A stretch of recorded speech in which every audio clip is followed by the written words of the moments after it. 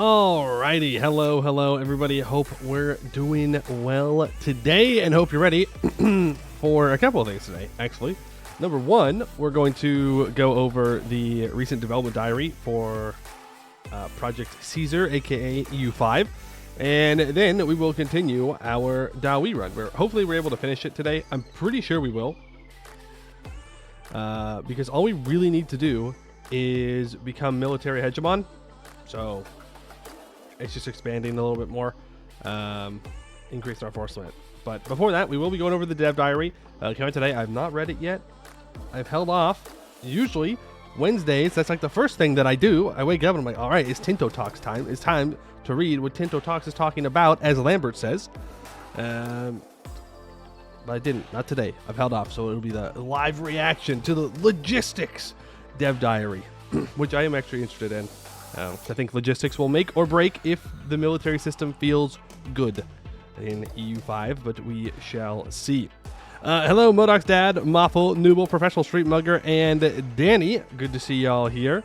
The Dragon of Yanshen. True, so true. Also, your daily Olympics update from Poi Mew.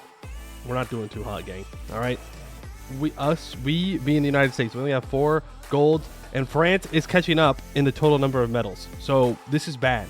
This is really, really bad. We got to start locking in. We got to start winning. The U.S. men's soccer team, though, got to the quarterfinals, which in my book, that's like a W. But we have to win. The good news is Argentina and France are on the other side of the bracket. The bad news is Spain is on this side of the bracket. The U.S. plays Morocco first. Let's go. I'm hoping that we can win.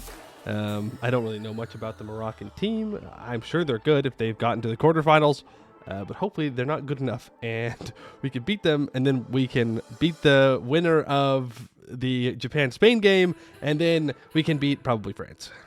It's probably going to be France, but we'll see. Declining Empire confirmed? No. We have to beat the Declining Empire allegations. Please, bro, please. We have to win. Otherwise, it's Jover for us. It's just Jover. I wouldn't say it's the first domino. I think there's been a couple of dominoes by the whole Declining Empire thing. But it'd be another domino, and that's not good. We have to stop it. I used to do that with dominoes. I used to try to line them up. But I always knocked them over. Or I moved too fast, and the wind knocked it over, and then I was like, they all fall, so I kind of gave up. But I like watching videos of all dominoes falling. I think those are fun to watch. The U23 is pretty good, but America is better. Good. I love to hear it. It'd be pretty sweet if we could win the men's soccer Olympics, okay? Because I don't think we're gonna win the World Cup anytime soon, and so if we can at least win the Olympics, we can have something. And plus, then we get to dunk on the English. Because we won, right? Because we won. To be fair, they're not there. So, England already kind of lost, but it would give us a W. Can't believe Johan revealed that Project Caesar is actually Smart Eagles 2. Whoa, spoilers. Definite dark horse victory is the U.S. men's team winning soccer anything. If we win anything, you guys have to start calling it soccer. That's the rules. That's the rules. Our women's team has won. Now, if our men's team can start winning, you have to call it soccer. That's just the way it goes. That means that we're on top. El Bozos. Also, since our women's team is also doing well, they won their game against Australia yesterday, which is good because Australia's kicking our ass when it comes to swimming. So, if we can not have that happen, that'd be great. No, I don't know if our women's team is qualified for the quarterfinals. It doesn't look like they have yet. I don't know if they can. Yeah, no. It looks like we are. Our women's team is ranked number 1 in their group, so we will. The American sweep? I'm just saying, it's possible. It could happen. If the women's and men's team wins at the U.S. Olympics, you do have to call it soccer. At least for the next Olympics. You can keep calling it football for the World Cup or whatever, but you do have to call it soccer in the Olympics if we win. It's just the way it is. Loved everyone losing their mind when the U.S. didn't get a single medal in shooting. Yeah. That's an L. That is a pretty big L for us. We could copium and say that it's because all of our really good shooters are like doing war crimes across the world, but nobody likes to bring that up. So maybe we just go, yeah, you lose some, you win some, whatever, no big deal. Funny thing is that us Italian call it calcio. We are different. Yeah, okay, all right. Don't Italians always think themselves as different though? It's because you got that Roman ideal. Yeah, like no, we're special, we're different, we're built different. It's like, okay.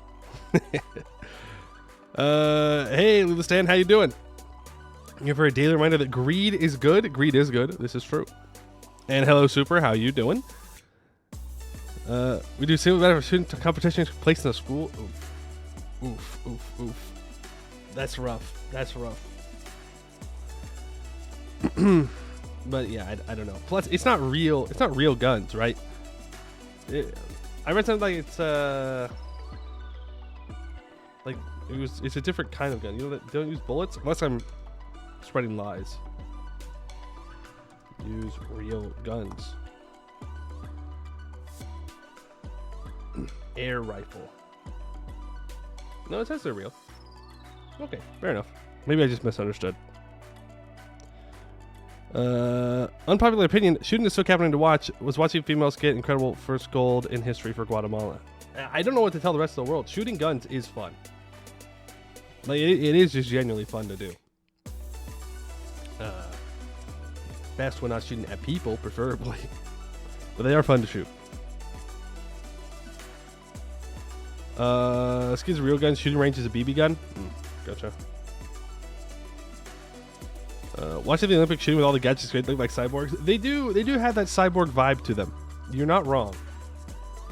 I mean, I guess it works. I mean, hey, they're hitting targets better than I could, so what am I gonna say? Don't do it.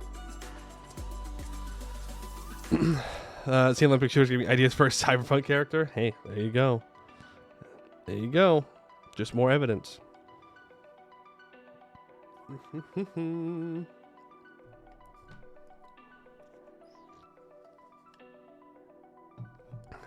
Hey, Morton Sauce, how you doing? Welcome in. You have not missed any of the Dev Diary. We're just talking about how the U.S. is going to sweep soccer in the Olympics. That's it. We're going to win, and everybody else is going to have to call it soccer next time. Life inspires TTRPG characters, and TTRPG characters inspire life. It's a circle. There is a rainstorm here at the moment. Rippy dippy. It's very sunny where I'm at.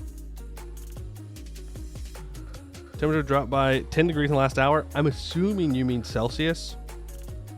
I'm going to go out on a limb here and assume you mean Celsius, so I don't really know what that means. Like 10 degrees in Fahrenheit, not that crazy. Well, I guess it depends on how hot or cold it is. 10 degrees from 60 to 50, not bad. 10 degrees from 110 to 120, pretty bad. Pretty bad. Dev Diary for colonization. It's for logistics. I think it's about military stuff, but I don't know. I have not read it yet.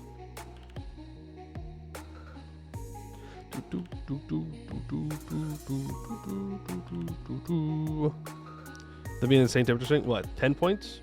Up or down? Like for the super hot, super cold? Or are you talking about 10 points in Celsius?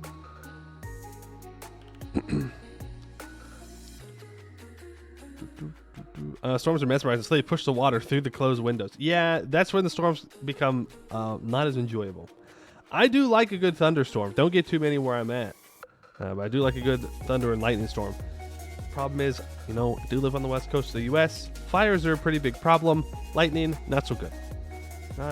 Not good at all. But they do look cool at the very least. 10 degrees in Celsius is close to 20 Fahrenheit. That is a pretty big drop. Tis a pretty big drop.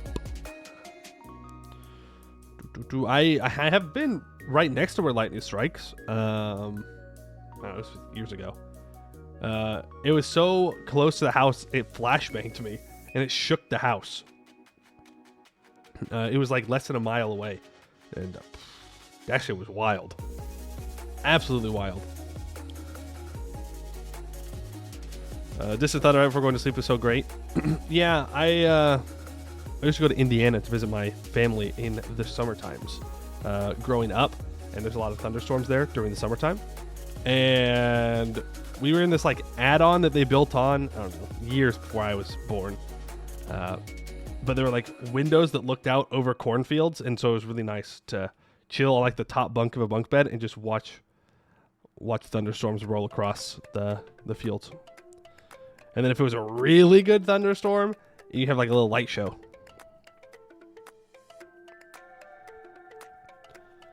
You were sitting in front of your window watching the chairs on your balcony move. Well, why didn't you stop them from moving? Why didn't you just go out there and like turn them over on their side?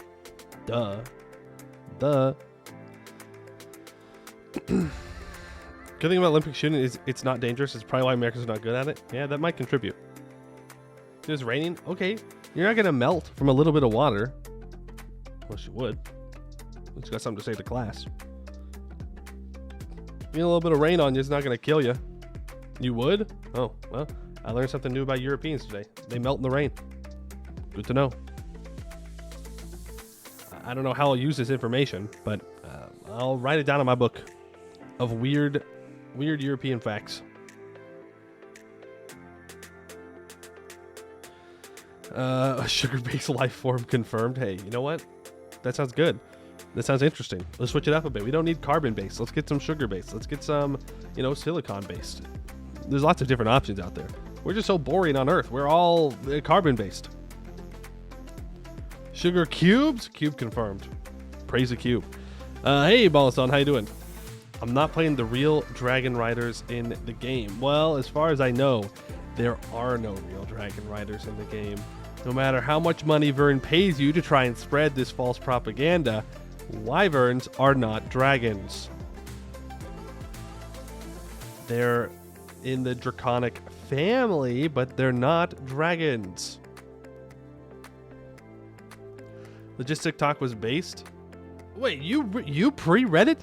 What the? You said that I had to do a live reaction and you didn't even wait? That's crazy. I've been betrayed. I thought we were all agreeing to not read it until I went over it. What the fuck? What about the Dragon Dominion? I honestly don't know about the Dragon Dominion too much, but from what I do know, the dragon is the ruler, does not get ridden. It's like mission trees. Oh, it's like mission trees where you know the mission tree, and then when I do something that doesn't play into the mission tree 50 years down the line, you go, no, you're doing it wrong.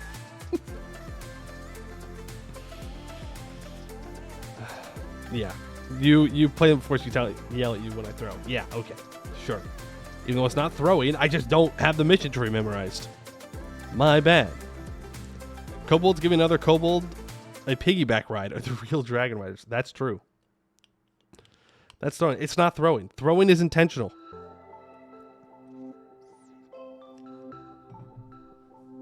Throwing means it is intentional. Otherwise, you're just playing the game.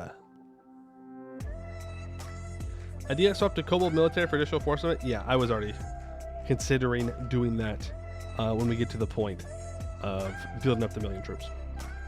But the drill is so nice. Not that we really care, but the drill is very nice. Just remember the future like I do. Okay, you have the superpower to remember the future, and you melt in the rain. These are a lot of interesting things about you. You submitted that instead of throwing, you were just bad at the game. No, I'm not bad at the game either. I'm just playing the game. I'm just playing the game, and I don't know what the mission tree says when it's, halfway down the mission tree, and I'm just starting out. It's like saying that you develop a province, and you're like, oh, actually, the mission tree wants you to develop a province you don't own yet. You're throwing. You're wasting monarch points. It's like, no. You gotta get to that part of the mission. Dude, don't think you can back me into a corner here, all right? Sugar-induced hallucinations of the future. Ooh, interesting. Playing the game without perfect information means at some point something not optimal will occur. You know, and I think doing things that are not always optimal is actually the optimal choice. It's like being efficient. Technically, peak efficiency is to not have it be completely efficient. Yeah, you know what I'm saying?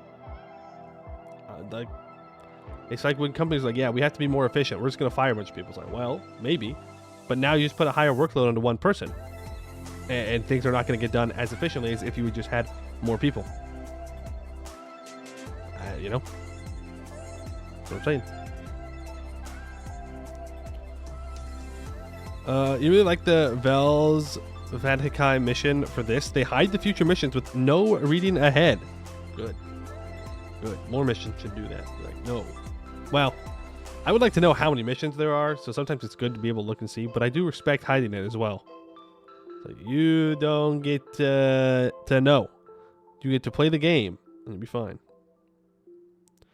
Who would be wasting mana to be wasting GovCap? Nope, because the mission tree says you have to develop a different province, and then you're wasting it on this province.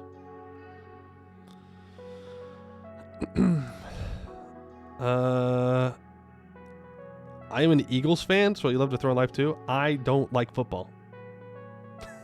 So, no. I'm most certainly not an Eagles fan. I hate to tell you. Happy Tinto Talks Day, everybody. Blackout, thank you for the 11 months. Appreciate that. Very kind of you. Hope you're having a good day today. Hey, Scottish. You know what is your favorite mission tree, Scottish? What is your favorite one? I'm going to guess it's Abdo Kenzad, but maybe I'm wrong. Ledeki's cooking a world record run in 1500 free right now. Let's go. I will send my good vibes to her in Paris. It's kind of far. It's kind of on the other side of the planet. But the vibes are being sent out. We'll send it to a satellite and back down into Paris. Not that she needs my vibes, but I'll send them anyways. The mission tree requires you to do a land war in Asia. I don't think I can fix that, considering how much you already took. Yeah. Thoughts and prayers. No, she doesn't need thoughts and prayers. She needs to swim fast. Swim fast. Scottish, I'm on the edge of my seat wondering what your favorite mission tree is. Okay. Your favorite mission tree revolves around exploiting iron and copper, using trains to get between areas and transport vast materials, and then eventually blast off into space at the very end. Oh, you've betrayed dwarven kind. You are a betrayer. You're into that all clan. Interesting. You're just a gobbo lover at the end of the day. You know, it's understandable. I know you're talking about Factorio, but I'm gonna put you to all clan. Yeah, no, I know what you're talking about. Vibes-based propulsion in swimming events is the new meta. Look, if we just think hard enough, maybe we can make her go faster. All right? It's possible. You don't know. You can't use science to disprove what I'm saying. You might be able to prove it doesn't work, but you can't disprove it. Maybe one day it'll work. You don't know. All scientific principles are true until they're not. Or something like that. Kind of lost interest in the Olympics when my phone had an alert I couldn't get rid of where it demanded I install apps to watch it. That is annoying. That is annoying. I just look at the results. It makes me sad because we keep not winning golds. But maybe Ledecky will get us one here. Will be pretty sweet.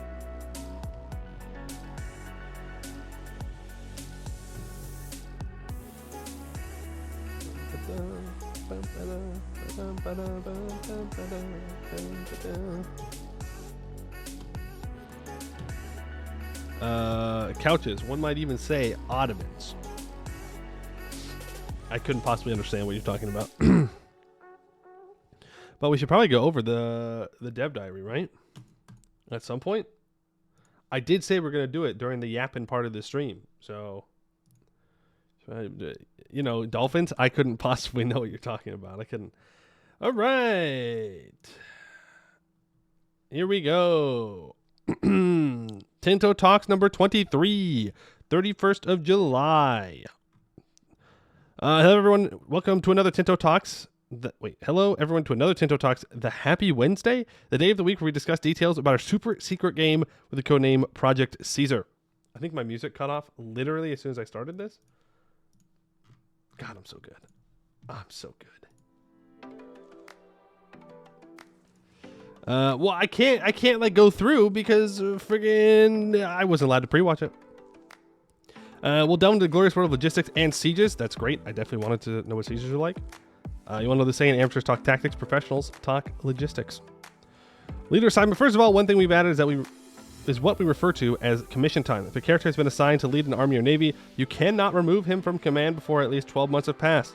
This removes the teleporter leader around the world exploit. Wow, what a term. And also makes it more of a choice of how to play your characters. I would disagree that it's an exploit that you can move your generals around in EU4. That's just how it works. Like, that's just the mechanic. But I am glad that there is going to be a cooldown time. That's good. I mean, it is still that they instantly travel to where they go, unless it changes. Let's say something about that later. Like, I wish there was a travel time, but I understand it's probably just not worth the effort of doing, of putting it in. In the feature, they don't like it, so it's an exploit. True. Okay, we'll show only dev responses. Hey! I ruined it. We'll click it afterwards. All right, reinforcing regiments. While your levies do not reinforce, your regular regiments will attempt to reinforce if you still have manpower and get access to the goods they require. A regiment that is part of an army that is retreating, is in combat, loaded on a ship, or currently taking attrition losses will not be able to reinforce. No reinforcement combat, that's fair. Loaded on a ship, no reinforcements, that's also fair. Or currently taking attrition losses. That's interesting. Regiment can only reinforce in your own locations, which we already knew, and in a location owned by someone you are fighting a war together with when that location is currently not occupied. Yeah, so there is no reinforcement on sieges and no reinforcement if you're taking any attrition at all. So it's going to be much more important to move your stacks around in smaller stacks at the later parts of the game. Otherwise, you won't be able to reinforce. We have a picture here. Current strength, reinforce. A strength of 84, maximum strength of 100. 5 manpower will join in infantry number 17 each month. Reinforce speed in Bidgoes. I don't know how to say that. All right, I'm sorry. That's too many consonants in a row, man. I don't know. Base of 5% access to goods times 1. Not many soldiers, but 5 a month is enough here. So it doesn't look like reinforcements are going to be very fast. This might just be an early game though. Also, I can see something on the edge here that they tried to cut off. I can see it. I don't know what it says though. But okay. I mean, fair enough. Army movement. When people talk about logistics, it is usually intrinsically linked to the movement of armies, and movement of armies in Project Caesar has some changes in it compared to what you may be used to. One thing that has taken its inspiration from Hearts of Iron series is the fact that when an army is moving, they will slowly be losing morale. This creates the natural flow of armies marching and then resting, not just marching across Europe and immediately joining a battle, like the march had no impact at all. That is pretty sweet. You're actually going to have to let your army sit and rest for periods of time. You can't just force march across the entire world with no downside. We've also had the fact that an army that is beyond a certain size will be marching slower. What? Okay. Where the size is based on its total frontage, it is fielding. Yo, so there's actually a reason to use smaller armies. They move faster. That is sweet. I love that. That is great. It does incentivize you to think about, well, yes, I can have this larger army, and we can move them in one mega, like, doom stack, but they're going to be so slow, I might not be able to catch other armies. I love that. 10 out of 10. Well, you can attach units to other units. This makes the attached units move slower, as military organization in the late medieval period was rather limited. Okay. But then how does that work if they're attached? It's only the attached units that are moving slower. I guess it just means that eventually they'll catch up to where they are. I have a couple questions about that one, but I like the idea of it. In later ages, you get advances that reduce your spell speed significantly, completely limiting it in the Age of Revolutions. And speaking particularly about that age, we have an advance there that makes multiple core combat more interesting, making them to march to the sound of guns. This advance allows an army to automatically react if another army of ours in an adjacent location enters combat, and then quickly march to join that battle. Huh. So you can have it to where the AI can automatically reinforce your armies if they're next to each other. Interesting. Then we have some techs here. Advanced howitzers, +2 artillery bonus versus fort. I mean, I guess I don't know what that exactly means yet. I wonder if that's the same as EU4. Field artillery, military tactics, 0.25. Napoleonic warfare, you ignore zone of control. I'm a little bit worried about that one, but we'll see. Spirit de Corps, movement speed when attached to another unit, -10%. Combat speed, +10%. Interesting. Renunciation of privateering. Anti-piracy warfare modifier, +50%. Chance for pirates, -0.5%. East Indiaman unlocks the East Indiaman. Looks like ship. Global embassies gives 25% diplomatic range. Diplomatic range? Okay. Is that... Have they talked about Diplo range yet? I'm just not remembering. Or are you actually going to be restricted? Do we know what Diplo range does? Like, is it where I can't interact with other countries? Like in CK3? Or is it something else? Okay, so we don't know what it does. Got it. I'm interested to see that. Conscription Center unlocks Conscription Center. Heavy frigates unlocks heavy frigate ship. Mass training gives 10% reinforcement speed. And march to the sound of guns unlocks that ability for auto reinforcing from adjacent units, which I like. I do like looking at the text because we don't really know many of the text. I like seeing all of them to get a feel for what they're going to be like. Now these do seem pretty strong, especially like the military tactics, Napoleonic warfare. I mean, these are all military stuff. I would love to see more admin techs, but we'll see. Guess what's my favorite advance from this part of the Age of Revolutions tree? I think he's a big fan of global embassies. Food in armies. Now you are wondering, that is fine, but an army cannot march on an empty stomach. That is entirely true. Each army has food it needs to consume every month, else they will start deserting and dying. If you run out of food during a siege, you are basically forced to abandon the siege very quickly as your army evaporates. A standard infantry regiment can usually carry a few months of rations with them, but when they are gone, they are gone. Here, the new category of units comes into place.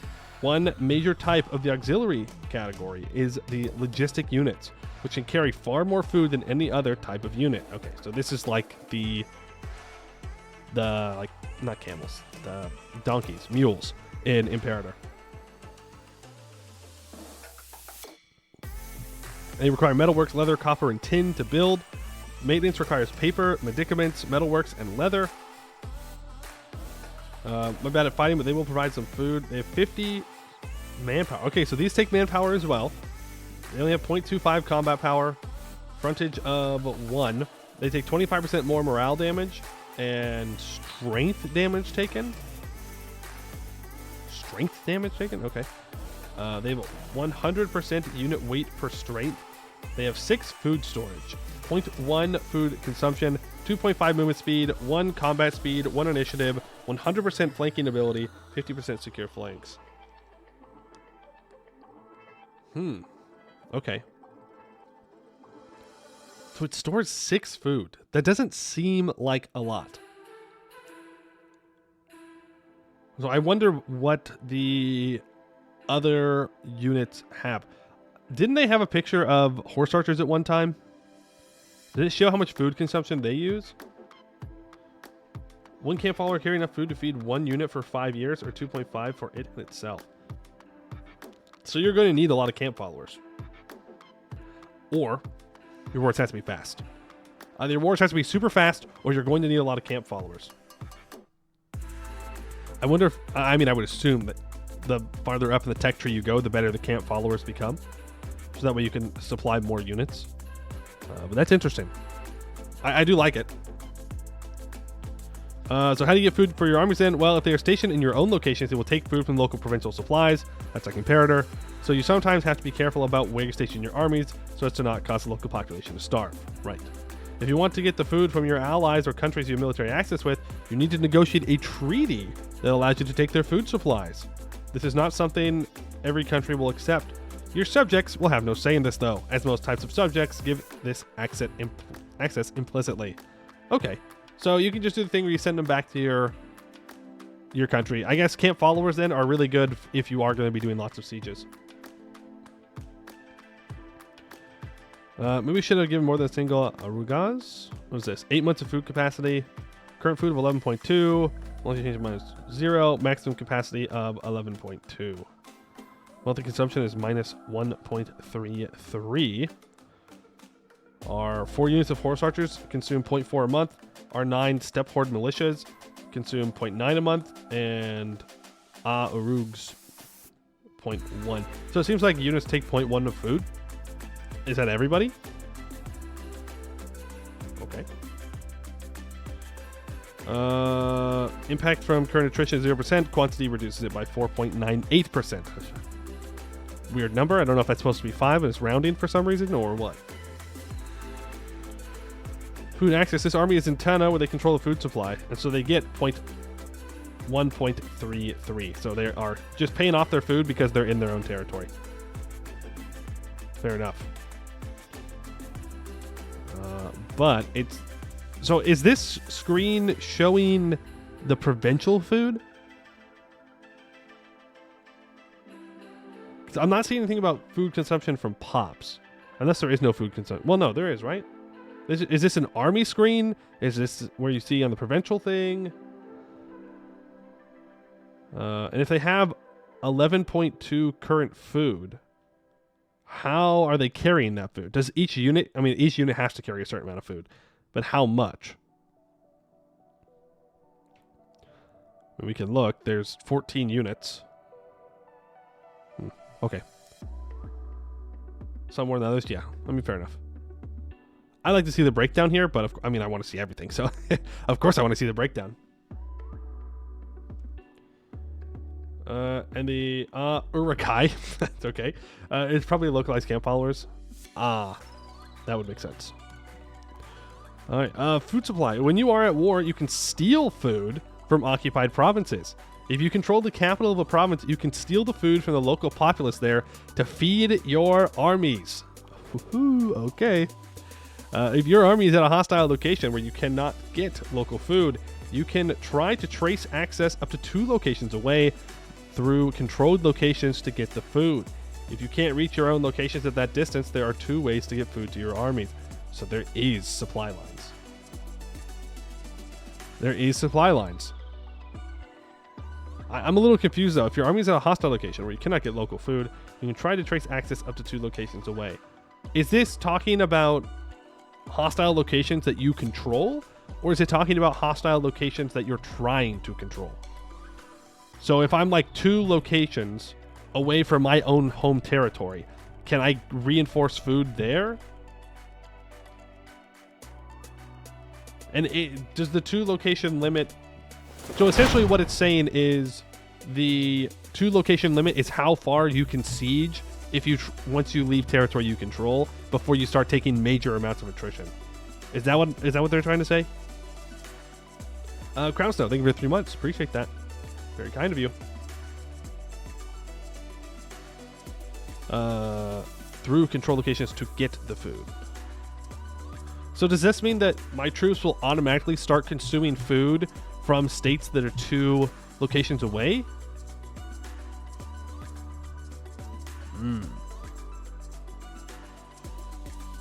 Okay, well, let's keep reading. Maybe it says that. First of all, if there is a supply depot within that range, which is the 2 locations, your army will draw food from it. A supply depot can be created by any army, and you can deposit food until its maximum storage capabilities. That is sick. And any army within range can withdraw from it. Any army can gather food from their homeland and deposit it into the depot if there's space. There are advances increasing the capacity of your depots as well. I love that. That is wonderful. So you can actually... I mean, you can actually use supply depots, because supply depots in EU4 are not that useful for the most part. But you can actually build up supply depots. I wonder if you can build supply depots before you go to war. And so you can have supply depots on your border, or locations near your border that you can easily get your armies to and from, and you can send your camp followers back to get more food and then bring them back. That can be really interesting. You also have the capacity for the navies to provide logistics support as well. There are 2 unit abilities that can be done for them: gathering food and distributing food. Gather food will take food from any adjacent province you own, and your fleet can store food depending on the food carrying capacity of the ships. Distributing food allows the navy to act like a floating supply depot that your armies can get food from. All right. I love to see that boats are going to be more useful. I do. More useful than just, telling them to protect trade and go home at war, or just throwing your heavies at each other. It actually provides logistics, which I think is wonderful. Makes it worth it to have it. In fact, it might be necessary if you want to take coastal stuff. This also means that wars that you want to do for colonization and whatnot, you're going to need your navy to actually be large enough, robust enough, and able to carry enough food to supply your troops while you're doing that war before you can get a beachhead. While we do understand that not every player may enjoy caring about logistics, for those, you can assign logistic objectives to supporting armies and navies, and they will solve it in your main armies. You can assign logistic objectives to supporting armies and navies. So is this just an army made up of only camp followers? Is that what they're saying? Objective letting the AI do army stuff? Oh, like Imperator. Gotcha. You also steal food from your enemy in a battle when they are defeated, as a defeated army cannot protect their entire baggage train as they try to escape. Wonderful. Love to see it. All right, sieges and occupations. Here we go.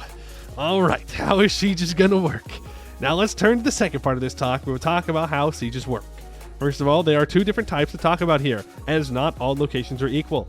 Locations without any fortifications will not have any long siege, but an army with a single full-strength regiment is enough to take it in a few weeks? Okay, interesting. A location with some sort of fortifications requires a full siege, though. So even sieging down a location with no fort is going to take weeks. Same as EU4? What? No, it does not take weeks? You guys are crazy. It's weeks with an S. With an S. Whatever. Siege progress and Plock. Siege phases are 19 days long. Okay. So it's in 18 days. Defensive impacts from Voivodeship of Plock. Base of 30, offensive minus 35%. So they have offensive... Well, it's not ideas, right? Maybe it is ideas. What is... Are there ideas? Oh, societal values. Gotcha. Fort maintenance. I guess if you lower fort maintenance, there's less defensiveness. That's like Imperator. Average literacy of clerics increases defensiveness by 4.7%. Okay. Offensive impacts from the Teutonic Order. Armor tradition of minus 0%. Offensive of minus 4%. Having offensive societal value is not ideal to defend your sieges.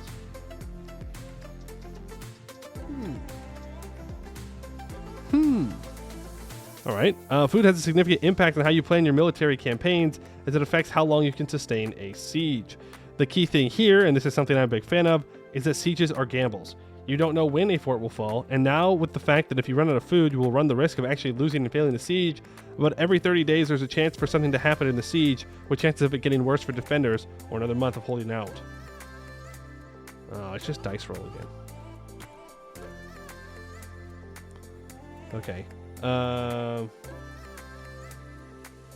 Every phase, dice rolls between 1 to 14. At least it tells you the chance of what will happen. 7% for disease outbreak, 21% chance status quo. Oh, and it tells you the dice range as well. Supply shortage, 50%. Food shortage, 7%. And then there's stuff that's higher. So I guess your die roll will get larger depending on certain factors.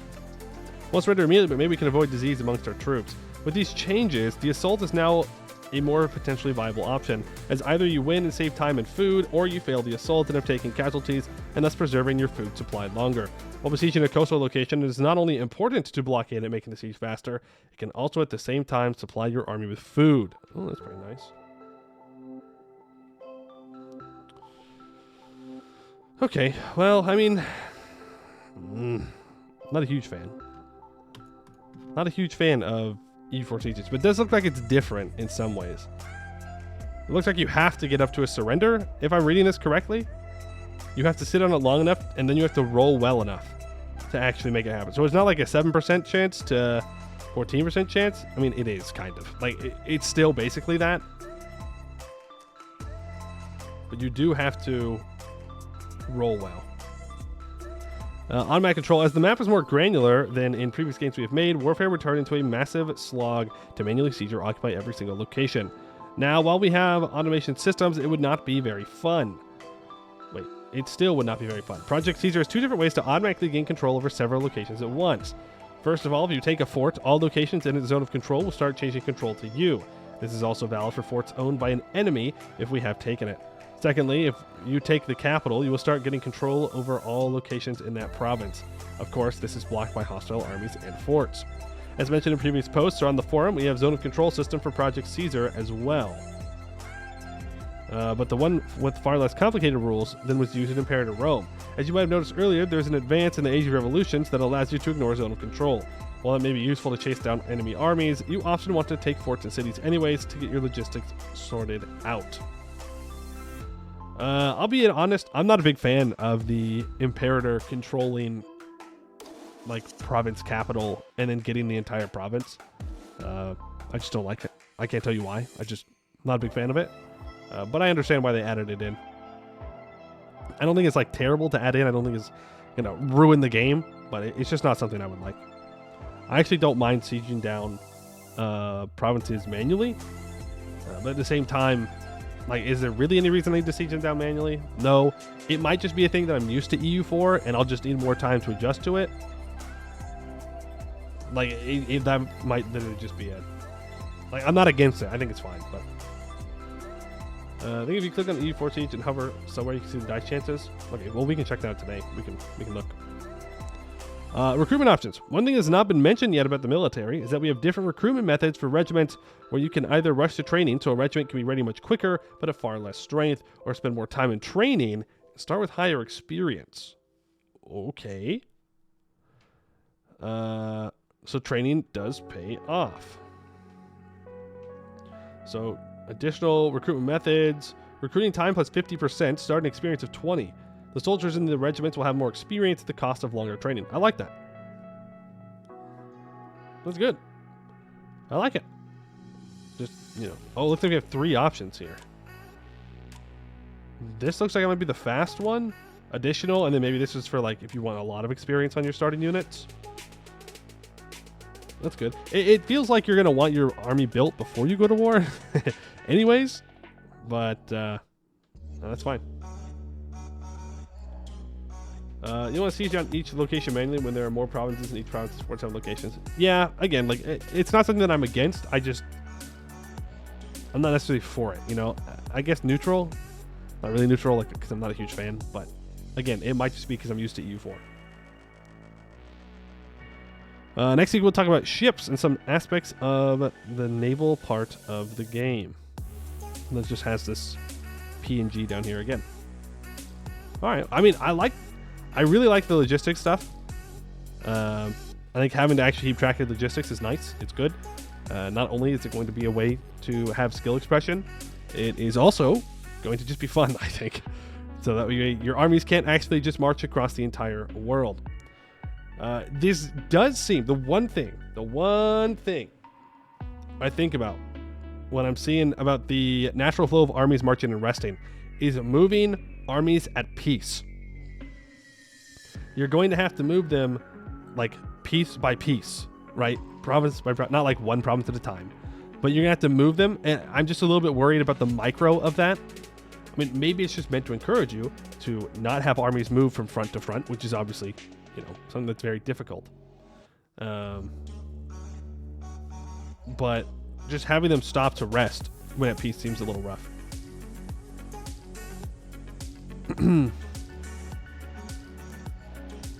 move, then recover. I mean, I guess it's...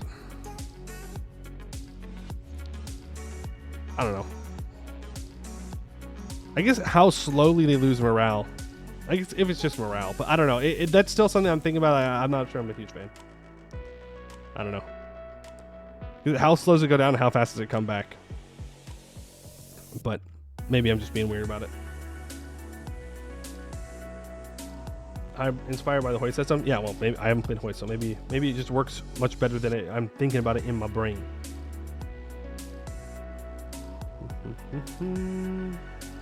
But yeah, no, I like it in general. I think it is good. I'm assuming that he has responded to some stuff, some comments. Would there be a way to bypass the need for supplies by relying on living off the land? Like Napoleon's army of the Hordes, for example. Disadvantages of that could be higher attrition if staying in one place or going the same route as before. This is what you do when you don't have food, and it works as well as it did for Napoleon in Russia. I mean, yeah, fair enough. It's better to plan out your food logistics than hope and pray that you can find enough food. You love showing off Poland, don't you? Yes, but it doesn't. Funny. With leader assignment, does it mean if I want to assign a leader from army in America to army in China, it will take longer time because of traveling than to army in Europe? You can only assign leaders to armies in your own locations. I think there's a bit of a misread of what he's asking, to be honest. Assign leader from... I think he's asking about, does it take time for generals to move to where they're being assigned? That is thing. So, I'm not sure. Can we cut off enemy supplies or use scorched earth tactics to stall them and cause attrition? Yeah, but if they carry enough food, it will take a while. Fair enough. Camp follower only world conquest challenge. That's a good idea for an achievement. Oh my god, dude. That sounds just terrible. Just terrible. Reinforcing regiments. Does that mean when your army reinforces, it takes manpower from all over your country at locations with that army? And if so, does that mean if your location, your army is, somehow has very low manpower, it takes longer time to reinforce compared to locations that you have very high manpower? It takes manpower from the manpower pool. Yeah, that's fair. I don't think it needs to be as granular as tracking manpower from a province, from a location to... It's going to take forever to get that switch in my brain. From a location to an army, I feel like that's unnecessary. I think it's fine just from the manpower pool. Can you create hostile revolts in your own land, neutral enemy land, if your army sits around taking food in the area long enough to starve the locals? In theory, it's possible. I guess I'm not evil enough to even consider trying it. Fair enough. Hoping to start Verdun a few centuries earlier. Verdun? That principality was conquered by Sweden in 1648, but yes, you can add it to the Swedish Empire earlier. Damn. I think you missed a U in there. Army movement, how does it affect when you're on forced march? Does your army get even lower morale? Or how does it work exactly? We have no forced march. If you want to force march, you drop your auxiliaries and artillery behind and march. I love that. I love that. You don't just get to force march. If you want to move faster, then you drop the people who are not faster behind and you start moving. That's good. That's good. Is there anything which stops you from moving all units from a commissioned army except one and reassigning them to another army under another leader? That army's in a location, yes, that's fine. The cooldown is on the character, not the unit. Fair enough. Will nations still be able to have levies later, or will that mechanic disappear after a certain point? There were still many emergency popular mobilization army, like the Mary Lucids of Napoleonic France. Okay. All right. There are levies in each age. They are just worse than regulars. Okay. Speaking of multiplayer in EU4, you can create a separate group chat with command /G channel name /I player name. These days, this would appear to be lost knowledge in the MP community. Would it be possible to exist in Project Caesar? You're a huge fan of a good in-game chat, and yes, we will have one. It's good for multiplayer people. Will there be some mechanics related to mercenaries, such as shifting allegiances? Yes, you can bribe mercenaries. I'm sorry, I hate this mechanic. I vehemently hate this mechanic in Imperator Rome. I don't know if they're going to change it anyway. I don't think it's fun. Because once you get to a certain point, you'll have enough money to where you can just hire so many mercenaries. And you can just pay them all off. And it just becomes a thing where large nations, like, you simply cannot use mercenaries against them. But the problem is, if it's a large nation fighting a large nation, then you will pay off and you will buy their mercs, and then they will just hire more mercs, and you just sit there and you just keep buying mercs, but and doing nothing. Your EU4 brain? No, this is specifically Imperator. This is specifically from Imperator. That I do not like it, unless they change it in some way. Right, I really am not a fan of that mechanic. I mean, mercenaries in general in Imperator I don't like, but it seems that they are going to be making a comeback. Doubt Tinto watch your reply to him.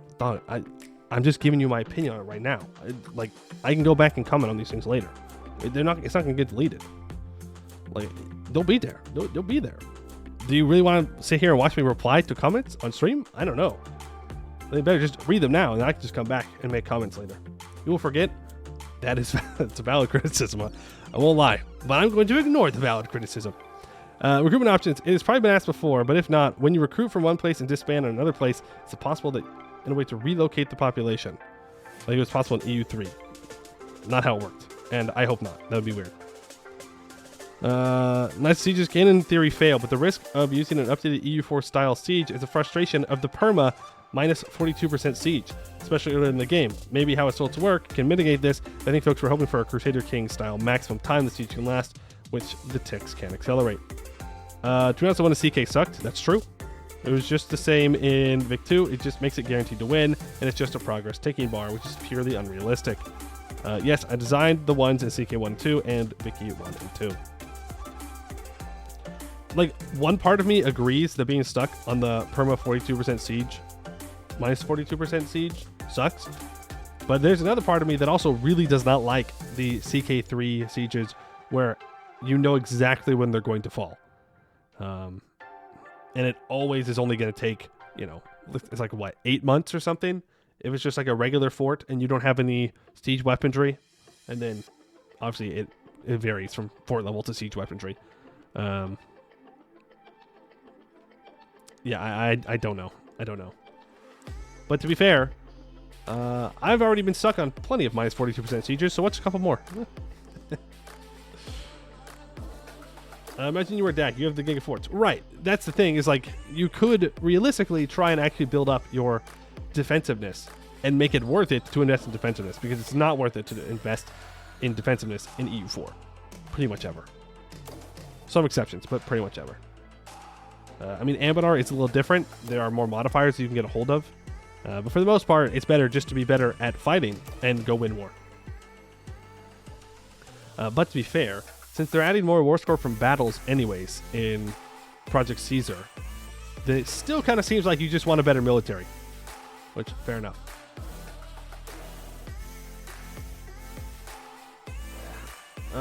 EU Afghanistan has support bonuses too. Yeah, but like, you can make enemies sit on your fortress as long as you want in EU4, but they will eventually get them.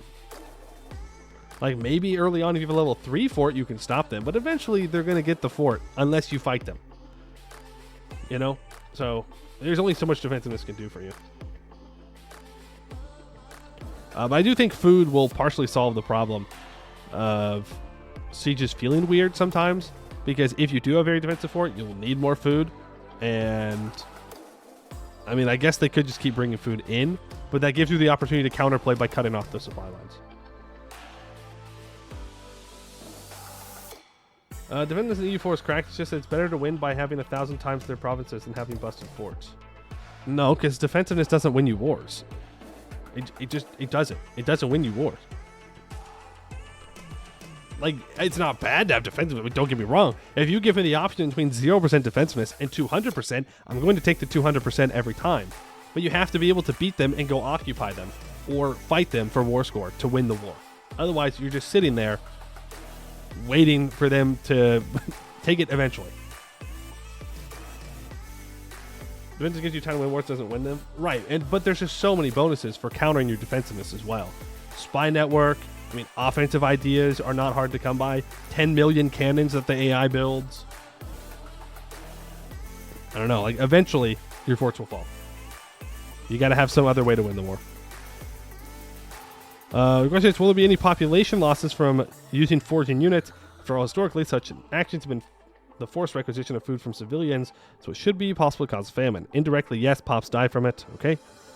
If you agree with Portugal, for example, with colonial ambitions, where you own locations all over the world and they're assigning leaders from one part of the world to another, then does it have the leader traveling thing? It's teleporting the first time, yes. First time? I'm guessing that he just means that yes, they just teleport from army to army, but there's a cooldown for moving them around, which fair enough.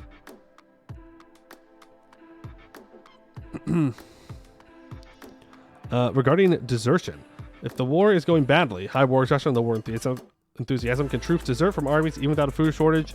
Not really. That's good. I think that would suck. Number 2, regarding coastal sieges, since enemy fleets help speed up siege and supply armies, do friendly fleets increase fort defense and supply castles with reinforcements and food to hold out longer? For example, the siege of Candia, which lasted for 21 years, because Venetians could supply their castles from the sea. Partially, yes. I'm interested to know more about that.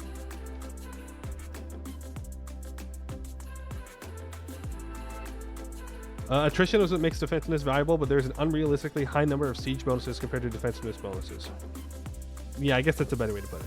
You're putting the things I'm thinking in better words. What factors contribute to a siege outcome in length? I'd assume artillery, general skill, tech, nation modifiers would. Are there any new ones in Project Caesar? Nation modifiers covers most of those. Okay. Between the population and the army and a location, who gets the food first if it's not enough to feed both? Doesn't give a percentage to both. It goes to locations first.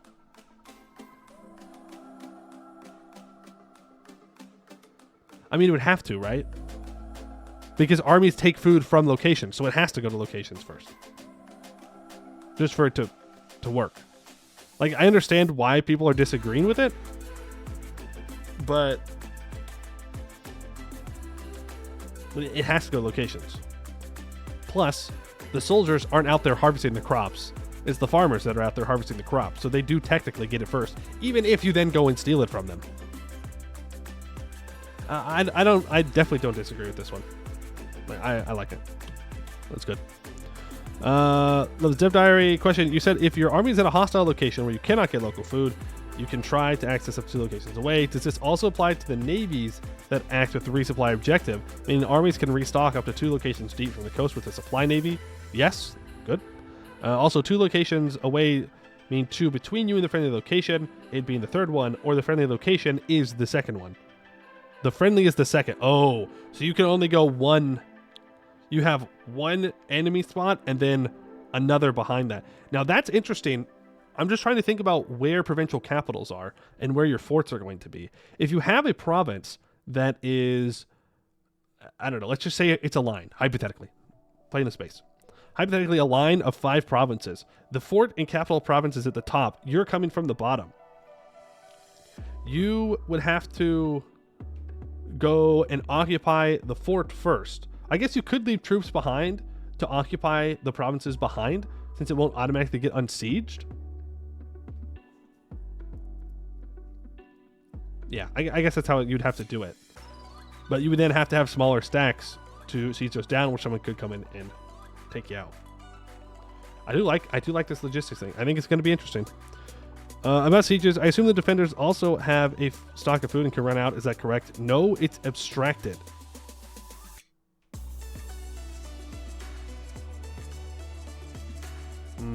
Okay. Do defenders also get resupply from a navy if there's no blockade? Yes. Do I really care if this is abstracted? Kind of, to be fair. I kind of do. Like, I don't know how much work it would be if it's even worth it. If it is just better to abstract it. But you could have it to where forts take food from the locations they're built in.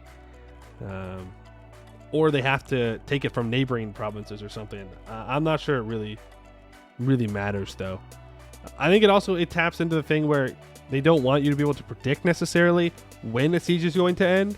And so if you knew how much food they have, then that would put a timer on it automatically.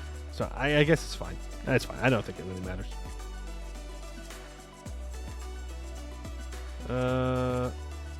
If the abstract is just general supplies, then that isn't really an issue. Yeah. I just think, like, when I think about it, like, the locations need food, the armies need food, so why would the forts not need food? But again, if they don't want it to be on a timer, then they have to abstract it. You as a defender should know how much food your garrison has, though. No. Well, the thing is, like, on one hand, I agree that it should have food. Like, forts should have food. But if you put food in them, right, then you have to run out at some point. You know, like, the player knows, even if it's just the defender, how much food is there. And I don't think they want sieges to be readable like that, which I think is fine. In fact, I like that you can't know exactly when it's going to go away. And so by abstracting it, then you don't have that ticking timer. Because if you have, 20 food and you keep watching the food go down, if the food reaches 0, then you're done. Then there is a timer. Think about how this might end up cracked Anbennar undead armies, which basically don't eat in kobold forts. I think Anbennar in EU5 is going to be pretty cool. Or would be pretty cool. I don't want to talk like they're going to do it. Absolutely. They didn't have food. Only defenders should have knowledge of supply. I mean, that's true. But I think the point is that nobody knows how long the fort's going to hold out. I think that's part of their whole theory of how the military is going to work in the game. Nobody knows how long the forts are going to go. You have an idea. You know where the dice roll is going to be. Everybody can see that you could roll a 20 and end the siege. Or you could roll a 1 and not. Or you could roll 2, 3, 4 and get some kind of different objective. What about spies, though? I mean, maybe, but we don't even know what espionage looks like in the game yet. I think it's fine. I can see the arguments for why you would want food. But I think abstracting is probably fine. There's also the other problem, where that means that you can only build forts in places that have lots of food. Right? So you could never really build a fort on a mountain unless you had a bunch of farmland around you. Because then it would just take too much food from those provinces. Which, I mean, I guess you could do, but... yeah. 99% sure the siege progress is the abstraction, where you know more or less it holds out by the percentage. As you get food storage rolls, progress goes up, so the chance you run out of food and surrender gets higher. Yeah. Yeah. Forts might just have an inherent manpower cost. That would be interesting. The provinces would purchase food from a local market node / capital, so it would be just expensive. That's true. They could just buy it off the market. That's a good point. I don't know. I'll probably think about that a little bit, but I think it's fine if they abstract it. It's not a big deal. Impressed with the logistics system, which seems like an expanded version of the one Imperator had, which I liked a lot. Disappointed the sieges are rather unchanged from EU4 / Imperator Rome, and still mostly RNG based. Sieges should be RNG, as you can't really simulate the mind games. Yeah, that's fair, but it doesn't make sitting on a, minus 20% siege any better. I do wonder if they're going to show the percentage chance of you succeeding a fort siege, or if you're just going to sit there. It's like, yeah, well, here are the numbers that you could roll. The tooltip did it? Did it? Show the total percentage? Did I just miss it? I was hoping the sieges would be more CK3 than U4. Perhaps adding different phases where your troops build up the siege works and trenches up to the wall, try to breach it. The defending garrison, maybe station armies having a supply of food available that slowly goes down, while the random dice rolls that tick up the chance to surrender works. I was hoping for something more involved and inspired by the Kingdoms in General video of early modern sieges, and also to see a difference in besieging / defending fortified cities and dedicated forts.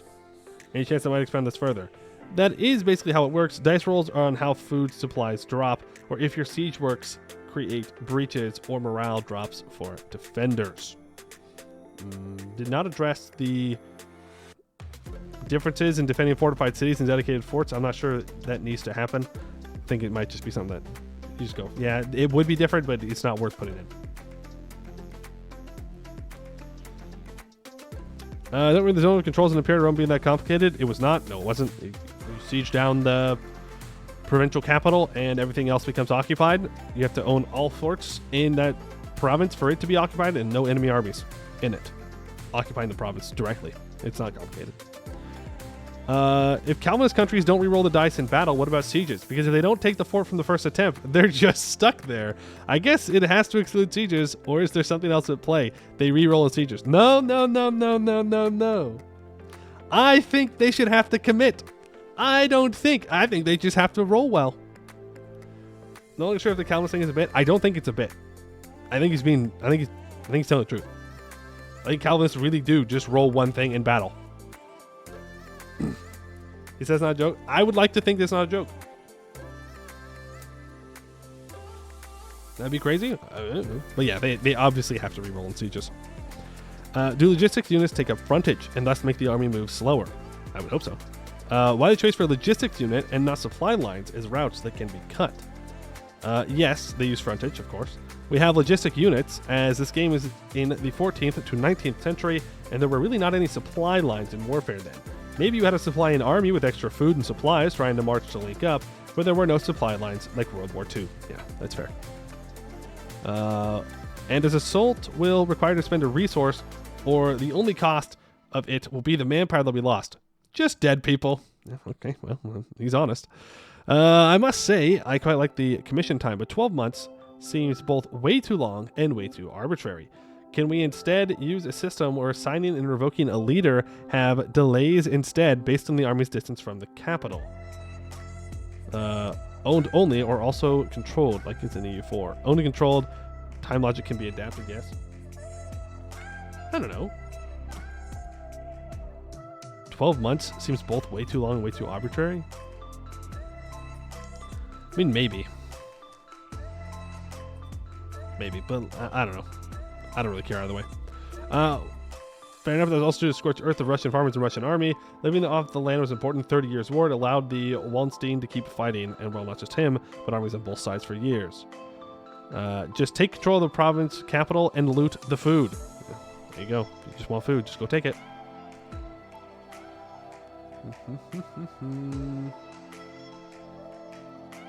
Because if you're surrounded army, they'd run out of supplies / desertion. Yeah, true, I guess, but that doesn't mean that there has to be supply lines. Like, you know, they're just not a thing.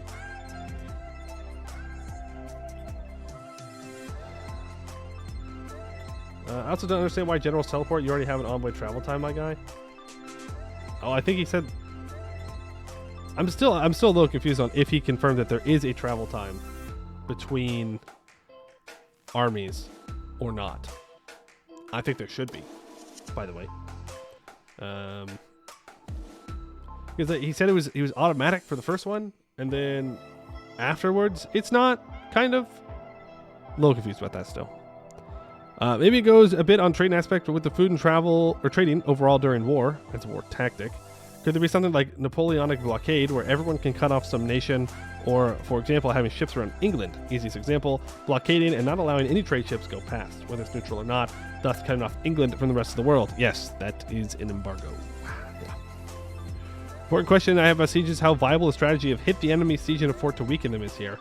because I know that in EU4 that is not very useful, because even if you deal much more damage, the second you retreat, it counts as a defeat, and the sieging army gets a 7% increase in surrender chance. Can we do hit and run tactics here without worrying that it will just make the fort fall faster? There is no such impact in Project Caesar. Thank you. Thank you for that. I appreciate that. It was stupid. It's dumb.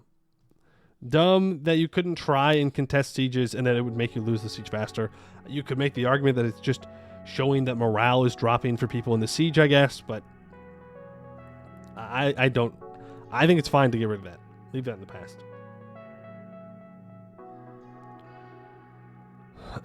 Will mercenary units use pops from map? Yes, which we already knew. Can you resupply sieges? For example, can I load supplies, food and whatnot onto ships and resupply a coastal fort, or load it onto camp followers and resupply the fort after I beat the enemy away with my army? If you beat the army, you were breaking the siege, so yes, fair enough. Because like it takes so you can skip attrition and mountainous terrain if you happen to move on the correct date. I can imagine that units will lose morale while marching through temperate flatlands will have an increased consumption in mountainous campaigns. This could be very interesting, logical versus improbable pathfinding for armies, for both player and AIs. Doing a Hannibal and crossing the Alps with elephants should be possible and a gamble, but rather improbable in the average war. It's about the time you march. Oh, okay. So the terrain you walk through doesn't have any effect on the amount of morale that you lose while marching?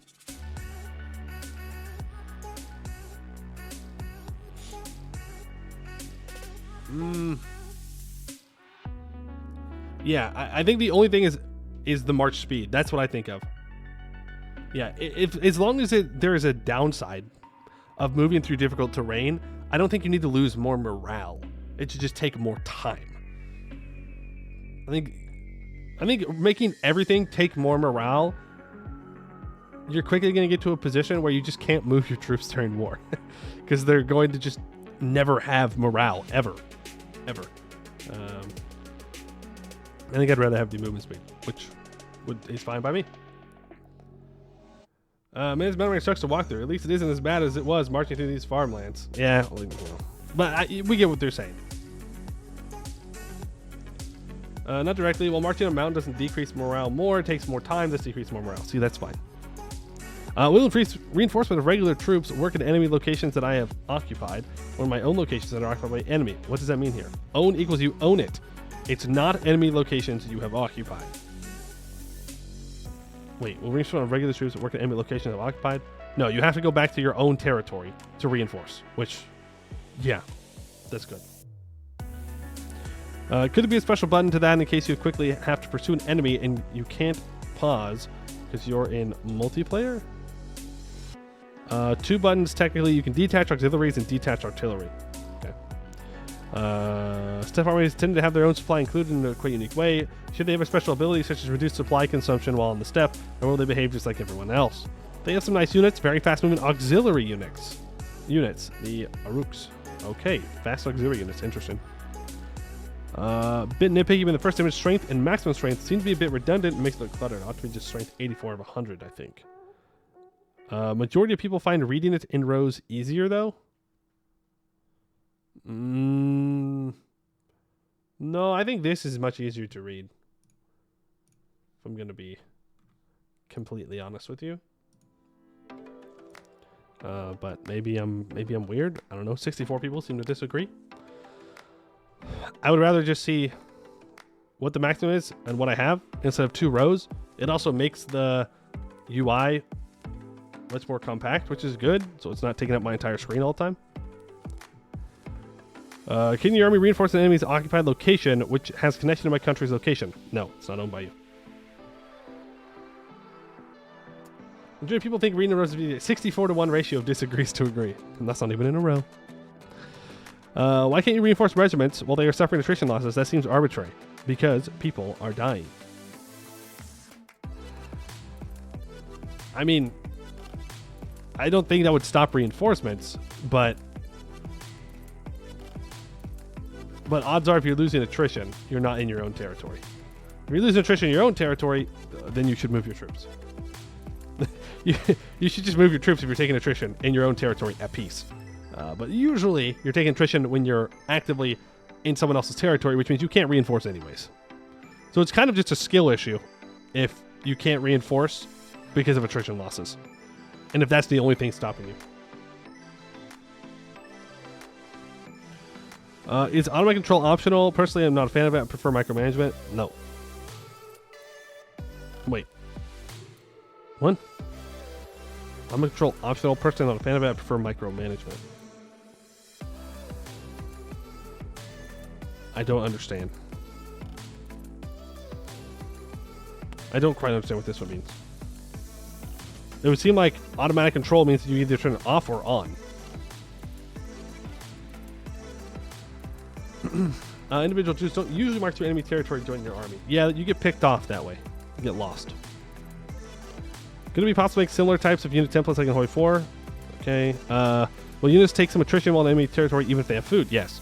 Food does not help you against winter storms or the scorching sun or disease. Just tends not to fix those problems. With abusing the movement speed when attached to another unit modifier, would it theoretically be possible that an attached army moves faster than the army to which it's attached? No, it's capped. Good. Is there a difference between conscripts and levies in Project Caesar? Not really. Okay. Is it possible to get an assignment system, like Diplomat's assignment in EU4, in which it takes more time to assign, such take away a general from an army the farther an army is away from your capital? In theory, yes. I don't really want it from the capital. I want it from army to army, but I would understand if it's only from the capital. But it should just be army to army. But I don't know if they want to calculate that. That may take up a lot of calculation power, but yes, this is what I want. So I don't even need to leave the comment. It's right there. You think automatic controls are referencing provinces? Oh, gotcha. Yeah, again, like I don't necessarily love it, but it's not that big of a deal. It's not that big of a deal.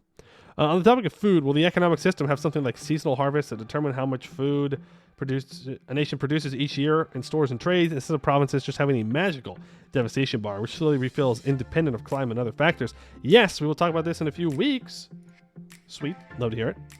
If your leader dies while leading an army in hostile territory, are you able to send another leader to that army rather than have the entire army return to your lands just to assign a new leader?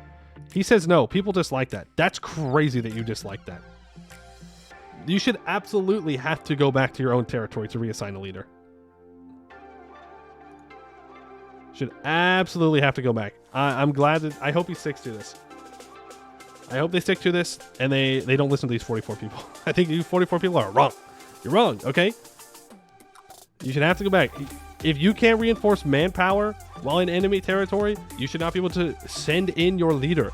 Because let me tell you what, if someone was sieging down my fort and their leader dies, and I know that they're sending a new general in to reinforce, I'm going to go kill that general. There's no way that you just let them walk in. Next question, can you assign multiple leaders to an army? No. If I recall from last week, you can only assign one leader per army. Hey, maybe you shouldn't have super old generals. Maybe you just need to retire them when the time comes.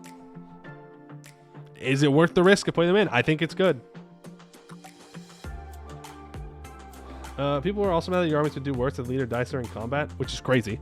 If anything, your army should probably just shatter if your leader dies during combat. Or you just have to retreat immediately. I think this is good. I hope they stick to it. If a war takes years, is it possible for levies to slightly replenish at home so you can raise levies a second time? Yes. Ooh, okay. Interesting. I think the hope is that you're not at war for that long, but it's good that if it does, you can do it. We're getting Hearts of Iron inspiration with slowly losing morale. Maybe you can add a thing that after winning a battle, an army would get a very short morale recovery boost. Fighting a battle would still harm morale, but winning it could get a bonus and restore 3/4 of it over some period of time. There is a small morale boost after winning the battle. That's just like EU4.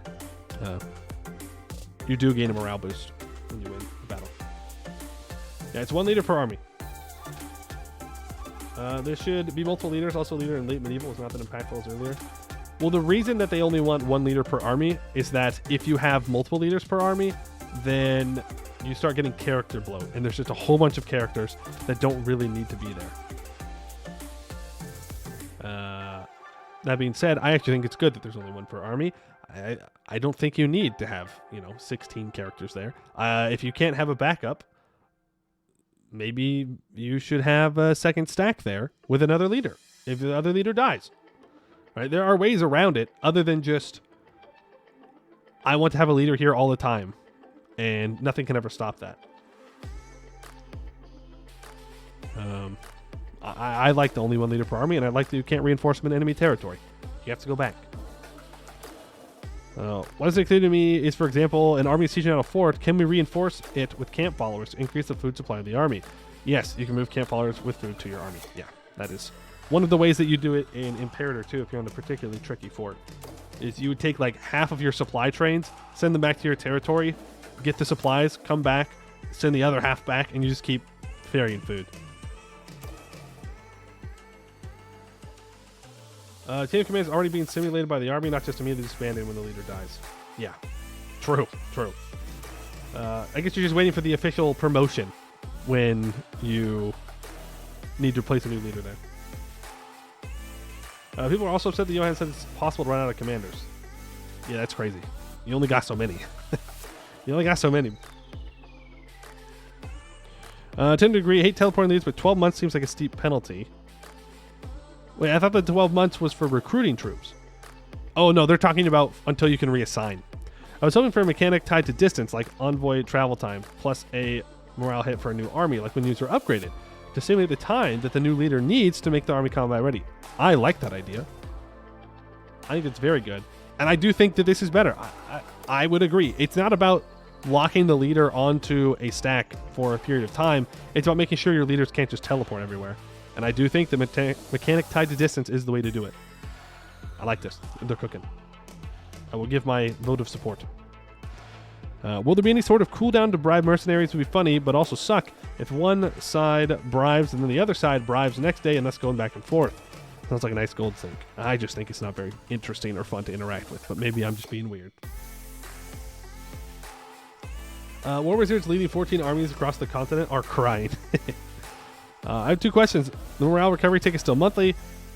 It is daily. And if you keep too long an army on a transport ship, it starts to take attrition. Yes. Fair enough. Will there be an early game artillery available before cannons are invented like catapults? No. Cannons exist early in the start. I guess maybe only certain people can get them? Or maybe they're just extremely expensive.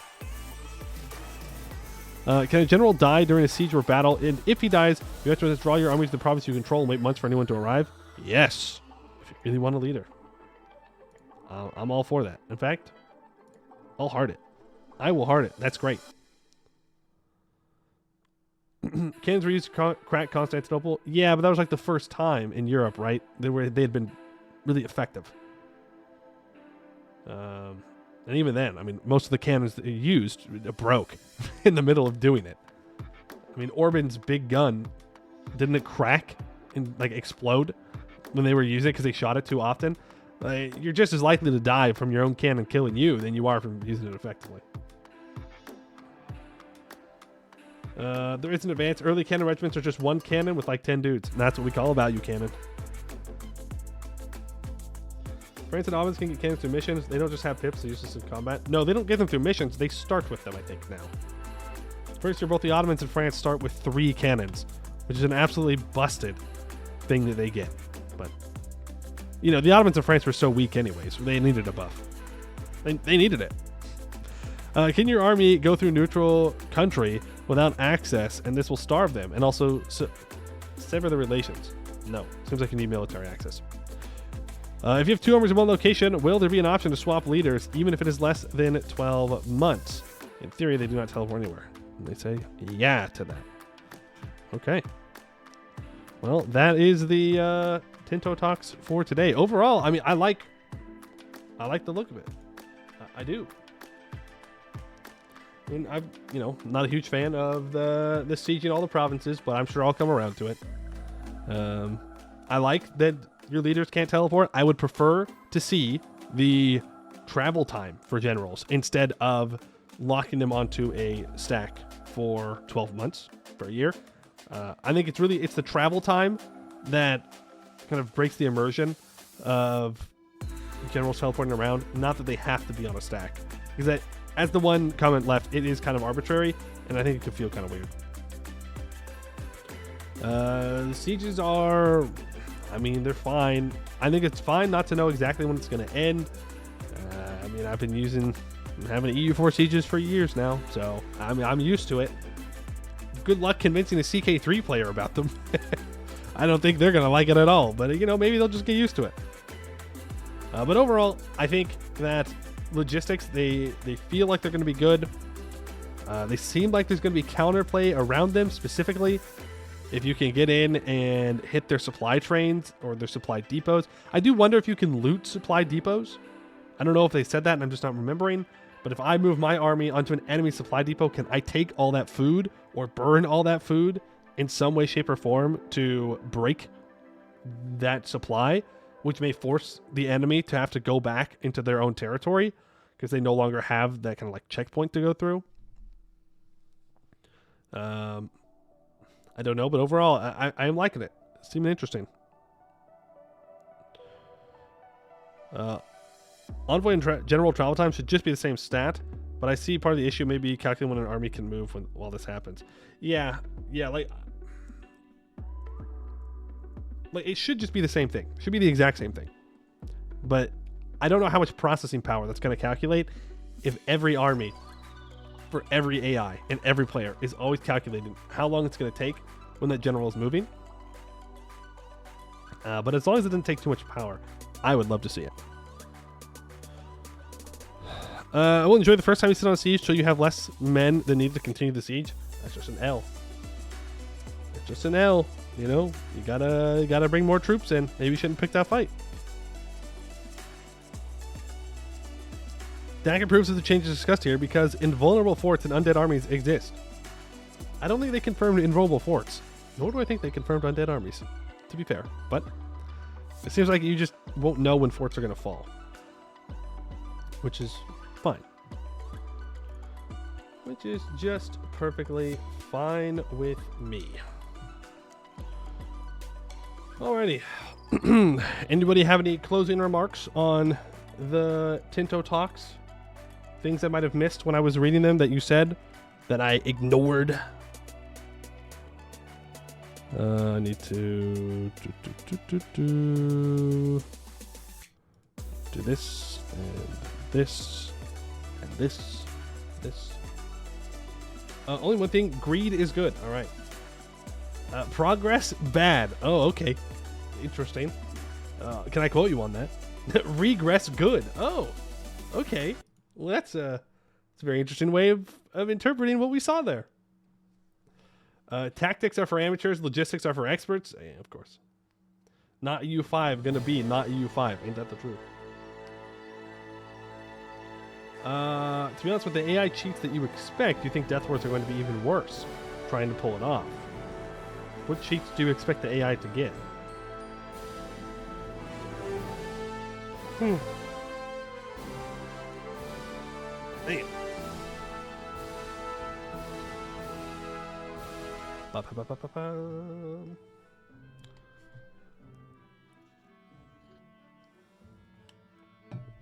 Think the AI are going to have hidden bonuses to help with logistics? Maybe. I guess we'll have to wait and see. I would love to know what they're going to do with difficulty in the game, but I feel like that's going to be one of the last things that is made before the game releases. Right? Because you kind of have to know how everything else interacts first. Like, is higher difficulty just going to be giving the AI bonuses? Or will the AI be better? I don't know.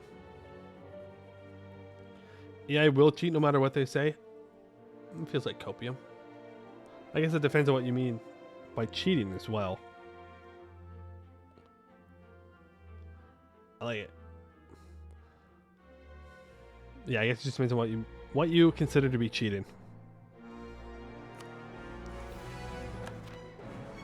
Bum, bum, bum, bum, bum. Your nuclear take, all right, hit us with it. AI cheating is good. It's kind of necessary. It's kind of necessary for the AI to keep up with it. Yeah. But it doesn't feel good. It doesn't feel good to know that the AI is cheating and that you, like, if you start to struggle with anything, you're like, okay, well, the AI is cheating. Really awful AI is not fun. Yeah, you just lose. You do kind of just lose if it's purely optimal. You'd never have a chance. It'd be nice if the game let you break armies into predefined templates. Even better if you can have it assign generals into substacks. Okay. I agree. I like the idea of having templates. Remember a video I saw about Total Warhammer 3 where the easiest difficulty actually penalized you for mainly fighting battles? I thought the video was about fighting auto-resolve battles in Warhammer 3 actually penalized you as a player if you're on easier difficulties. Because of the way it calculates things. You already had templates, my guys? Yes. Yes, we're just saying that we want to have them in EU5 as well. Like, we want to continue that.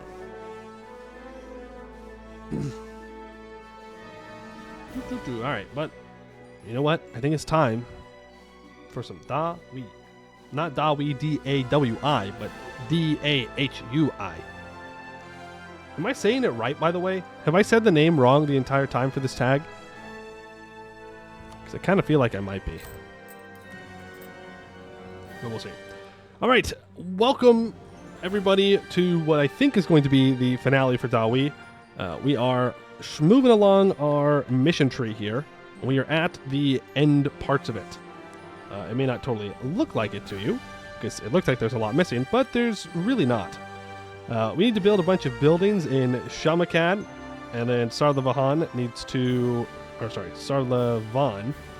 be 30 development with a courthouse.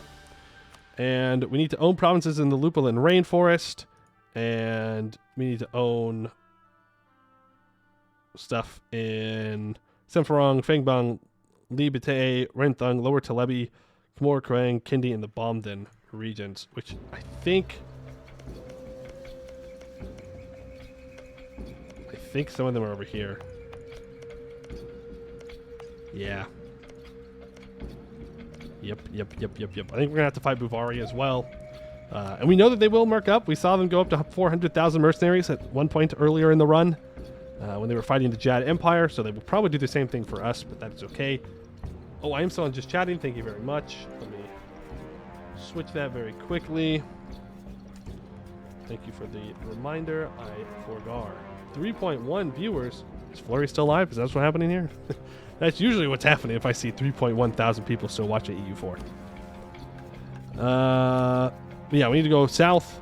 Arakella needs to be owned by us, and Axa San Diego also needs to be owned. Really, it's just expanding, and then the capstone mission, we need to be a hegemon and have 1 million troops and 10 generals. Which is actually not too bad. We're at 429 force limit. I'm not sure it's actually true. It might be a little bit lower. We might need to wait for a month tick. Let's wait for a month tick here. Nope, we really are at 429. So that is pretty good if you ask me. So we're halfway there. We're going to take quantity ideas next. Right now, we are currently going through infrastructure ideas to give us more governing capacity and more fort maintenance, because we need more governing capacity because we need to state all of this stuff up. Is kind of necessary. But we will see. We need to go to war with Laurent as well. Oh, this war's just going to take forever. But it needs to happen. And truce-wise, our truce with Gawamid is going to be up in about a year. They're still guaranteed by the Lake Fed because they own this one single province. So I'm going to have to fight Lake Fed again, unfortunately. But for now, let's just get this war with Laurent started, because it will take the longest. And we're holding off on this mission because it will give us regular claims and not permanent claims. And we're going to go to war with Arakellen in 1627. And I want to make sure that the claims are here for as long as possible, including the second war with Arakellen if we get there. Will we clean up the north since we know it's not needed? What do you mean by the north? As in like here? Probably not. We'll probably just leave Lake Fed in their territories. We own the Modoc region. We own the Kashog region. Going to Laurent. Oh, I will absolutely take them out. We are absolutely going to take out Gawamid. We are absolutely going to take out Laurent. 100 million %. 100 million%, no doubt. Even if we do have to fight the Lake Fed, there's no way I'm leaving these here with bad borders. All right, let's declare for Mungori. Does need to be a manual claim. Let's quickly get up to the islands. Now, we know that Laurent went to war with Gembardkurt at one point.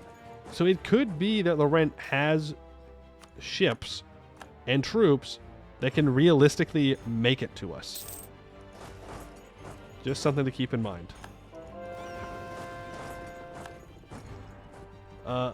Conquer Anbennar cost as your mic drop. Well, I don't think we need to do that. Look, they're just chilling. They're also allied to Westham, who is no longer the emperor. Right, Stalin is the emperor. 431. Hat? Your last name is Hat? You guys voted for Emperor Hat? I would never vote for a guy with the last name of Hat. Not because of any political reason, just because it's not a great last name, you know? I guess I was gonna say no offense to people named Hat, but actually full offense. All right, let's just power through infrastructure ideas here. Vern looks the exact same as in 1444. That's true. Casteller is alive, apparently. Vern has also allied Araya? What? How'd you pull that one off? I guess maybe because he hates Pearl's Edge. That's terrifying. Had one Hatton. Ooh, yeah. You know what? My bad. I'm just saying, I would not vote for you for Emperor. Sorry. You're probably a great person. I'm not voting for you though. Boostar, thank you for gifting the sub. Gifted a tier 1 sub to Hat von Hattington. They have given 21 gift subs in the channel. Wow, I read the whole thing. I didn't know I was going to do that. But thank you. Appreciate that. I still won't vote for Hat von Hattington. I'm sorry. It's just, I couldn't have an emperor with that kind of a name. Monopoly Company formed. 7,000 ducats or 50 Diplo points. Take that money. And I will upgrade this great project. We'll build a bunch of governing capacity buildings. And a bunch of manufactories. Because we should be the richest trade node in the world. Like, eventually, when we get everything built, we can probably compete with Anbennar cost. We spend a lot of money on building the God's Wall. Because it gave us more missionaries. 1 missionary, specifically. And 2% missionary strength. And it's allowing us to build this tunnel, so that way I can walk in between my provinces here. You need to get ready to go fight the Lake Fed.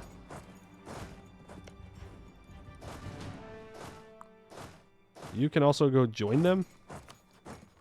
Now, Lake Fed does have 300,000 troops. They're Tech 18. And this time they won't be distracted fighting people in Bulwar.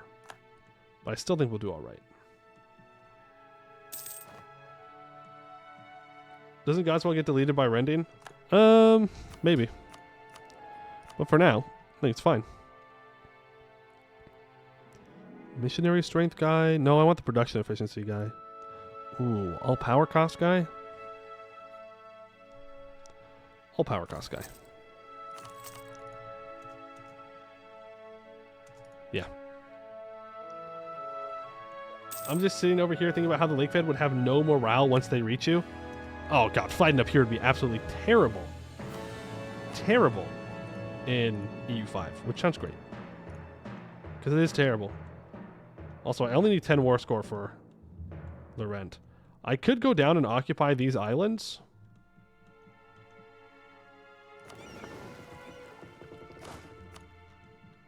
I don't see any reason why I wouldn't. Just war score.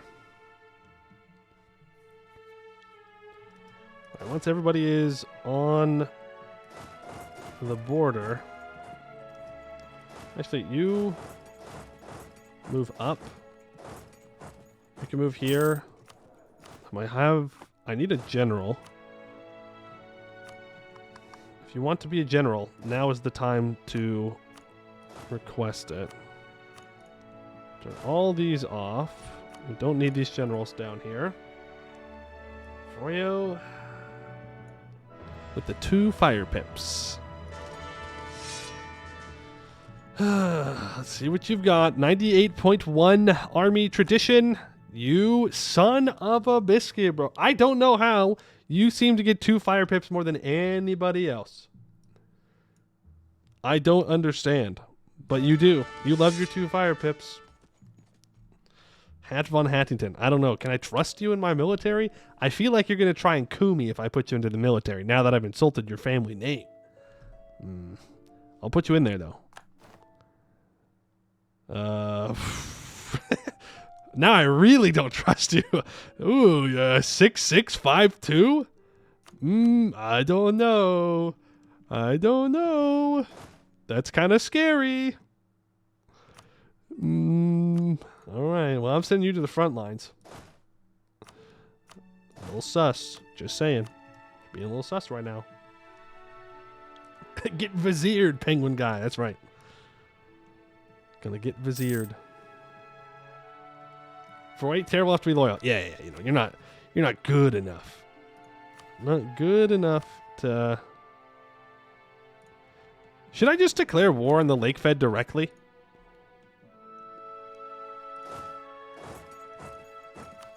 No. No.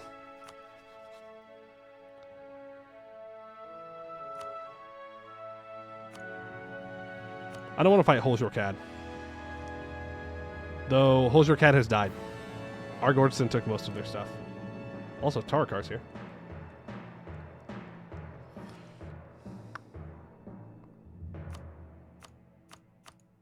He doesn't have any troops. Holjorkad. I don't want Holjorkad to join. That's just one more person that I would need to make this go quickly.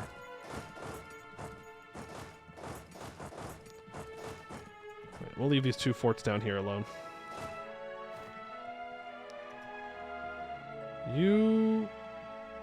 We need to do the thing where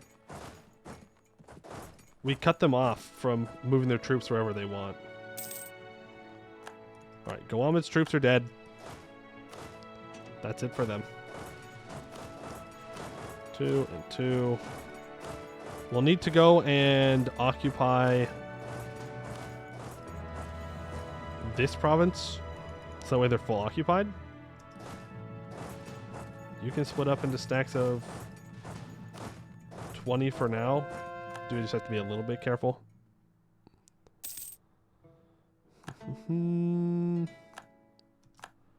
Okay, so this is gonna...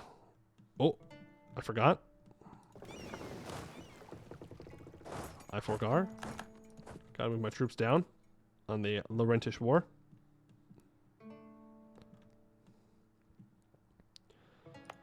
Now, you went Inno offensive espionage, right? Yes, you did. Quantity into admin. So I am going to need to contest this siege. Jesus. Yeah. They siege a little bit quickly. It's not an exact like military science term. That's the term I'm going to use. It's a little fast. And I want you to move down here. I just want to have vision. A vision of where they're at. Oh boy.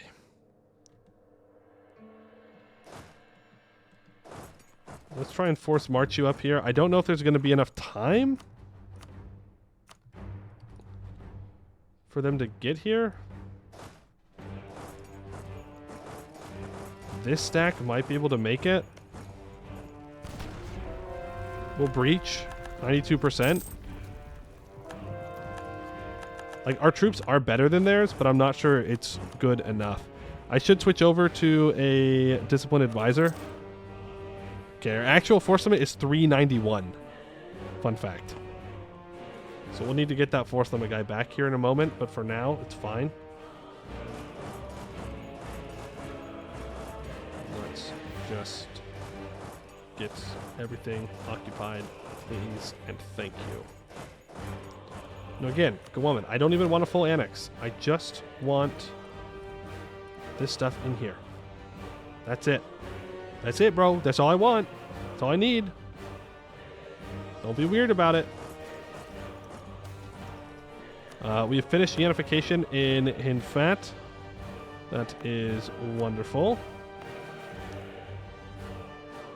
Now, Sick Eye culture needs to go bye-bye. Unification. How many unification policies do I or edicts, sorry, do I have out? 4. Good. That's all I can have. We will yanify them. And there's another one completed.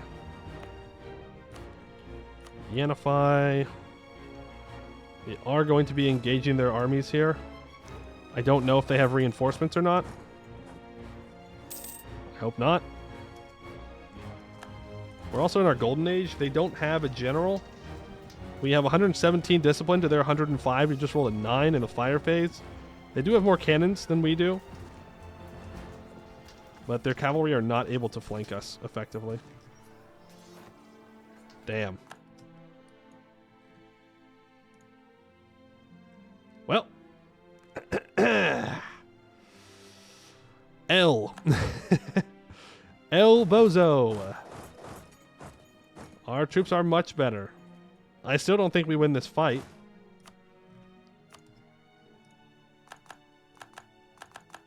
But I think it's going to be able to hold on long enough. I think we'll be fine. Keep moving. Can barrage this. Try and catch out some of their troops. Alright, we just won a siege. Grab the other siege up here, which is the same thing we did last time. Alright. Hit them. And we will reinforce. I do think they would have won on their own. But does not hurt that we did it this way. Go get that province occupied. You make sure you follow. It costs like what, 22 admin? Is that what it said? For this peace deal? Yeah. So I'll take the idea. 10% movement speed, minus 20% incentive trade upgrade cost. Not too shabby. Assuming equal numbers, blade marches versus Dahui. Blade marches, still, pretty easily. Pretty easily. The only reason why we're so strong is because we've built up all this drill. Like, our troops aren't crazy, right? Like, even Command versus Dahui, Command's troops are better.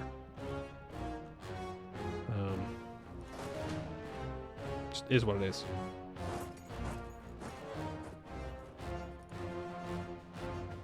Yeah, our national ideas, they're not, like, great for military. They're just very good for conquering, to be able to have a large enough army to continue to beat people even when they are a higher quality.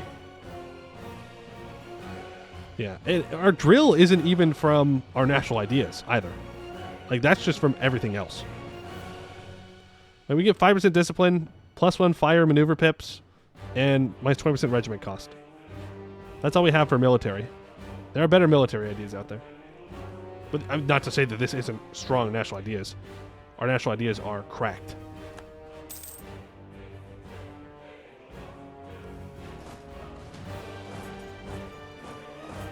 Our national ideas are very good. Force march you up. Alright, Guaman has been fully occupied now. Oh, chase these troops down. Alright, and we have push him back again. Took a lot of losses in that fight, but that's okay. You all walk up here and access the rest of their stuff. Dahui army reminds me of the Xian Xia stereotype, pretty much endless warriors marching and fighting in complete formation against still, which is still better than because of sheer brawn. Yeah.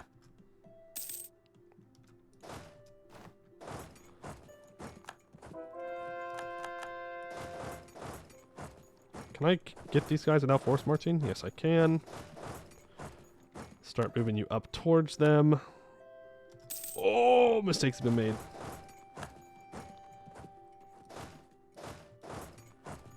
Yeah, let's group these guys up.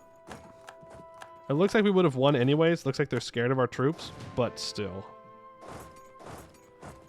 But still. Uh-oh. So you're telling me that if I arrive here on the 30th. No, sorry, on the 29th.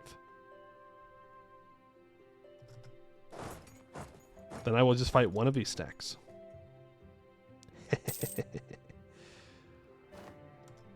Alright, there goes one of them. They have a lot of troops down here. Like a lot of troops. I'm going to send these 33,000 to help out. We'll just pick off their stacks as they try and reinforce things. Lack of fortresses in this lake bed is weird. Well, they're all on the island. Other fortresses are on the island. There's none on the outside. We really don't want them to unsiege this province. Really don't want to. I've maxed out on Diplo points. Get some more cancels. These 31,000 troops leave on the 15th. I'll arrive on the 18th. Okay, we're gonna catch them. 25th and the 30th, and I arrive on the 28th. You keep moving down. You try and get all of this occupied. We're just trying to push Lakebed for...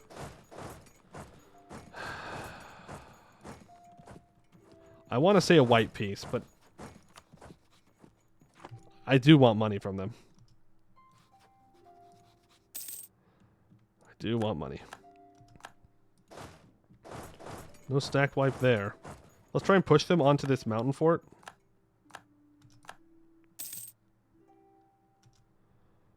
Where are they going to try and go?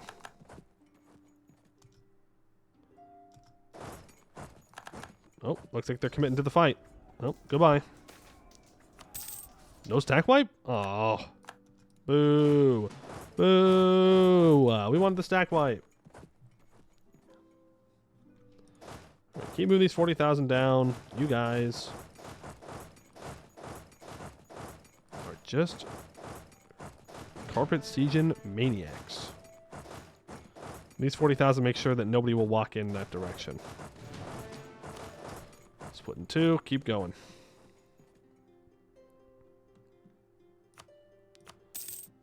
Oh, Gawamed.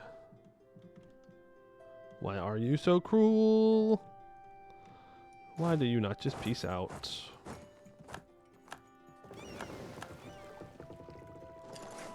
Right. We're occupying a bunch of stuff that I can't see because we're currently paying attention to the Laurent War. I do see that he has land down here. I am a little nervous that he'd have troops, though. But we might try and land down there. We'll see. Isn't there a temple on the islands? I don't think so. No.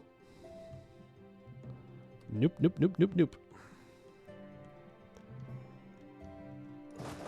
Move forward. You're there. Lakebed is back up to 277,000 troops. They were down to like 186. So I don't know if they just murked up or what. But I feel like they murked up. That's my gut reaction. We should probably walk around with these stacks and start trying to get these forts occupied.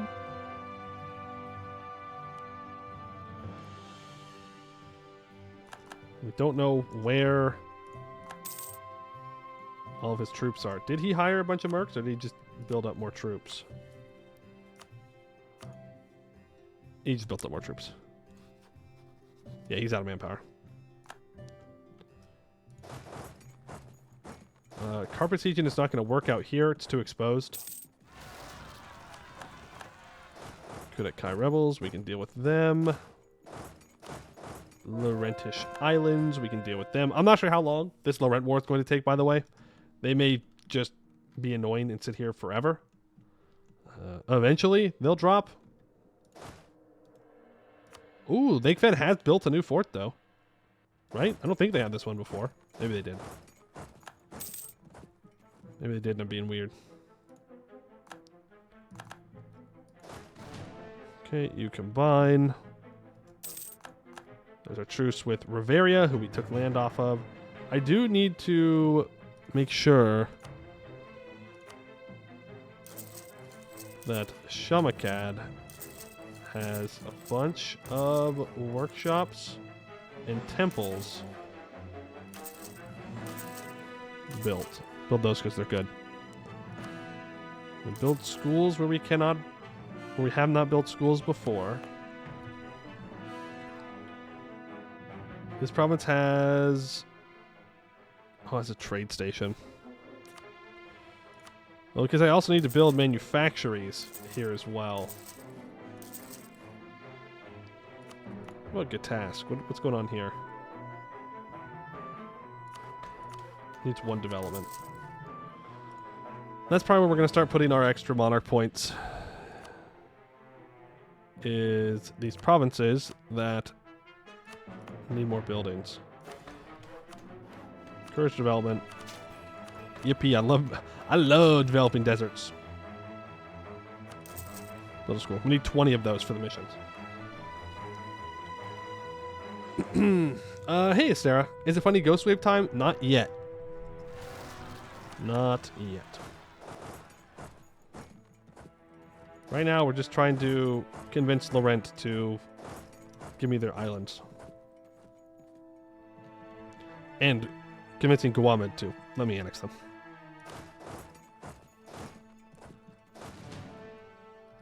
As one does.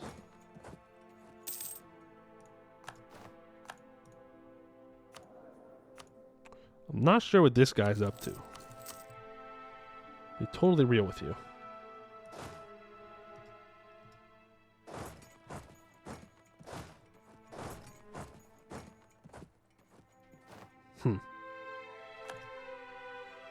All right. Oh, they cut me off. Oh, they're outplaying me. They're outplaying me. All right, they got me there. I'll give them that. All right. Retreat back to here. They got me there. They brought their entire army down there, and it cost them a fort, but sure. I'm just gonna keep going. I'm not gonna stop.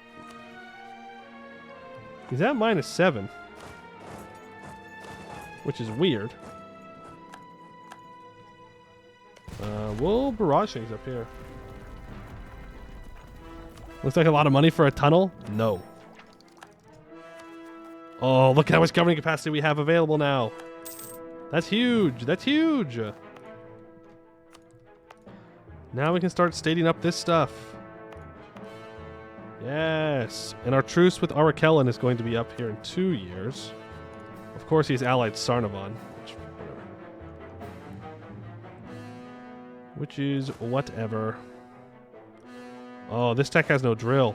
Oh, I happen to put 2 stacks with no drill together. Yeah, that would definitely make it to where they don't perform as well. Oh, they're going to cause issues. They're willing to peace out. They are willing to white peace me right now. But I am a greedy little guy. And you know what they say. You know what they say. Greed is good. But do I really care about the money I can get from them?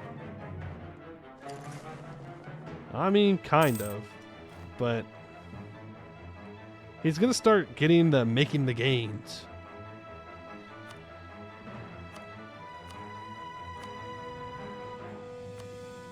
Just give me 1,000 ducats and go away. We saw that, right? There were gnomes right there.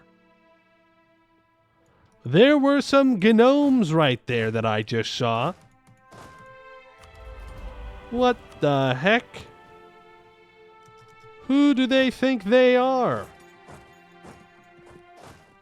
Marching over here all the way into my territory. Now hold on a second. There's gnomish boats here. My boats are in danger. Let's...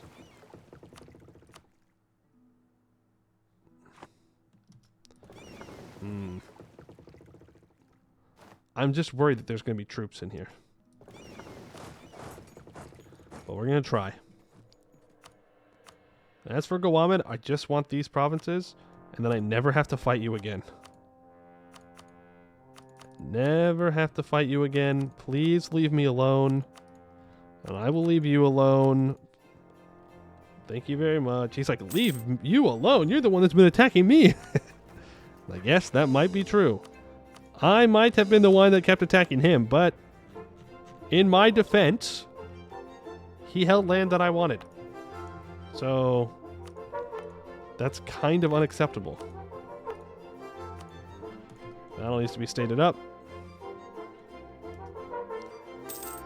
I saw those gnomes.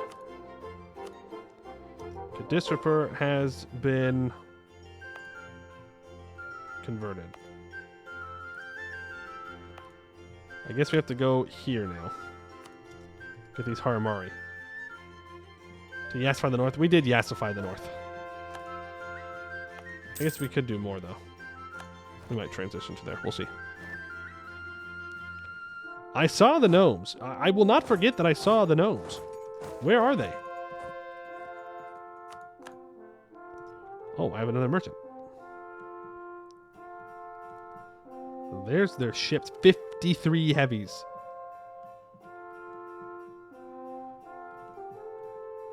Yeah.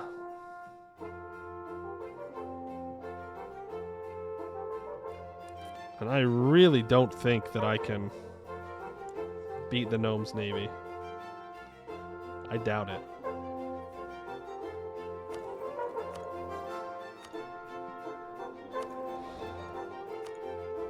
Let's transfer the Phi 10 trade down into Yamakai.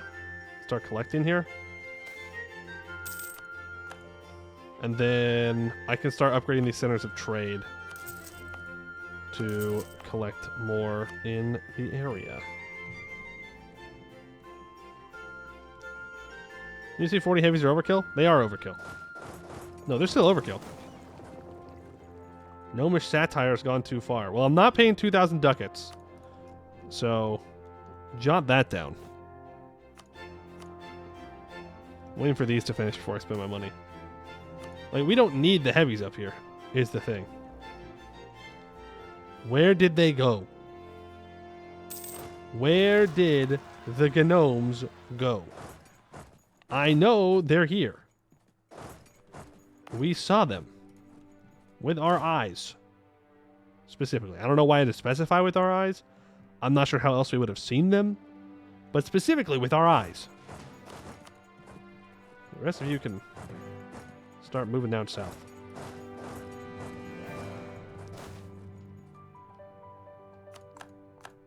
Switch that loyalty around a bit. Okay, it doesn't seem like Laurent has any troops down here. The court of Dipar. Prominently displayed within most of the courthouses throughout Rahan is the judicial seal, which features the hand of Dipar holding up a silver rod. As Zhangji enters the courthouse, he stops to ponder the origin of the symbol. On the outskirts of the high temple of Buagama, there is a small ruined stone structure, within which is an immensely deep well. Around its border is an elaborate set of carvings which coils like the well like a snake.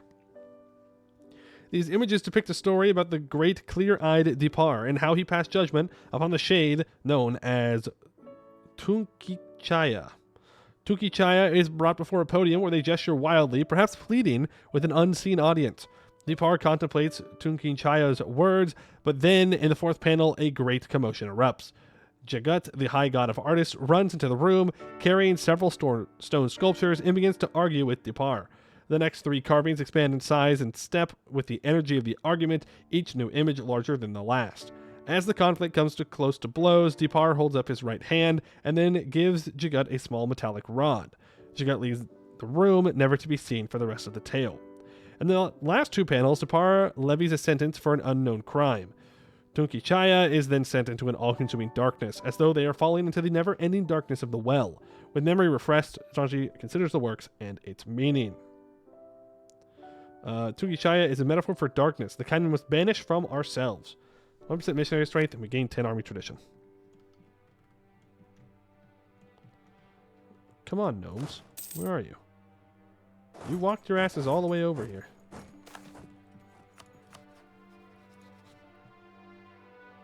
Walked all the way over here, so I expect you to at least face me. You cowards. You spineless, gnomish cowards. Oh, that's on medium. -8 reasons. Oh, I can't wait for the peace deal dev diary for EU5.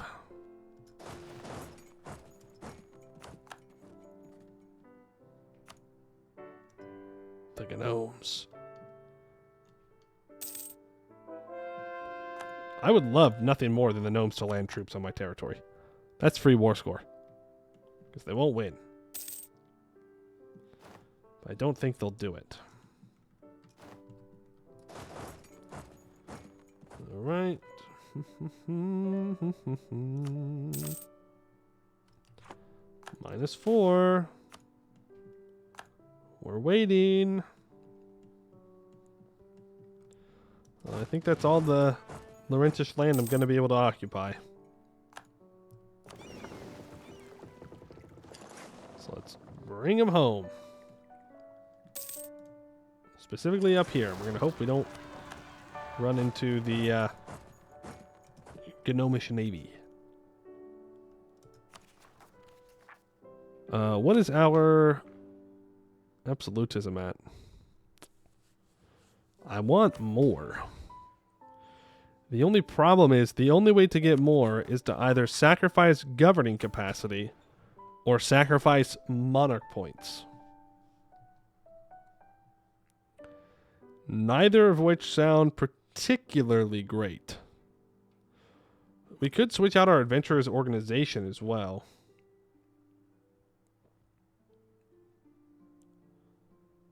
To license adventurers.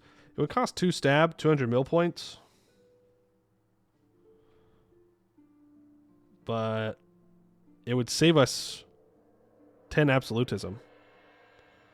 I don't really have the admin for that right now. Well, I do. Let's do it. Let's switch over to licensed adventurers. Stab back up to 1. Or stab is pretty cheap. So that gives us 10 additional absolutism that we can play around with. Which is good. Let's keep our other stuff longer. There's our truce with Arakellen, which we need to declare war on immediately. We will declare war for their capital. Does he want any land from these guys? No. Again, let me make it clear. Everything that's in yellow is not actually in yellow. It's red. I want it. It is all vital interest to me. All of it. Every single last bit of it is mine. Just so we are clear.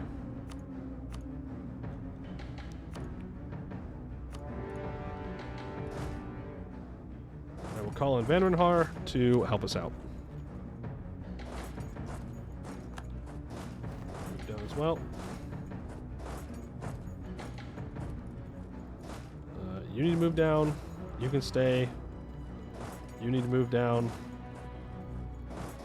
You guys need to get ready to do a Sarnavan. Thank you very much. Laurent, are you willing to peace out now? Next month, hopefully. Hopefully. Nope. They're in this to win this still. 1 stability for 17,000 ducats. Yes, please. I'll just stab back up. Absolutely worth it. Which means we can start to build our manufactories inside Shamakad. And maybe even a little bit outside of it.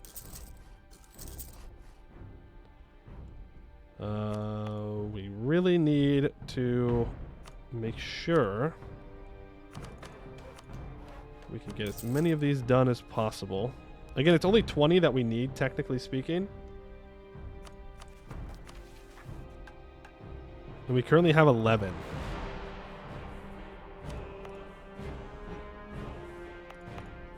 Actually, I think we're going to be fine. 1, 2, 3, 4, 5. I mean, it's not going to hurt if we keep going, though. You know? Shoot at 10. Love developing deserts. It's great. It's good for the soul. Really builds character. That should be good. Spirit had a whole tunnel in their pockets. Yeah, had more than a tunnel in their pockets, in fact.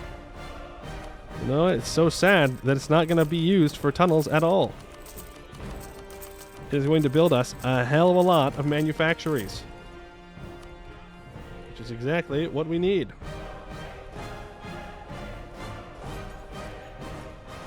Is Arakel and Doom stacking again? I think they are. They absolutely are. Is this just an Arakellan thing? It feels like every time I fight these guys, they always just have one large Doom stack. Which is fine. Like, whatever. It's just, it is weird that it always seems like they do this. But maybe I'm just being weird. Look at these claims.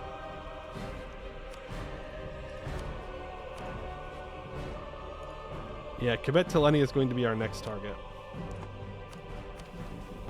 What do you want us to have? 15 provinces of the Lupulin Rainforest. Okay, so I need this southern coast. For sure. That's 48% war score. All right.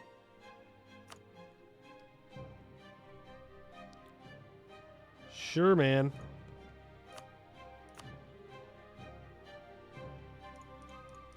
Then I need to snake up to grab my stuff. I can take his forts. And I don't know. This stuff up here. Full states for reunification. I mean,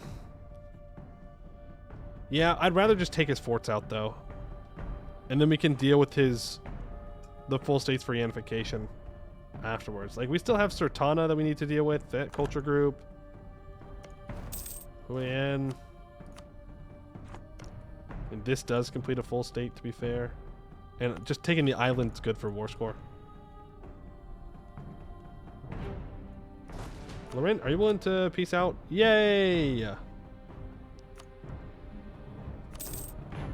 Thank you, Laurent. Appreciate it, bud. I don't have to worry about frickin'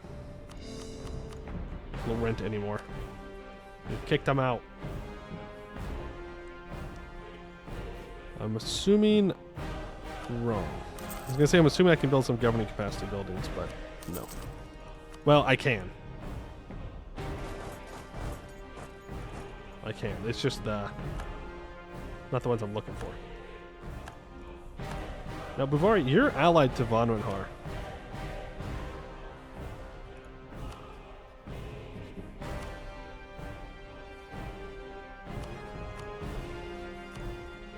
We are going to ally Ayar Hashar. We're going to curry favors with them. We're going to call Van Renhar and Ayar Hashar into a war against Kibet Teleni, hopefully, and then we're going to fight Buvari at the same time. I don't know how well that's going to go, but we're going to try it.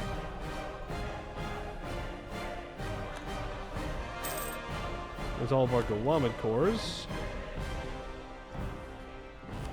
I would love to take these ideas, but for now, I need 216 admin for cores, and I need 297. So if I get to 500 admin by the time this war is done, then I can take the idea. It'll be fine.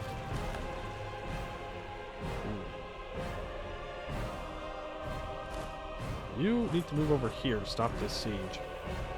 I think I'm going to take Tugayasa in this war, by the way. There's also an argument for taking this as well. But I do at the very least want Tugayasa for the spirit stuff.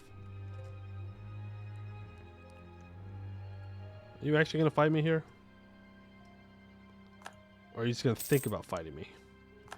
You're going to think about it. Okay. Let me go ahead and proclaim a guarantee. Just make sure they like me.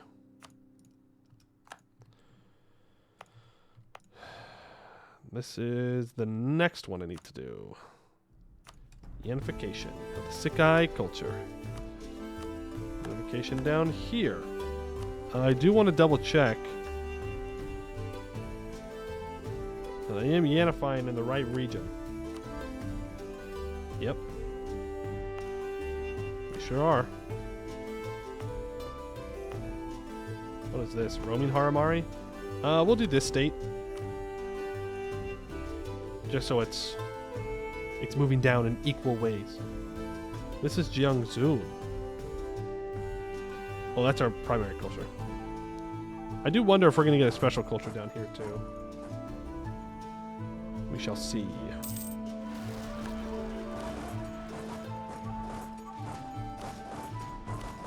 These two provinces, you stand here. Got rebels. I want to bring these troops back down south, but I know that's a bad idea. Because we're going to be very overextended, so I have a feeling that we're going to need to fight rebels up there. Also, how many ships do you have? 55? I don't want a barrage. I do want to bring my boats back down to Tianlu. We've not upgraded them in a very long time. So they are as good as useless at the moment. So let's not get too overconfident with them. It's the Gnomes with 44 transports. Upgrade our ships. University of Yanshen, 4,000 ducats or 1 stability. Thank you. Move after their capital. Ooh, I threw. Luckily, our troops are just better, though. Yep, they've got cannons on the front line. Yeah, we lost a lot of troops there. That's my bad. I will barrage their capital. You guys can go and occupy everything behind them. I should have figured they'd be staying on their capital. Luckily, Van Renhar is going to go and make sure that they are taken care of.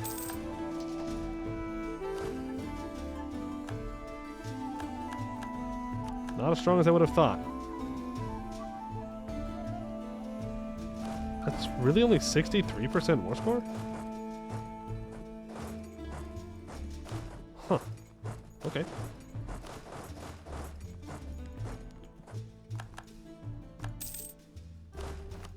The question is, where is he retreating to? Looks like he might be retreating to the island, which is probably the worst place that he could have retreated to for me. If I'm going to be honest. Yeah. Yeah.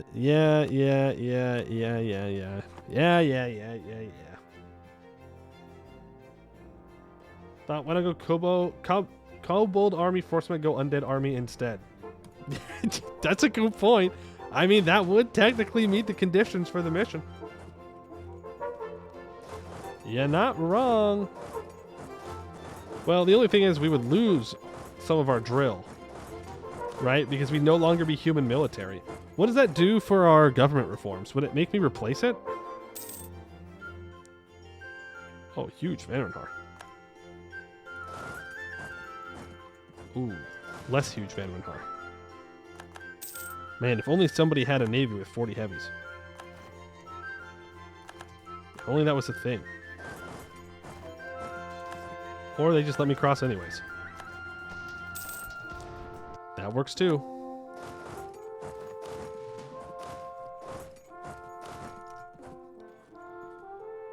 Alright. That should finish the war. We're still human admin, do it for science? Well, there's just one teeny tiny problem with the plan, guys. Not undead army, and I'm not a mage. Not a mage. Alright, Sarnavan. I would like Tugayasa. I'll worry about this another time. Give me your money. Give me your war reps. Hey. Ooh. He's getting got by Buvari. Right, because I'm at war with him, which means that Buvari can declare the war on him. My bad. My bad. I'll take Tugayasa for myself. We will core it up. You will move back. Arkellen. They're saying we could take more.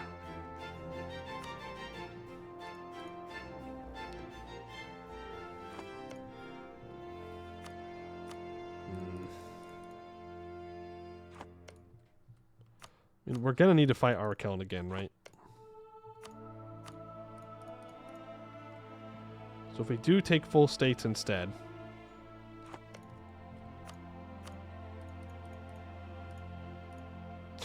I could do this. What if I give up this state?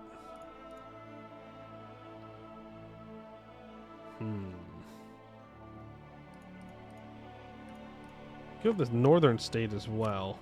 Well, I already own one province in it, is the thing.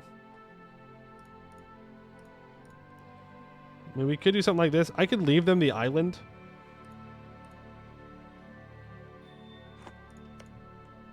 So this is a state.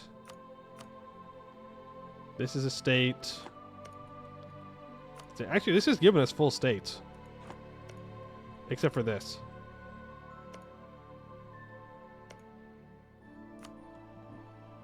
Not bad. This technically is not a state. I could do this instead. And then I can grab this fort as well. Just as a bonus. Take a little bit of money. Boom. Not too shabby. It also looks way better. This is true. We can core all this up. It's only 135 overextension. I'm going to ally you. And then I need to start... Well, first of all, we need to do a little bit of drilling with our troops, because some of them have not been drilled. Or they're not at 100 anymore. So let's get them back to max. Same thing with you. Though standing here is going to make you take some attrition. I know there's an attrition map mode. probably be a decent thing to look at. What's that even under? I'm under political. It's gonna be under economic. Raising scorched earth, trade value, colonial, autonomy. Diplo? Is it under geographical and I missed it? Supply limit. Okay, well, it's saying that it's green, which is not true. You're lying to me, so I'm not sure what good this actually did for me. Develop the province, get the supply limit. Huge. Huge, big brain plays.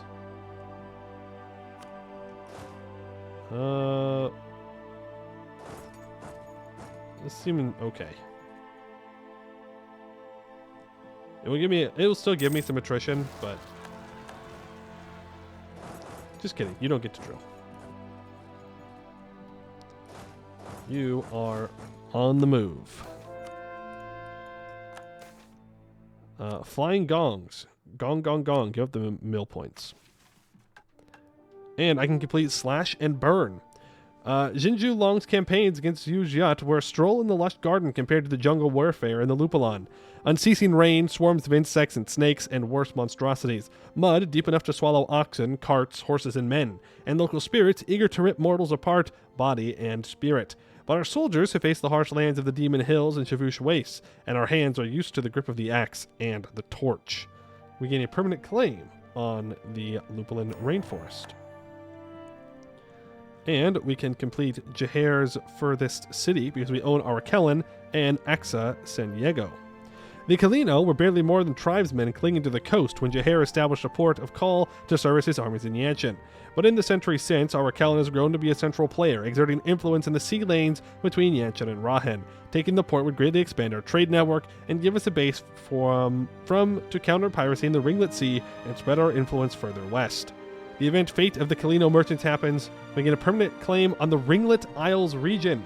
If we, for some reason, wanted those, which I don't. Just so we're clear, I don't want them. The Chancellor of Dahui was sitting down to his morning tea, reviewing financial reports from different departments and ministries when a courier entered carrying a scroll with a black wax seal. He had been reviewing the month's memorandum from the Vice Ministry of Commerce, which, once again, reported astonishing revenues from trade, as it had ever since the Empire had secured the port of Arkellan. This had not merely been the subject of dry missives from the imperial bureaucracy, but was reflected in the splendid panoply of exotic goods on display in the Grand Bazaar of Xiaoming. It would seem the Jade Seal merchants had outdone themselves. However, the scroll the courier bore from the Directorate of Perpetual Happiness told a different story. Agents and informers from within the houses of the Jade Seal merchants attested to wide-scale fraud and an apparent effort to save time and capital in dismantling and recreating the trade routes long established by Kalino merchants. They had simply rented their Jade Seal rights to the locals for a hefty fee. According to the Directorate, there was a huge network based on Arkellan of native traders posing as Yan magnates. The Chancellor put down the scroll and ordered a larger, stronger pot of tea be brought to him. It went without question that the laziness and fraud of Jade Seal merchants be punished severely, revoking their rights, seizing their property, banishing them from their cities, and crippling them and their male relatives out to the 5th degree so that they would live as beggars would be a proportionate response to their thievery. But the fate of the native Kalino traders was not so obvious to him. It would be well received among the remaining Jade Seal merchant houses to wipe out the Kalino and grant them the rights of the property. However, this would surely unsettle the harmony of the record trade profits Dahui was enjoying. The Kalino merchants had shown initiative and resourcefulness, and the fruits of their labor could hardly be denied. Granting them their own Jade Seals on the condition of adopting the Yan language and customs would perhaps even further the reach of Dahui's trade networks. He pondered the choice deeply before drafting a note to the Dragon Emperor Zanji with his recommended course of action. We can grant them the Jade Seal, leaving us somewhat more benevolent, and for 50 years we gain +1 merchants, and the center of trade in Arkellan is increased by 1, so we bring it up to level 2. Oh man, I should have waited. I could have gotten this to 3 for free. It's not like money's a problem, though. Or, the rights of the Yan must not be diluted. The culture in Aska San Diego becomes Namjiat, and we gain 10 mercantilism. An extra merchant or 10 mercantilism? I mean, I want that merchant. Yeah.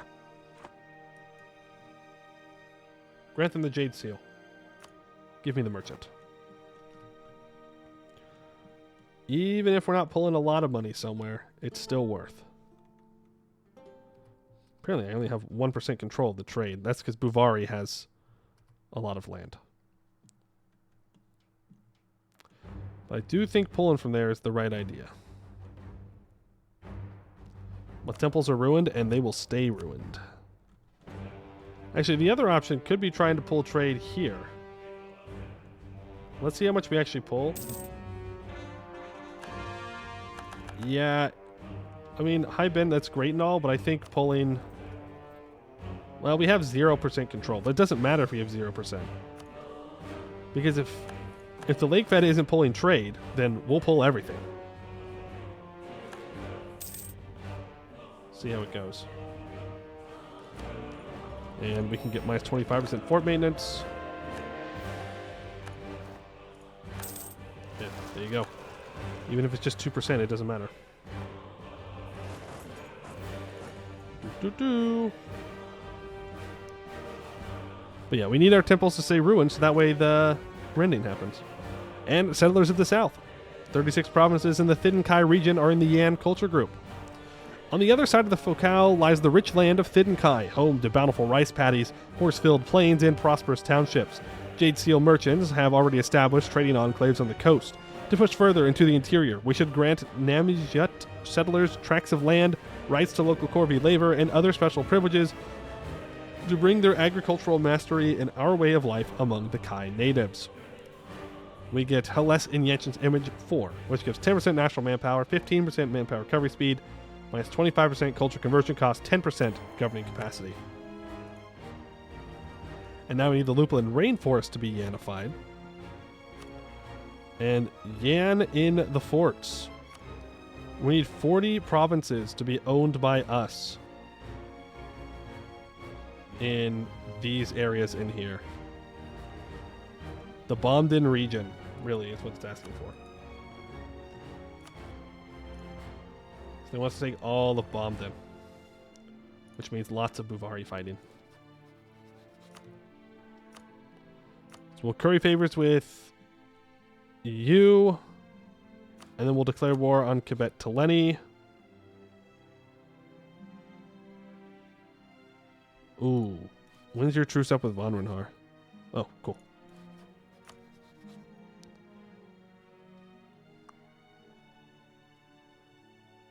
We might have to convince Ayar Hashar to join us, but I think we'll be okay. Yeah, that makes our forts cheaper. That means that I can actually upgrade my forts, by the way. I definitely want my troops drilled before we fight Buvari, because there's going to be a lot of Buvari troops. Believe it or not. Do I have any available? Nope. I don't want these guys drilling. Because... well, I just don't. I want them ready for rebels. What does this admin tech give us? This is academies. I don't care. I don't care about that in the slightest. Unification is finished. I honestly don't remember how many edicts I have out right now. Looks like I only have 2 Yanification out.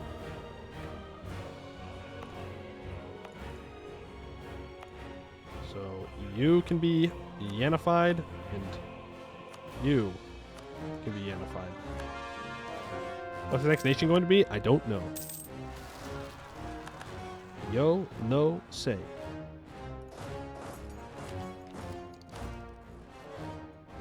We could also switch back over to our land force limit guy. Get him to level 5. Because then I can hire another general, hopefully. Hopefully. Yes. Yes, we can. is good because the Gulkper asked to be a general. And so we're going to get him there. Bada bing, bada boom. Get down there, fight rebels. You come fight the Righteous Path rebels.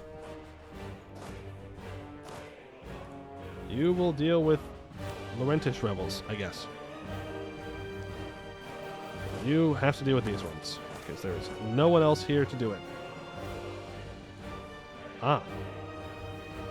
Well, I guess that'll solve our problems. Curiosity and the Dragon Emperor. After an extended tenure on the throne, during which he had heard countless stories and learned of various events transpiring around the high temple complexes, Zhangji found himself compelled to visit them. And so, accompanied by a select group of elite escorts, he embarked on this excursion, led by a high priest who guided him through the intricate passageways. This guide meticulously shared their knowledge of the complex and expounded on the numerous theories and practices associated with the temple. Yet, as the guide continued to recount these tales with unwavering diligence, the Dragon Emperor's attention began to wane. His pace gradually slackened, and both he and his retinue of guards inadvertently became entranced by the guiding priest. This distraction led the Lord's gaze to fixate on a faint yellowish hue in the air, resembling wisps of steam that seemed to beckon him forward. Drawn along this ethereal path, he ventured into one of the many adjacent chambers. His senses seemed to dull as he followed the path of the soft golden fog, guiding him to an empty chamber. Suddenly, he was seized by a bolt of lightning, or perhaps some other inexplicable force. As he scanned his surroundings and emerged from this trance-like state, he found his recollection to be hazy, left only with the impression of a small vacant room imbued with a golden radiance. Soon thereafter, the guards hastened to Zhangji's side, swiftly ushering him away and ensuring his well-being. Trained physicians attended to his needs in the wake of this enigmatic episode. Why am I not a powerful mage yet? We lose one of each monarch point to our leader. And we lost. Rip.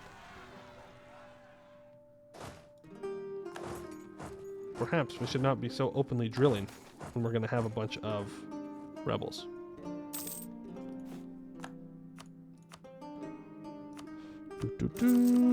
More manufactories. Make me more money. That can get upgraded. This needs to be upgraded. Dahui particularists. It's only 9,000. Not too shabby. Apparently now I'm over my leader capacity, but that's fine. But we can rebuild the ruined kingdoms. We have 20 provinces in the Shamakad region that have a temple, workshop, and manufactory. The Nadam Raj was the first civilization to rise in Rahan, and its heirs, the ruined kingdoms, were the first to fall to the command. While their martial weakness cannot be denied, their historical legacy deserves a modicum of respect. The people of Shamakad will be eternally grateful to the Dragon Throne for the resources we devote to the reconstruction of their lands after so many decades of hobgoblin domination. We gain 17,000 crowns, and for 25 years, the Shamakad region gets risen from ruins, which gives 10% local goods produced and 0.1 local prosperity growth. And now, Sartha needs to be 30 development. But I don't actually want to do that yet, because I don't want to complete this mission. Because it will give me minus 25% regiment cost, and I want to do that before we build up to 1,000,000 troops. Oh hey, and our passageway is open as well. Well, let's send these troops up then.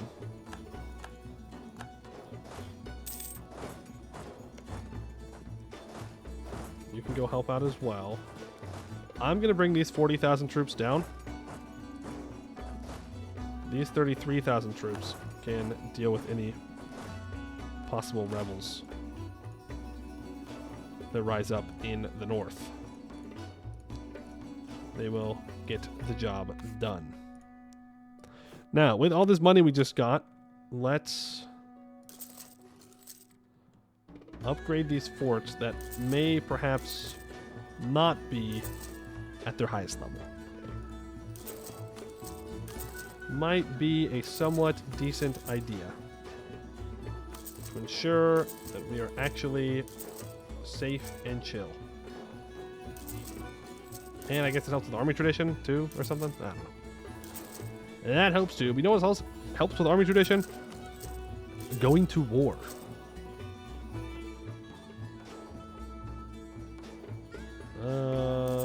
Sure, I'll put a upgraded fort there.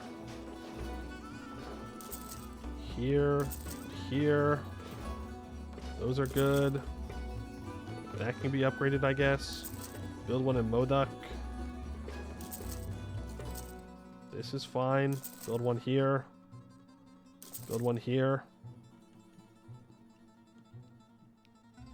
Build one here. Just try and make sure everything's as covered as possible. Yeah, that'll work. And then governing capacity. Then manufactories. Did I misclick a fort? That's alright. We will upgrade it later then. Oh, okay. I thought we died. And I was like, no. But no, we're good. It's just a pulse event. Go there. And what are you? Uman Omi Zealots. The treasure fleet in Modoc.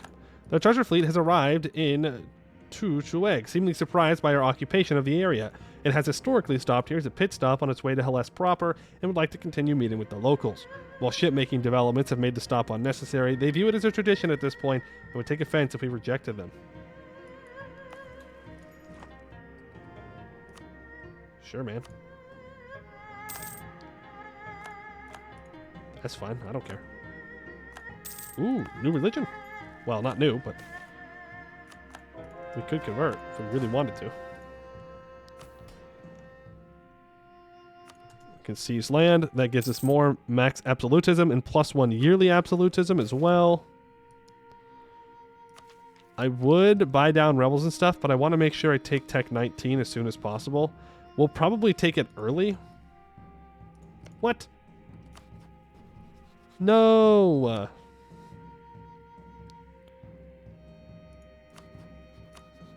No. This is going to mean that I can't call Van Renhar into a war. Whatever. I guess we're going to have to fight Ayar Hashar. Unless I can convince Ayar Hashar to join me in this war. No, because they're already at war with them. Frick, dude. I don't want to fight all of them when I fight Buvari.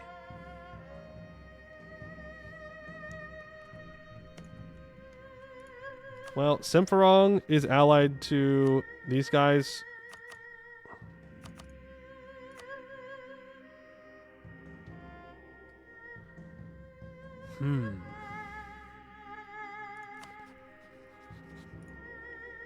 I could call Van Renhar into a war with Simferong.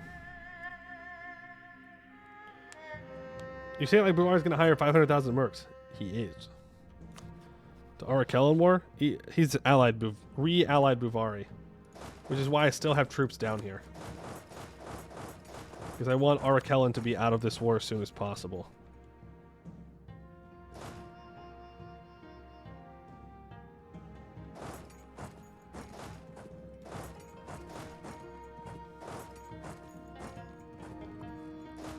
Okay, let's get you guys back down here. Because we need to do with Buvari. We're going to deck him, and he's going to build, 5 million troops. We're going to wait for Tech 19, upgrade to the new infantry, and we should be able to just smack the hell out of him. And I can upgrade the Axa Senuego, which does give naval combat local bonus off of own coast, which is, very good, obviously. Obviously, that is very good. All of this needs to be stated. We are about to finish infrastructure ideas. Okay, Ruby Hold gets advanced artisan infrastructure. Wow. Good for them. We need to start building a spy network on Buvari. Something we should have already been doing. Spark of Wisdom after all. After a year of recovering the injury at the High Temple, the doctors perform one last check of the Dragon Emperor, making sure that his body is in perfect shape, along with an acupuncture session. Hitting all chi points and making sure no bad chi is left in his body after the incident from the temple, though as the final needle is put inside him, he suddenly jolts on the table, almost as if he was hit by lightning. His body shook. His fists clench and the doctors quickly remove the needles before the Dragon Emperor slowly gets up, unhindered by any injury. In fact, he felt never better before. The doctors are rather stunned how fast the Dragon Emperor moved, as he tended to lag behind the movement. They ask him to lay down to check once more, only to find out that nothing was wrong. While the doctors spoke and checked with each other, the Dragon Emperor was already out on his throne, leading the nation anew into a better direction. Well, at least I understand why I am not a powerful mage. Okay. And he gains 2 admin points and 1 Diplo and Mill skill. Would I have become a powerful mage if I didn't have all 3 of these done? Maybe? I don't know. I don't know. Put some Diplo points in there. Am I using all of my edicts right now? Yes.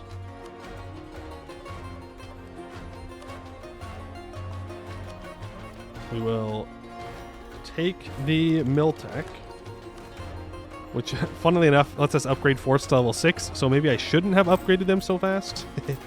Oops. And I think we want to go for Yanshen Smokers. We don't need shock damage at this point. Full fire damage. As the states of Yanshen began to focus on firearm formations, having a clear line of sight for firing lines became essential to warfare. Preventing the required sight lines needed to make these formations effective thus became equally important. Yansheni soldiers began carrying smoke grenades to obstruct the vision of enemy formations, and warfare often involved disrupting one section of the enemy formation with smoke grenades, while the smoker formation focused fire on the unobstructed sections of the enemy line.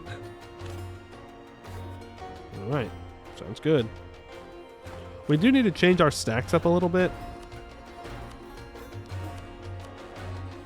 Well, first of all, we can get rid of all these.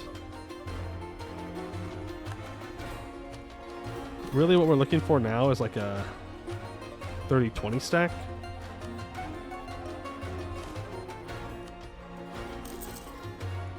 So let's go ahead and do that. Because we're going to have higher level forts now.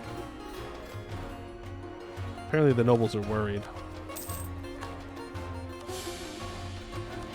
Which I don't appreciate them being worried, might I add. A little bit of corruption won't hurt. We can also upgrade Tugayasa. Gives us spy network construction. Sure, man. Just finish it. I don't know if this gets destroyed during the rending, but I'm going to upgrade it. And I think with that, we are good to declare war on Semferong.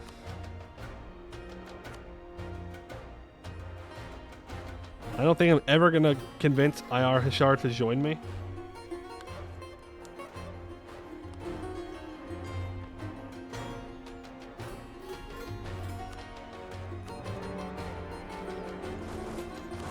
So let's not worry about it.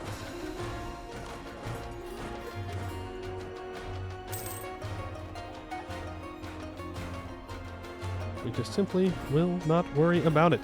We will finish infrastructure ideas. Gives us minus 25% construction time, minus 100% expand admin cost, and minus 10% dev cost. Gives us more Diplo rep possibly. 0.2. We can get more army drill gain. Well, I don't think we need the army drill gain if I'm going to be completely honest with you. But thank you for the option. That is funny. Truce with the Lake Fed is up. I don't see them declaring war on us. I hope they don't. That would be whack of them to do.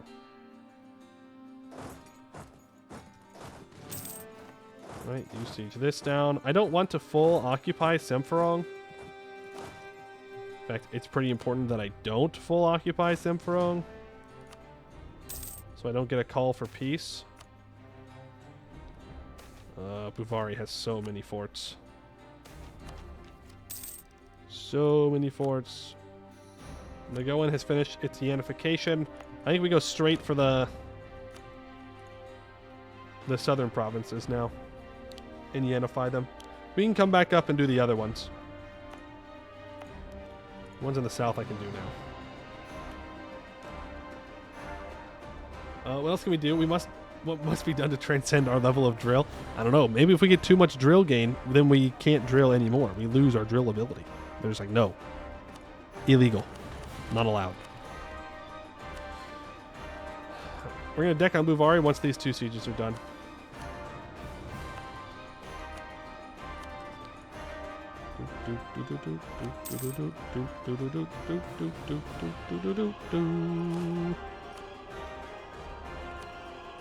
Yeah.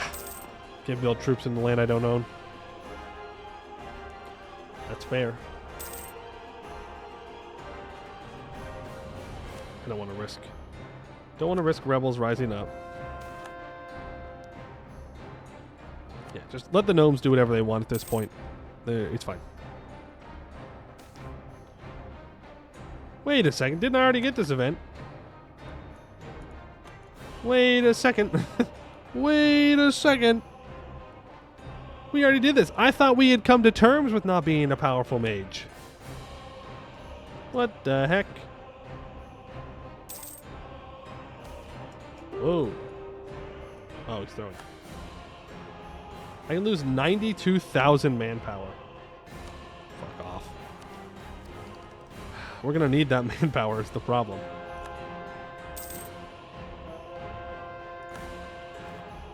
I kind of forgot. Damn. I forgot. I forgot.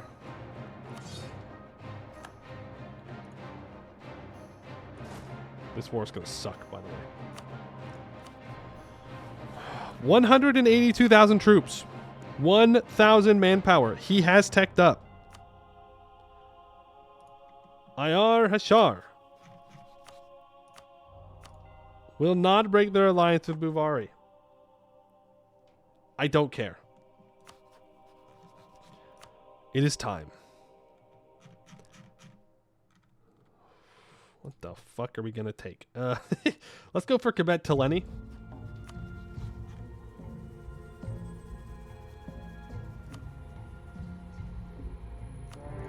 We definitely do not want to be on speed 5.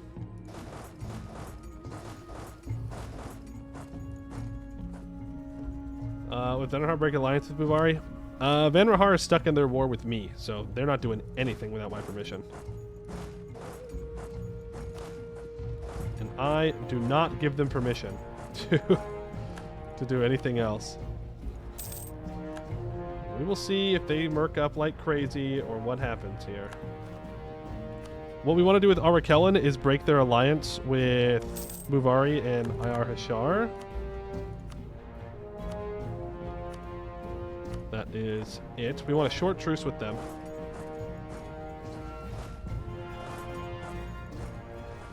Let's get these provinces occupied real quick. 274.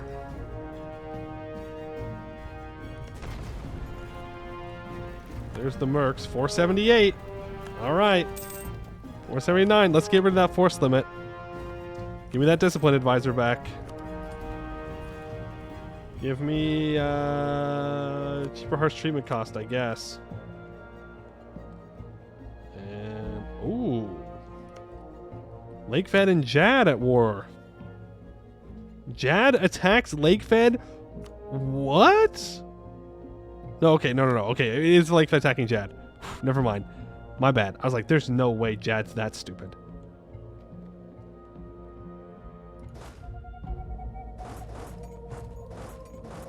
Why can't I move these troops? That's so dumb. These troops are going to get stack wiped. That's actually so stupid. I might save scum for this. Okay, never mind. They can leave. 468,000 troops, by the way. It's fine, because they don't have that force limit, do they? No. Their force limit is 263. They have 331 mercenaries. They will bankrupt from this. We will push them into bankruptcy. They are over double their force limit to match the amount of troops that I have.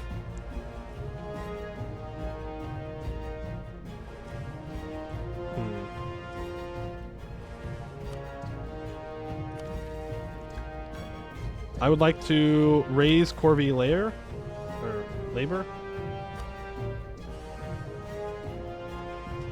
Oh, does that not get us all the way down to ruthless tyranny? Man. I was hoping it would get us there. Throw a defensive edict down. We know that our troops are better. I just need to be able to bring all of my troops to bear. Okay, we stack 5 Arakellen. I do want you to move in here. That way they get black flagged.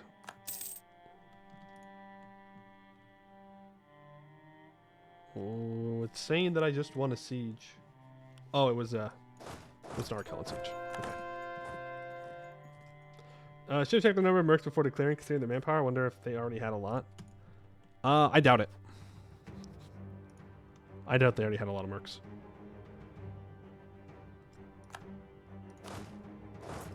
You be down here to help out. Peace out with Arakellen. Break their alliances. I don't need to... Just take that so I don't have to worry about it. I don't need to worry about their money or anything. We have plenty of money. Speaking of, it's time. Right? Yes. It's time for regimental camps. Everywhere.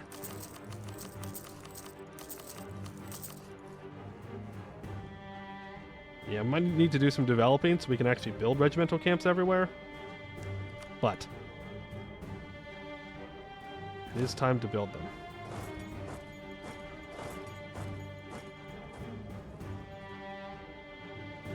And do you have the best siege general we have on offer? You do now. It's time to make sure that we're actually playing a little bit more optimally. We actually have to respect our enemy in this case. So you come on down. We can't greed. No greed. It's currently 32. I wish I could sort by drill.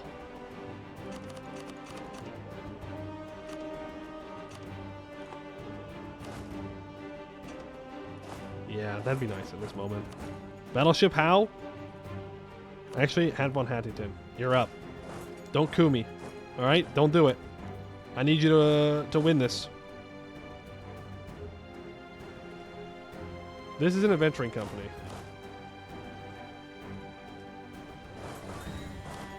If we can wipe these troops, they're done. They're gone. They're not gonna bring them back.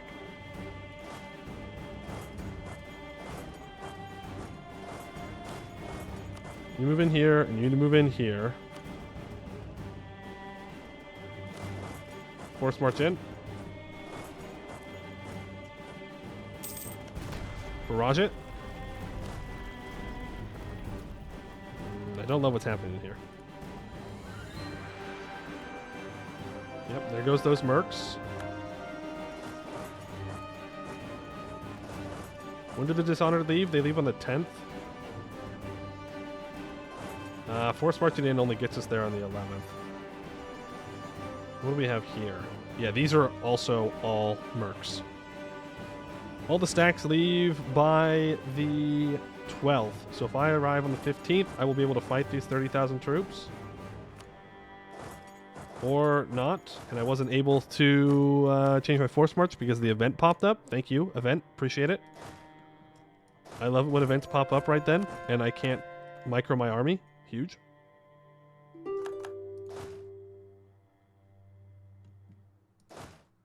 Scorch this.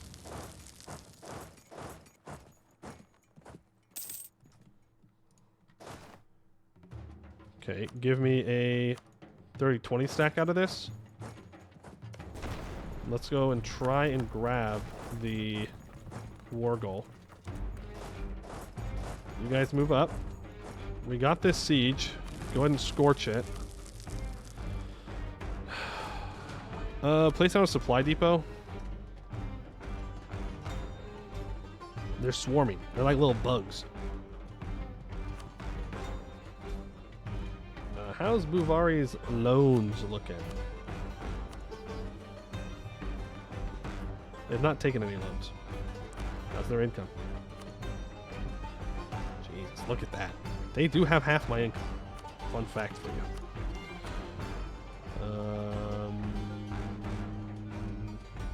Yeah, so they're not going to go bankrupt for a while. They've got 10,000 ducats. We'll look after next month tick to see what they have. If something tells me they're not losing money. Really? They're not losing any money? Despite being over double their force limit?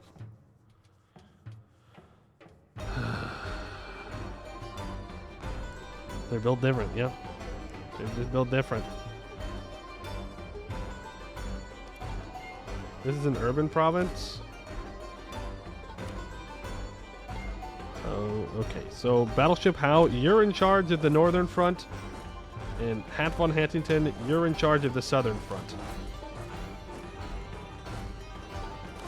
Those are your jobs.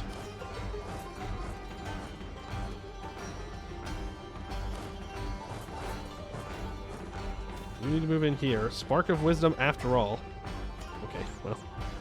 We once again have realized we don't need to be a powerful mage.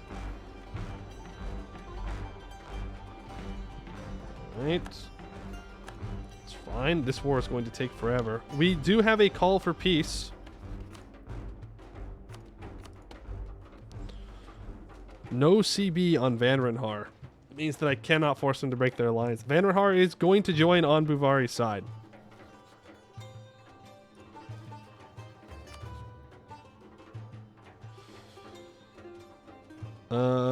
Unless I reduce their opinion of Buvari. Hold on, there might still be a way I can pull this off.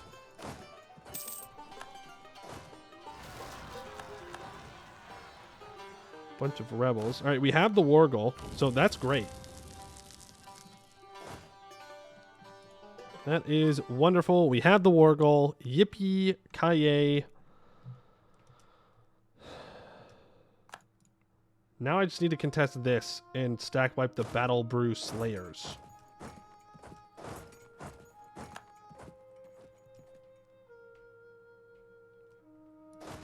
Well, if I combine you guys together, you can go fight in the north.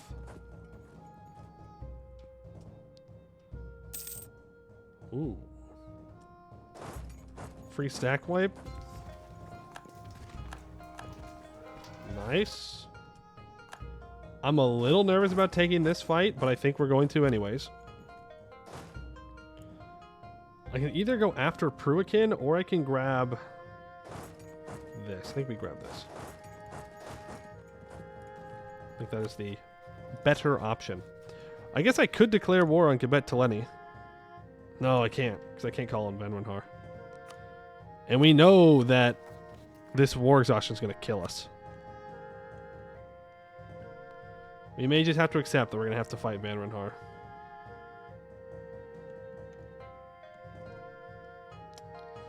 To be very sad. Nope, they are reinforcing it. Force march around. Let's bring the 50,000 down. We gotta go, we gotta go, we gotta go, we gotta go. Oh, I fucked up the reinforcement. Nope, just retreat. Just retreat. It's not worth it. We did do a hell of a lot more damage to them, though. And we can still contest the siege at some point. Just retreat everybody. Lambert, welcome in, Raiders. Welcome in. 12 ducat eco started MP session 2. 184 ducats. Nice. We're just fighting the Buvari who hired like 400,000 mercenaries. Or how many did they hire? We've killed one stack of them so far. Oh, they only got 264 now. Yeah, we've taken out like 100,000 troops. Hello? Yep. L. You know, it's just Buvari things. But we have the war goal, so we are at the very least getting ticking. But good to hear that your MP game apparently went very well. I mean, I would consider that very well. Who are you playing as to get that kind of a income boost? Because that's crazy.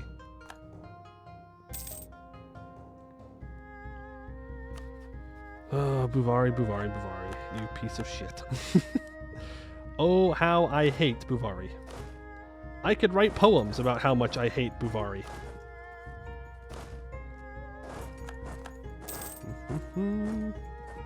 I still think I'm going to be able to contest this siege, though. Luckily. I have to peace out of the Semferong War. I have to.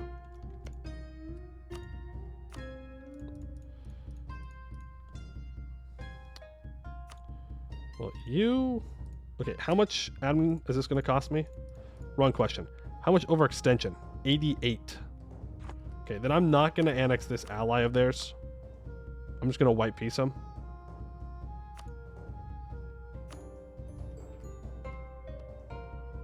And then I will annex Semferong.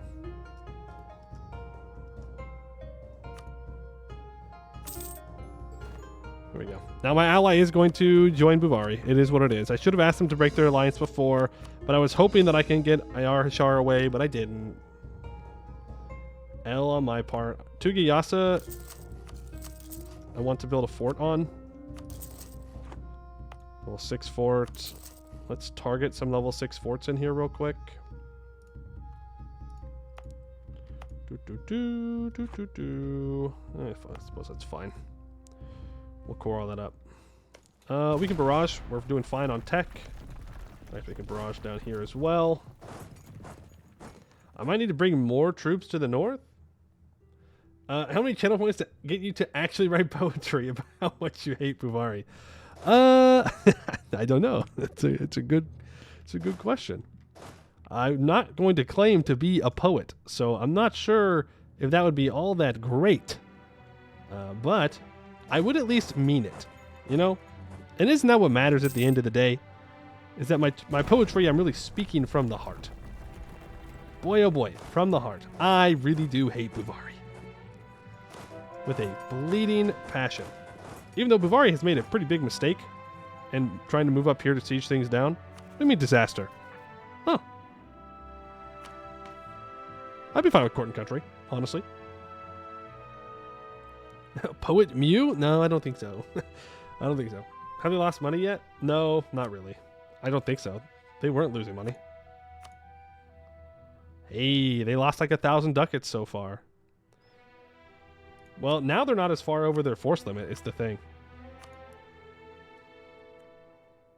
Right? It's pretty close. They're not double anymore. I guess that's the benefit of winning, is that, you know, you make it easier for their income to stabilize.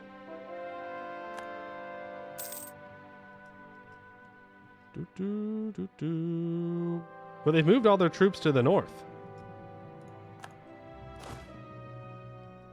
I don't know if that's really a great decision, all things considered.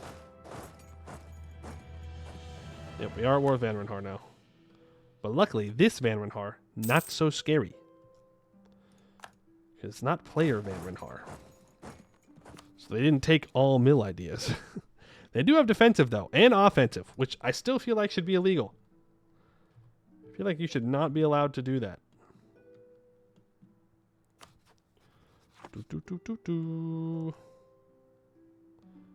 Laurent is going to attack Goed. Good for them. I don't care. I would love to try and contest this siege,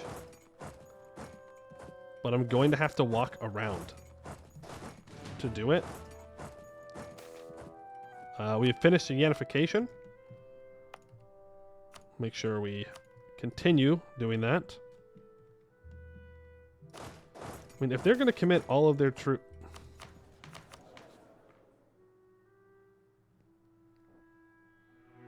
It's a good thing. I love this. I love this event, dude. I love this event. I love hunting accidents, bro. I love hunting accidents. I love hunting accidents, man. Really my favorite mechanic. Does anybody want to royal marry me so I can possibly get a new baby? Nope. Well, looks like our cousin's going to take over when we die. Or our nephew or something.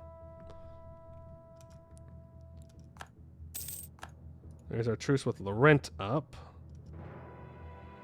That's a disease outbreak, which I don't appreciate. Oh, you go there. Send the cannons down. Let's quickly get everything else occupied. I don't want them to be able to start building troops or making money off of these provinces. Oh, thank God we won a siege. Scorch it.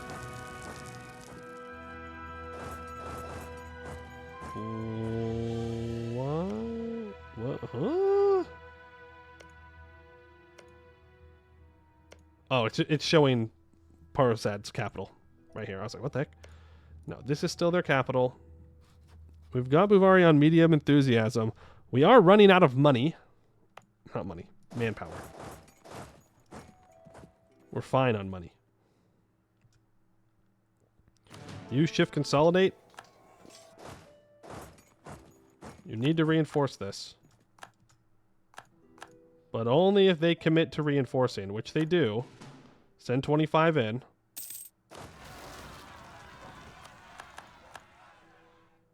Okay, send another 25 in. I think we're going to lose. This is all of their troops. Pretty much. So, I mean, it's fine if we're losing up north, but we're gaining down south. So we're actually occupying them. I'll take those trades. But I'm not going to retreat till I have cannons. Well, all my cannons are breaking, to be fair.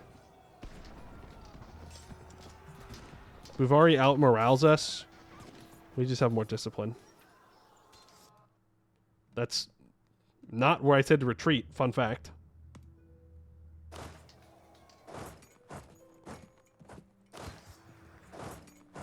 Alright, well. I mean, that's 30,000 that we can replace that they can't, so I'll take it. Obviously, I would have rather if won. But then we take out this stack down south. And those troops are gone.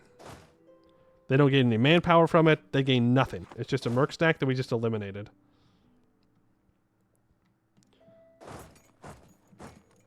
Which we'll take.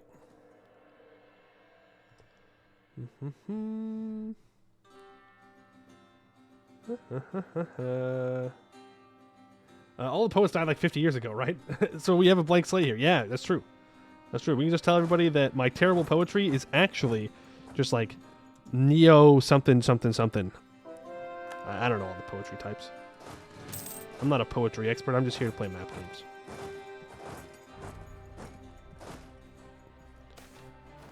Natural philosophy. I will take that inno. The troll toll. I don't really want my nobility to become disloyal right now.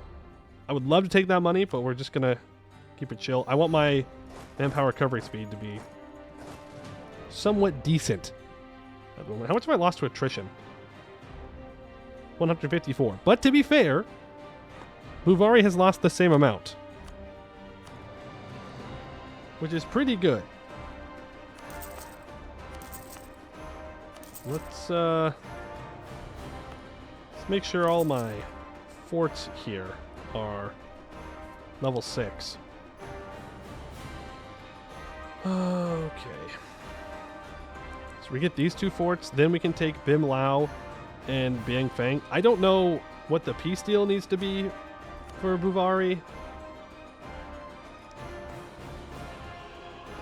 On one hand, it's tempting to just take as many forts as possible.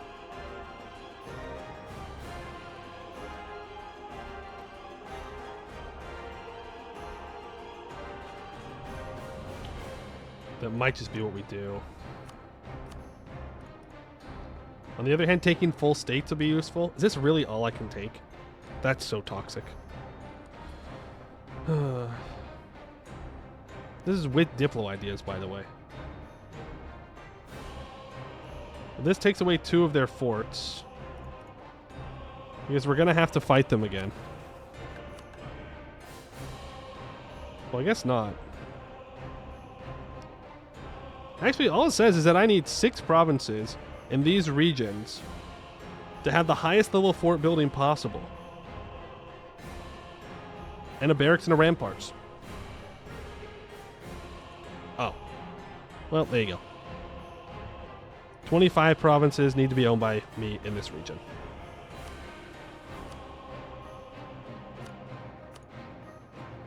And how many provinces do I actually get in this peace deal?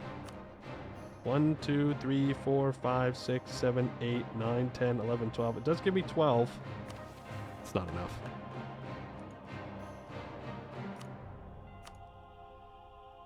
Man. I mean, I could take less highly developed land. Like, if I didn't take all of this in here, we could go... Let's see.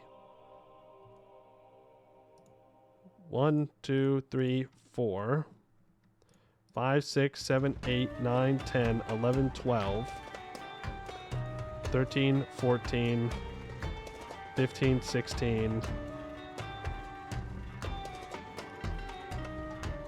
17, something like that, 18. It's less high value land, it's less forts, but it will complete the missions.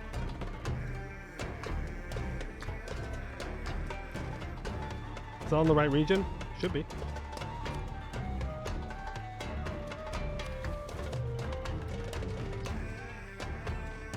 It's either Bombden or the lower Telebi. So yeah, this stuff's fine too. Kindi, Seymour, Kuang. Yeah, it's everything that we currently have claims on. Everything with claims in here works. I think it's a pretty good piece deal. Now, we just gotta, win.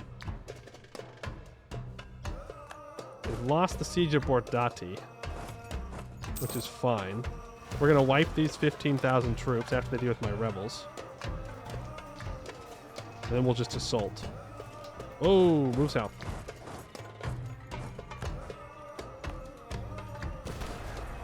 Won't assault it. Okay, we've won the siege of Bordati. Scorch it. I could try and split the gap here to move these troops south to help contest here. I think we kind of need to. Don't know if it's really realistic for me to get down there in time. Okay, they broke the siege. Perfect. I could try and contest this. This is farmlands, though. And he does have 90,000 troops on the way. This is a little nerve-wracking.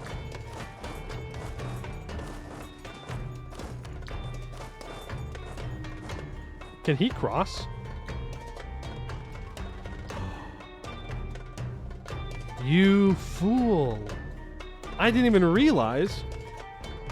He screwed himself up. He's trapped up here. He can't leave. That's true. We could take more land from Kubet Teleni. You're so right. You're so right. We could probably just take a better looking peace deal than from Bumari. You're so right.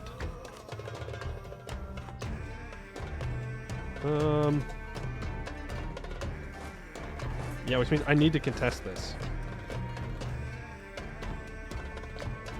You force march back up. We just want a siege. This one.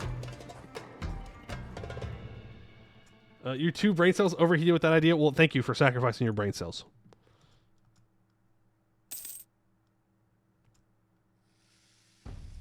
He is not going to help in this siege. He might force march back up, but it'll be too late. There we go. Push him back even more. We contest the siege. Boom. Obliterate him. He's hiring more mercenaries? That should be illegal? Hello? How are there more mercenaries? You're telling me you didn't hire every mercenary that has ever existed when we first started this war? Hello? Well, I didn't mean to take this fight. That's right. Hey, I was wrong. I think they can cross. Fun fact. They can retreat across, that's for sure. Okay, they have 93,000 troops on this urban siege. And I can walk down here. We have the time. We do need to be a little bit more careful about our carpet sieges. Now that he has more mercenaries, somehow he's hiring more. I don't know why or how he's done that. Or maybe they've been hired the whole time, but they were like hiding over here. I don't know if they recruited him out of his ally. I'm not sure. Also, Jad Empire, still getting his ass kicked. He really is just... Jad loses one war. That's it for him. Shout out to Arg Ortson, our ally, by the way. We have not participated in a single war together, and that will never change.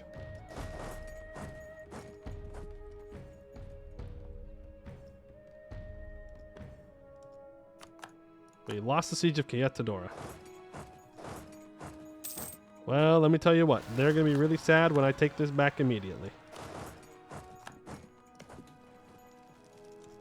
800 guys, though, one tick? That's nuts.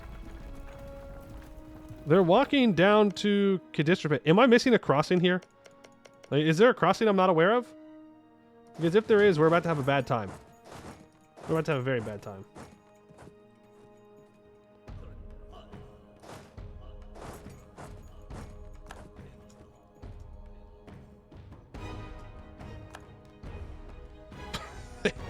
Well, all right.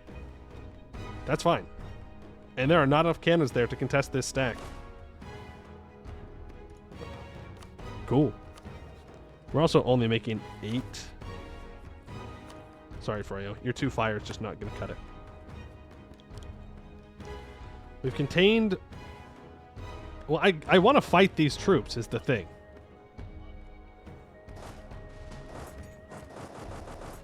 Well, I can't move here because of the forts.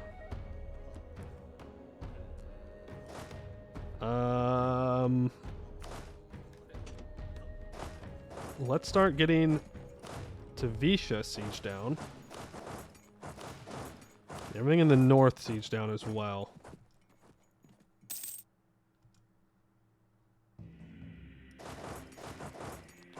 Hold off on this engagement. I'm a little nervous about this fight, that they might reinforce, but it doesn't look like they're going to. Those mercs aren't coming back. We kind of just need to hold this. And yeah, you have got to be kidding me.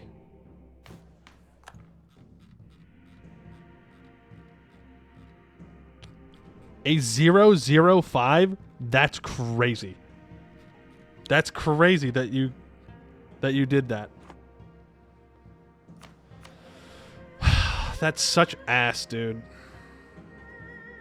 I think we just have to accept it, though. It's the problem.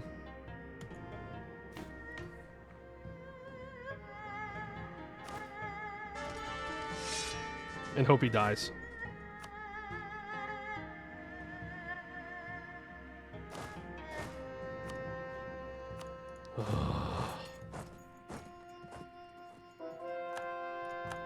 Well, there goes that stack. 005. Whatever. Remember when we had a 564 air? I remember that. I remember the good old days. Oh, supply depot here. Well, I want to go take his capital.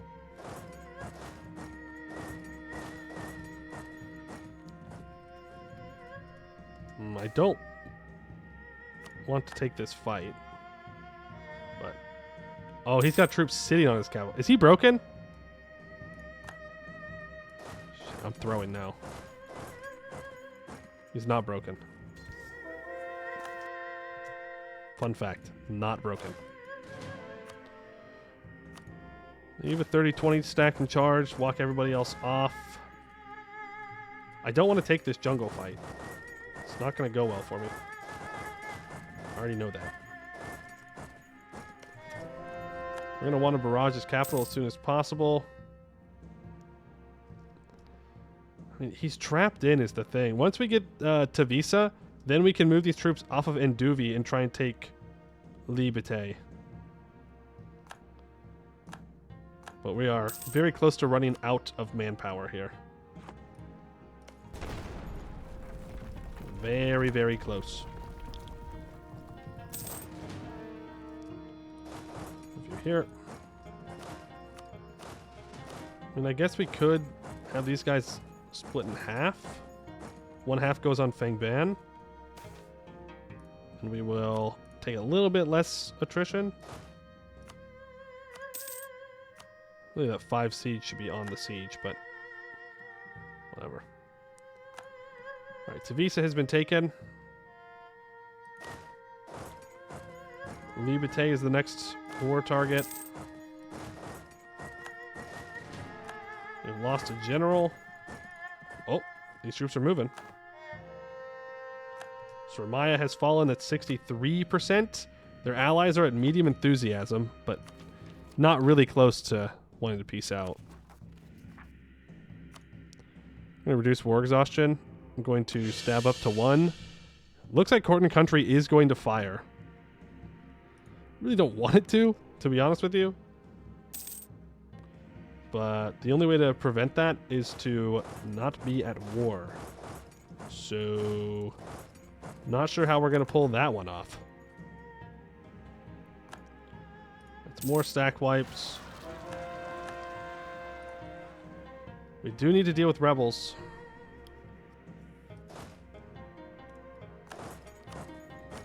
Do have to deal with them at some point.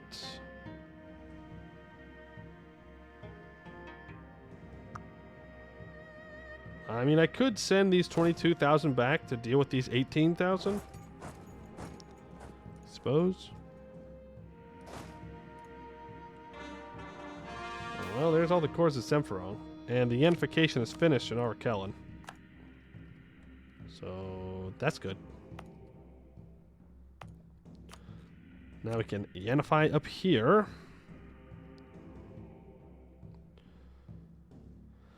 I mean, if we can just start... I don't know. Don't you guys have, like, attrition in your ideas or something? No? It just sucks to fight them because they're all... Haramari. Let's give us +1 attrition for enemies. I don't think we can go after Vanran Har. We might not be able to get 100% war score here. Which is crazy. I really hope they change how peace deals work in EU5. Like, yeah, sure. I haven't occupied your allies, but that shouldn't really matter. If I full occupied your country, it doesn't really matter what your allies say. Okay, Libete has been taken. Let's move in for a fight. This is a farmlands fight, so it's a...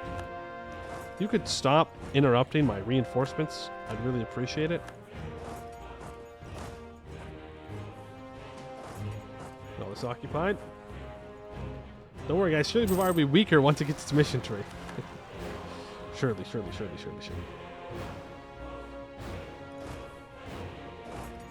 Go on, occupy this.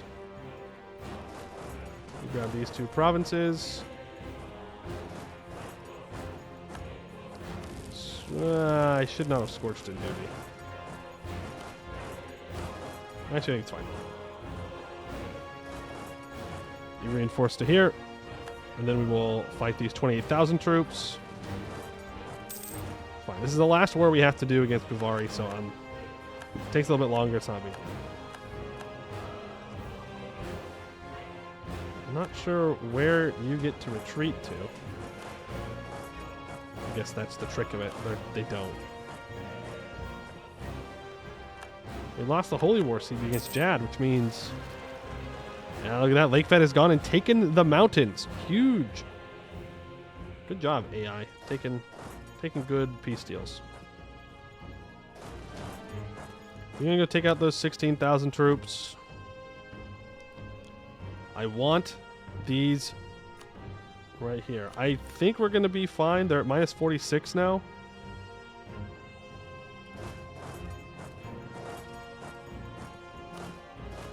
Bring you here.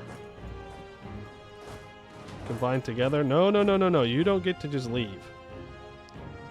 These troops go bye-bye.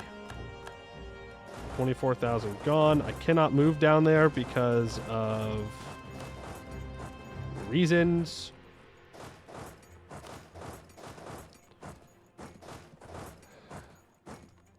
And now we just have to pick this fight.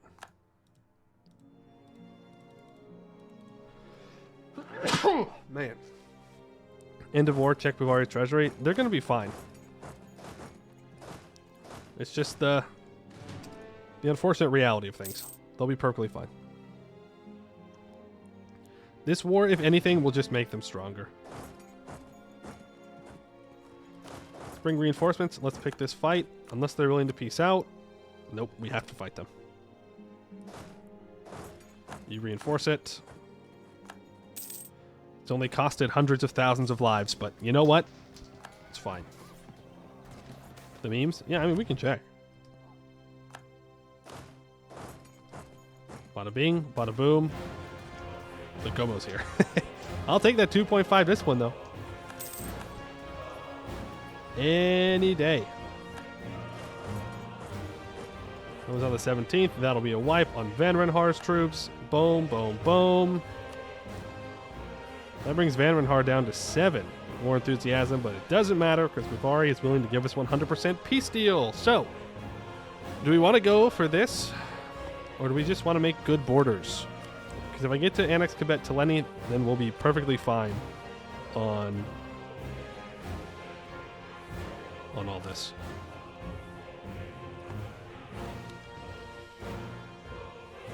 We'll go good borders? Alright, we'll go good borders. Declared for Quebec to Lenny, so let's make sure we take that entire state. We could just take up to Pruican. And just cut off the south. The other option would be to cut off Quebec to Lenny to ensure that Bouvari does not guarantee them, which is what I'm most worried about. So I think that's what we'll do.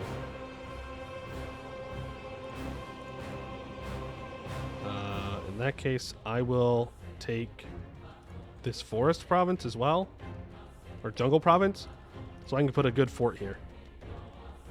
And it also prevents Bouvari from going to kill these little guys. And I can then walk through all that. Over 1 million dead for all that. All right, let's get this cord up.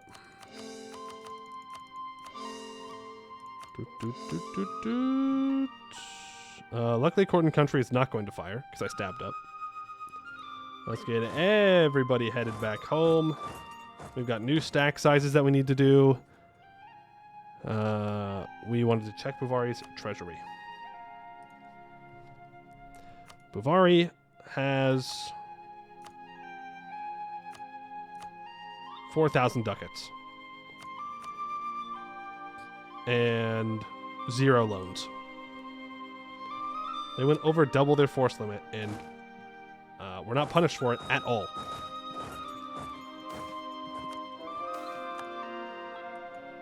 Not one single bit. We can invite a scholar? Let's do so. I think that's worth 50 admin for dev costs. And then Quebec Teleni will be our target. Now, our truce with Arakellen is up in 39. That will probably be our next war. If I had to guess, yeah, we're gonna have so many rebels here. We are probably just not really equipped to handle, to be honest with you.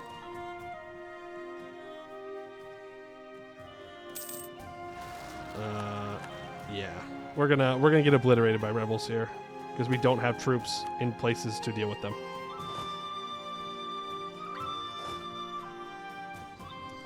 Okay, you move here as well. That just took 20,000 manpower. Oops. 30-20 stack to here. 30-20 stack to here. 30-20 to here. 30-20 to here. 30-20 to the south. Give me another one of those 30-10 stacks. And then we'll just go for 50k stacks. 50 here, 50 there, 50 everywhere. Please and thank you. And we just have a random like 18,000 troops. Which I'm going to be so real with you. I don't know how we ended up with that. But we did. You know what I'm going to do? We're going to start slackening.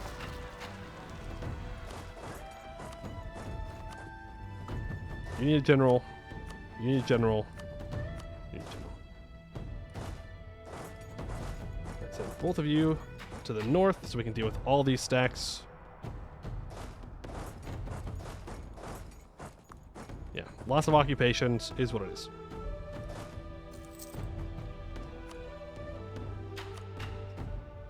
Go here.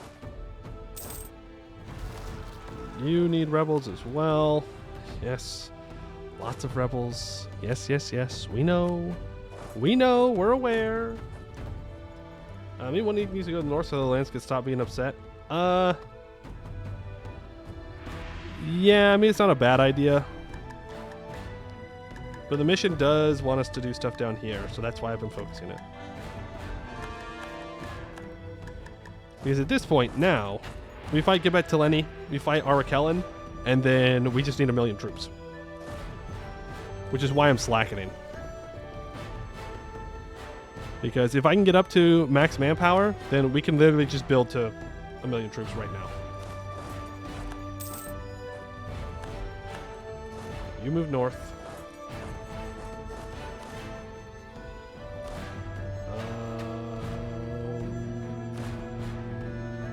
You need to go stand somewhere else. You can move up here since we have this tunnel unlocked. You can group together. You go up into the steps.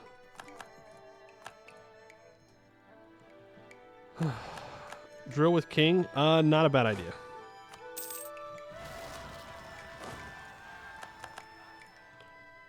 Not a bad idea at all.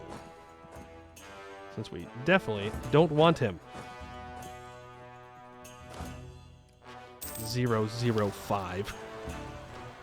005. Should be illegal to be a 005. You should just be executed on the spot if you even think about being that bad. Just donezoed. Boom. No hesitation. Gone. No hesitation, no regrets, no nothing. The Gulkber has died. Rippy dippy. Who have I not given a general to that requested a general today? Nubel, you're here, so I think 7 Beers Dweller. I think you're still on the list. 37 for a general? Scammed. Scammed. That was a lie. Yeah, I don't think you've used the request to make a general thing. There are no handouts here. You gotta work hard for your generals around these parts. Like clicking the button. Spending the points. You know how it is. We just start handing out free things and everybody wants free things. You know, supply, demand, you know, basic economics. You know how it is. Oh, see, there you go. Boom. Easy. China will grow larger. China will, in fact, grow larger. We're getting there. Well, Dahui at least. Where'd you go? 6553. Not too shabby.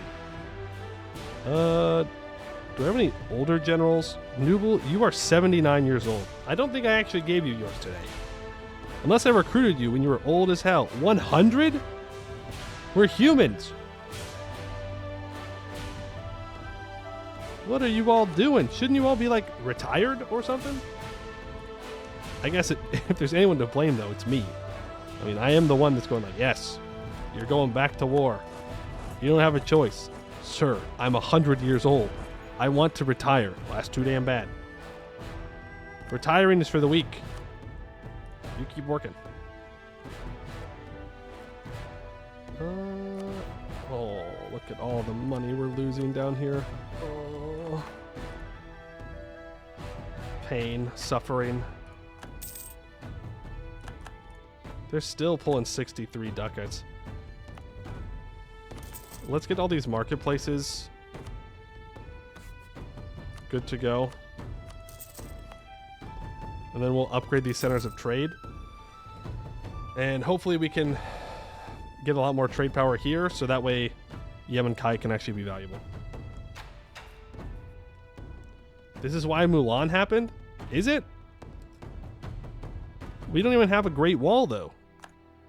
We just have a lot of little walls everywhere of non-upgraded forts because we don't really need to.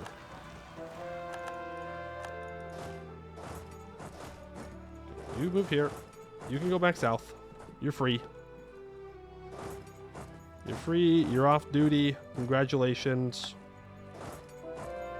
Here's my biggest hope for EU5, actually. I have a new one. My opinion has changed. The events do not pop up in the middle of the screen.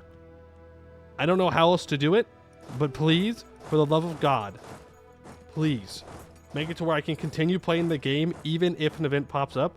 I understand that they don't want people to miss events, but oh boy. Every time I click on an event, when I'm trying to click on the screen, I lose my mind a little bit more. We have a god wall? Okay, I guess that's true. We do have a god wall. You bring up a good point. Do you consider just making the game pause on events? On all events? No, because that would slow the game down way too much. Way, way, way too much.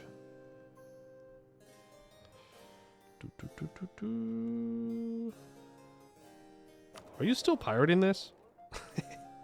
He's so mad. He's so mad that I get any percentage of trade from, like, his area. He's so mad. Just start transferring here then. No point in pulling trade if it just goes straight into pirates. Don't really make much off of that. Merchants are assassinated. Okay. We're down to 97.5. I guess it's time to take admin tech. Well, actually, no, it's not. Because if I take any kind of admin tech, we're going to not have any admin points. Because our guy is trash. He's righteous, though. At least he's nice. That doesn't make up for the fact that he's a terrible, terrible, terrible leader. But hey, he seems like he's a nice guy.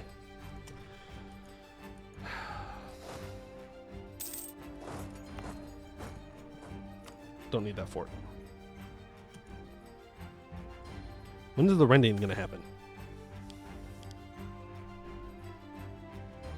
What the heck?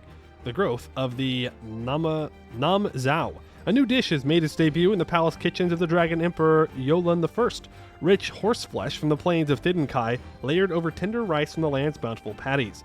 Seasoned with sublime Sikai salt, all wrapped up in fragrant tea leaves from the Zhuzhyut Gardens. The Dragon Emperor has recently taken a keen interest in the vibrant culture of his southern subjects.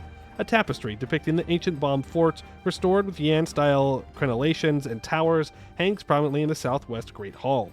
Minstrels sing bawdy tunes during the palace's late-night soirees, with lyrics from the flower boats of Zhu Sipgang sung over traditional melodies and instruments of Kai herdsmen.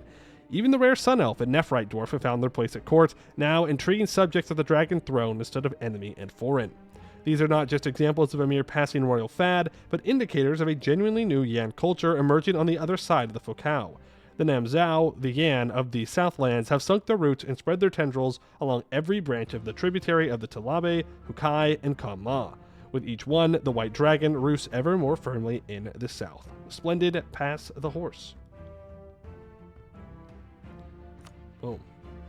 Are there enough broken temples to cause the rending? I doubt it. I doubt there are, because we fixed our temples because we're very smart. It looks like everybody is keeping their temples upkept, so there might not be a rending. We beat the rending, boys. It's that easy. The spirits simply never stood a chance. Culture map. There you go. These guys down here in the south, in Thidinkai specifically. Look at all this Sitsu. There's a lot. These are all Haramari, and these are the Bolds. The Kobolds. I should accept the Harpies. Yeah. We'll accept the Harpies as well. Just because they're not in our special accepted cultures. That's right, we own the spirits. They don't have a single chance. Nope, I'm not going to do it. I'm not going to repair temples. I'm going to resist the urge. Okay, our Kellen truce is up in 39. That is going to be the next war. For sure. Don't see... I mean, we could fight Quebec Teleni, sure. Number 1, they have a bunch of cores where we're still coring up. And number 2, I'm just not sure it's worth.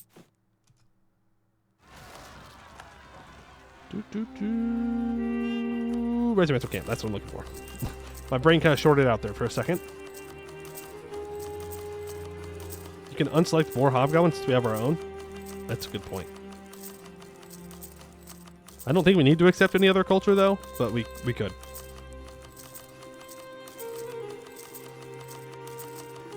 There we go. All the regimental camps that we'll ever need. Search pilgrims, that's great.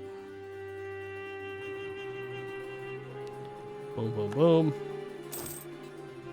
And I would like to start drilling some of these troops again.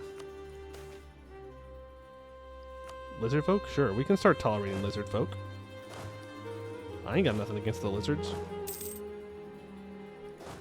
Haven't done anything to me. Hey, can you please stop the siege? Thank you very much. We'll all group together. And once we're not overextended, we'll be in a good spot. Expand. Thank you. Turn this to level 3. Level 2. Level 2. Level 3, I need more money. And the more control we can get over this node, the better. Right, we do have some rebels, but as the rest of these are finished coring, then we will not anymore. So let's just drill, baby, drill. Just get our professionalism, at least counteracting the losses that we're taking on it. And yeah, that's it. And get army drill. I don't think we're going to have to fight Buvari ever again. I hope we don't have to fight Buvari ever again. Van Renhar would re-ally me. Sure. Build more light ships? No, but you did just remind me. We have not upgraded these light ships. Well, sure, why not?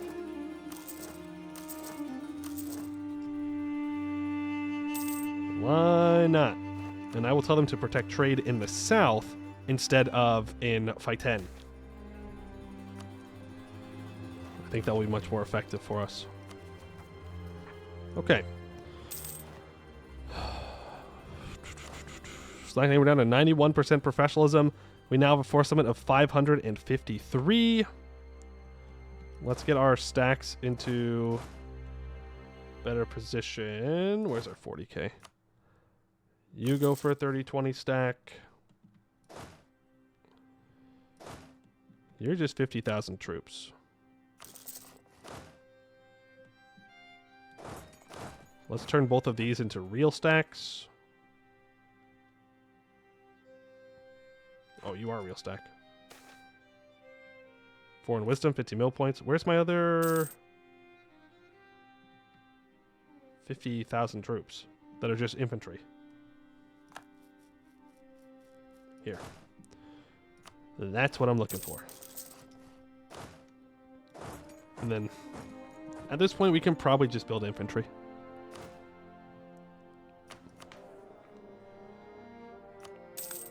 Can I get level 5 advisor, please? To at least try and offset all of the terrible things that are having a horrendous ruler brings. Discontent has been sown. Stop drilling. You need to walk over.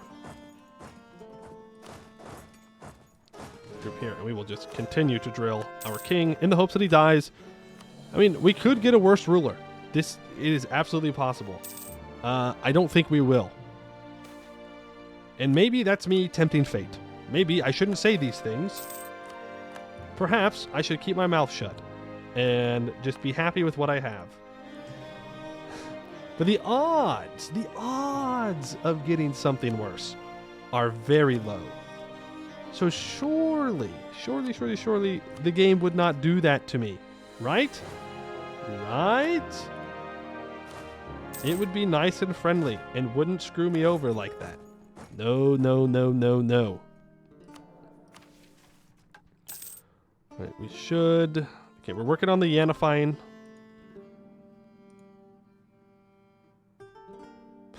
I'm one province short. That's okay. We're going to kill Quebec Tileni after Arakellen. Not a big deal. Technically, we don't have to fight Arakellen. Technically. We have what we need from them.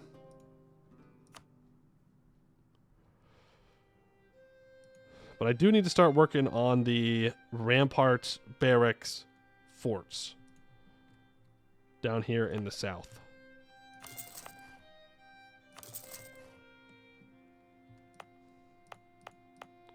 And these two are next to each other, but that's fine, I guess. Is this in the Bomden region? Yes, it is. The level 6 fort there. Quebec Tileni will bring us the rest.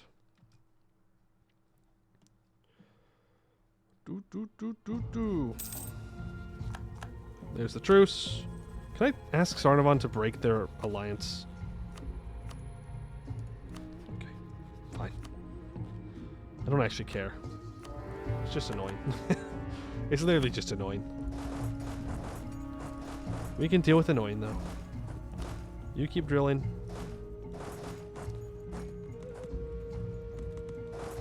Let's do the same thing we've done every single time we fought Sarnavan. Jet Empire.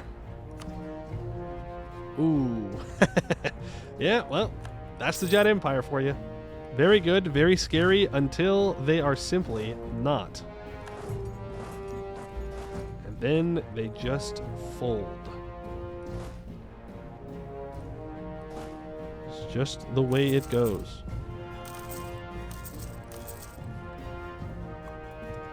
Alright, do I have an extra general line around? I do now. And they are going to drill. Okay, so Arakellen into Quebec Tileni, and then that's all the wars we need. Then we just have to wait for Yanification edicts in the south. Because I don't need Yanification in the Bomden region. Yes, I do. Yes, I do. Frick.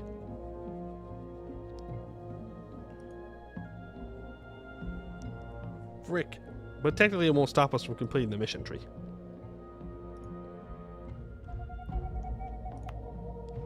For being specific.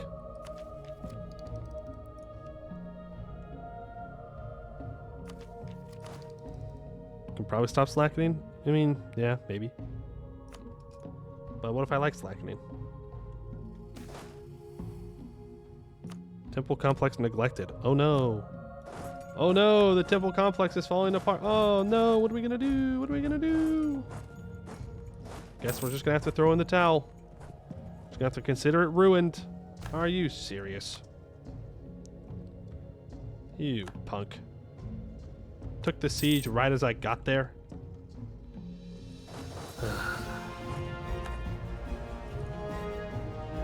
We're good? No rebels? No rebels. How many resources have you found with all that drilling? 0, unfortunately. Yeah. Not very good drilling, if you ask me. Not at all. Really got to reconsider how we're doing things.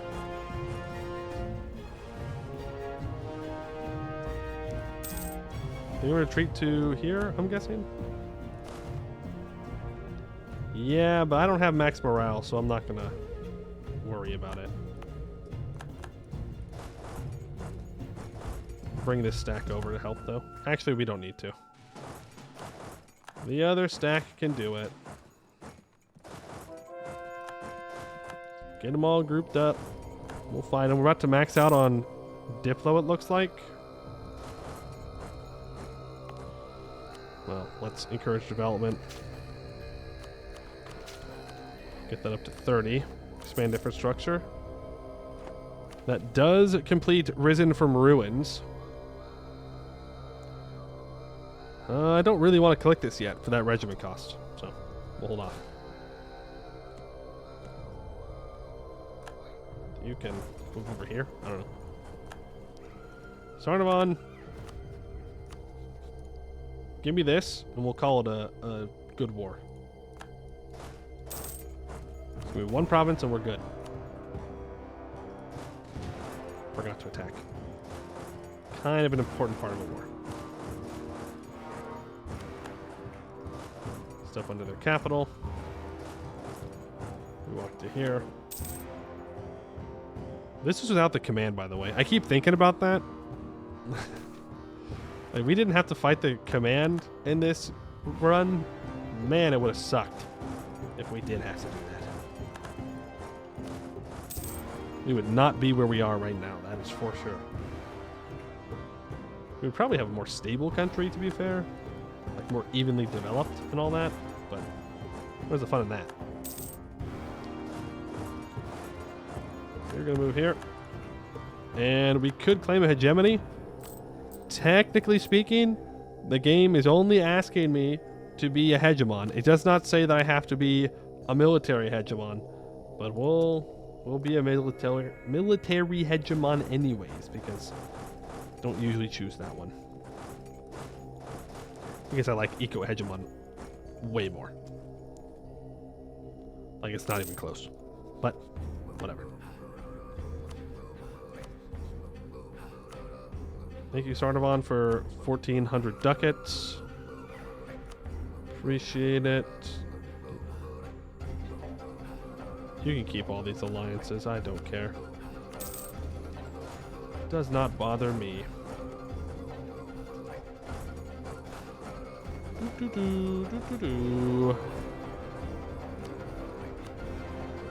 Okay, Arkellen. I need full states. And I do want this center of trade.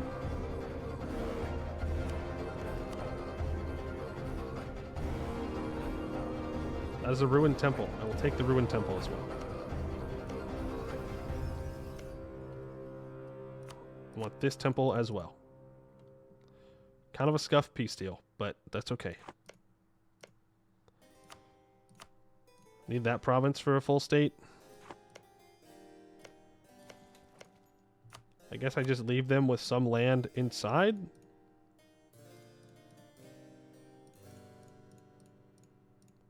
Oh, really? Boo. Boo. Boo. Alright, we'll take the northern stuff.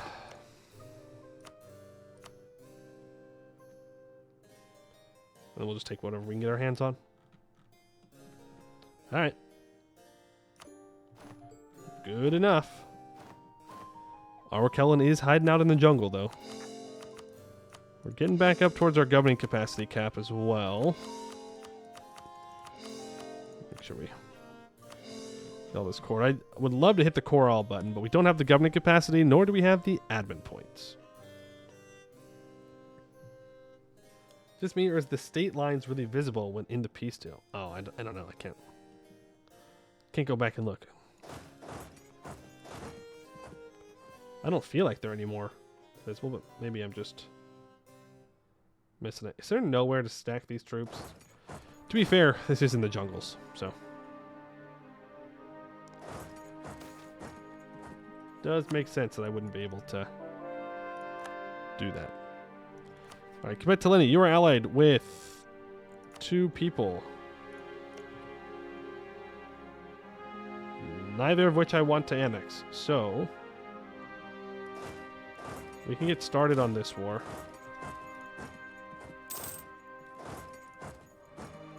When are not truce? When is our stuff done?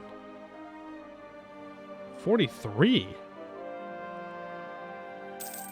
Why does it feel like it's taking longer for my cores now than it did early on in the game?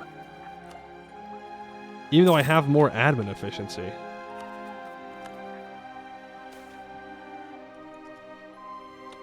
Whack. Whack-a-doodle-doo. Flying gongs. I do not want to lose admin points. More dev. I mean, yeah, I know it's more dev, but like my admin efficiency is scaling as well.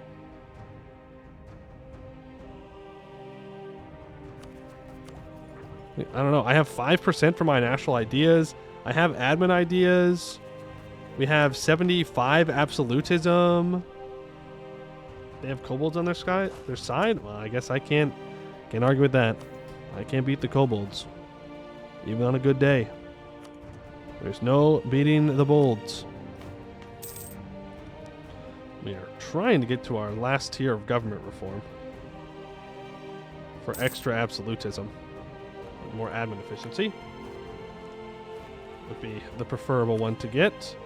Let me declare war. I'm assuming I can't full annex Quebec Teleni. It's so close. Actually so close. Declare war for Lapton Amrik. If I make this the war goal, I'm hoping that that is enough to make a difference. Now we'll just wait to see if we can get access to people.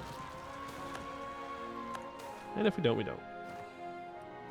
Okay, hold on.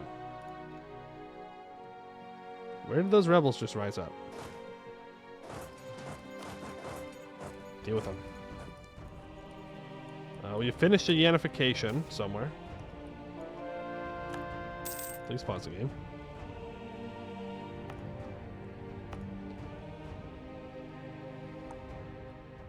Alright, well, half state this. Yanify it. And then we need to start Yanifying the Bombden region as well. Whoa, whoa, whoa, whoa, whoa, whoa, whoa, whoa, whoa. What do you think you're doing there, my guy?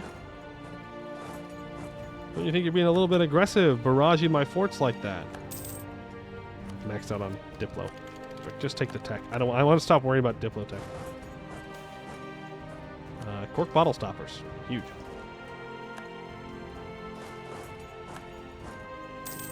That's taken care of. Well,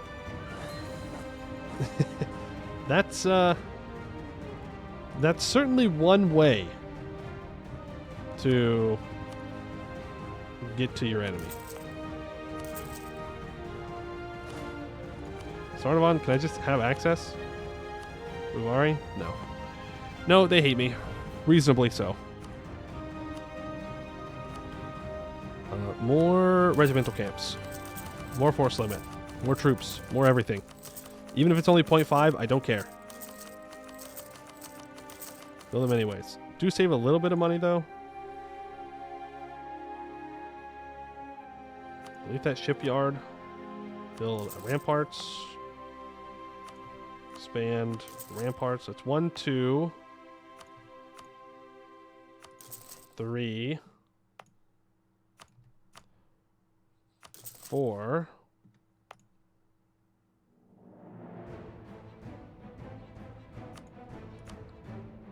5.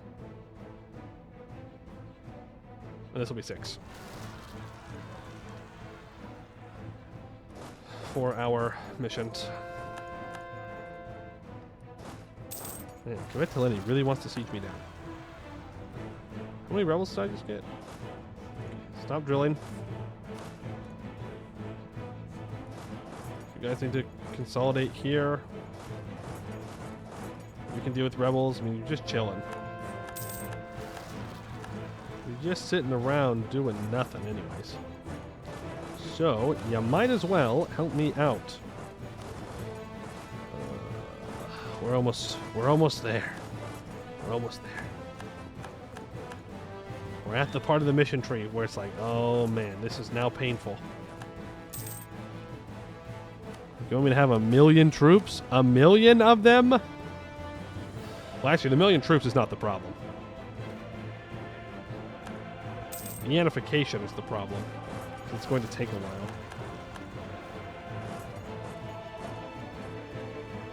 You two need to move back down south. That is this war completed, it looks like.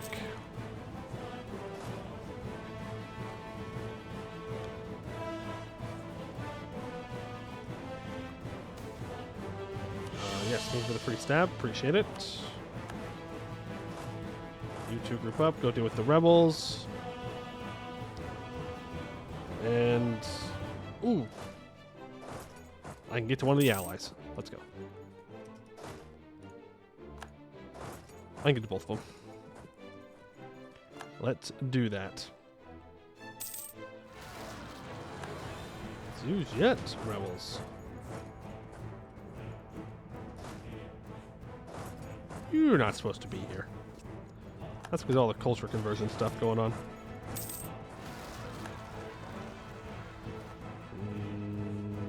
Bring Natarak rebels. Okay, go deal with them.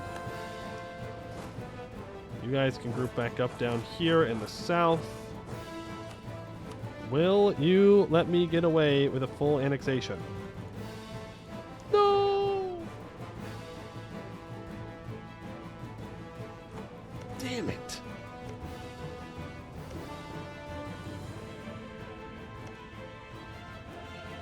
That's so sad. That is so sad. I'm not at my governing capacity yet? Nope. How much war score is this? 10? I need 1%.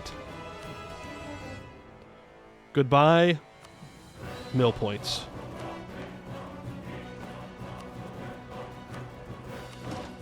Harsh treat them. Give me the absolutism.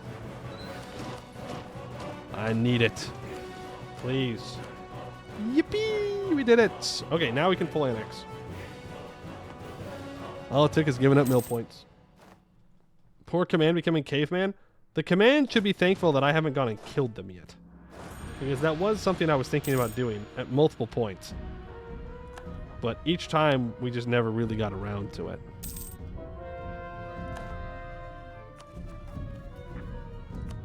So, really, they should be thanking me.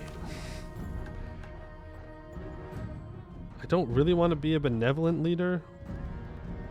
Battleship Howe? I'm so sorry. You were a good general, but you must be purged. You were being disloyal, apparently. Can I prove this? No. Do I have to prove this? Also no.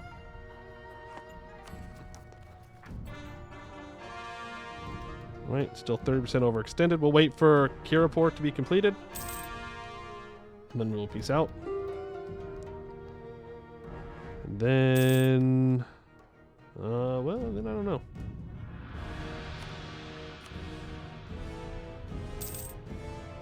Come on. Actually, I'm just going to peace out now. I don't want to risk him developing. And then I can't peace out. We're right underneath our governing capacity now. There we go. Beautiful. Okay, so I believe that's all the land that we're going to need to take. I need more governing capacity, so let's get all that built up. Because we have to half-state a bunch of stuff in the Bombden region. So that way we can culture convert it all. Then we're good. I think. Rip that manpower. Up to 597 force limit. You come back down. I don't think we need to do any more wars. We're good on the war front. Yanification finishes in Kom Ma. And we can complete push to the Kuran Yana. The Bomb have been under the illusion that their forts, guarded by the living and the dead, will forever ensure their independence. They did not learn their lesson from Jaher when he strode triumphantly into the great necropolis, so they must learn from us. We shall tutor them with gunpowder and cannonballs. Permanent claim on the Bombden region. We get a claim on Semperong and Fengban areas, and we get permanent claims on a bunch of other stuff. For 25 years, we get 15% siegeability and +1 artillery levels available versus fort. Then we have man the forts, which we are still working on. Apparently, I can take Miltech early here. Let's do that. Let's take Admin Tech as well. Upgrade our cannons to howitzers. Sure. We're not going to drill until we're done with all these rebels, and then we can drill to our heart's content, except for these guys. These guys drill, and people with our leader drill. You need to come back home. Same thing with you. Do not want to restore temples. Stop telling me I can restore them. I don't know if the rending's going to happen. It's 1643. I'm just not sure if we're going to get there or not. You move in. I clicked on the wrong province. Stalin is re-elected emperor. Jad is having a moment. That's one way to put it. And look, releasing Zaka. What a play. What a play by the AI. Funny, funny, funny. Didn't I have more than one rebel rise up? I guess not. Well, I guess Zaka was the true chosen of Suriel the whole time. Was just lying in wait. Yeah, Jazz getting dunked on. But hey, that's how it always is, right? Jad, ooh. Money for professionalism? Yes, please. That's how it always is. Jad is strong and scary until they're beaten, and then they're not strong and scary anymore. All I have to do is lose one, maybe two wars. Maybe. And they just kind of fall apart. More force limit. Even 0.1.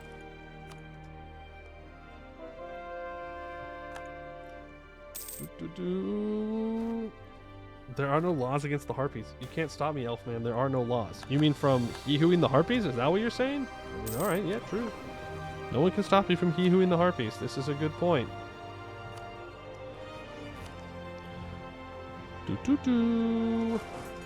Rebels, please.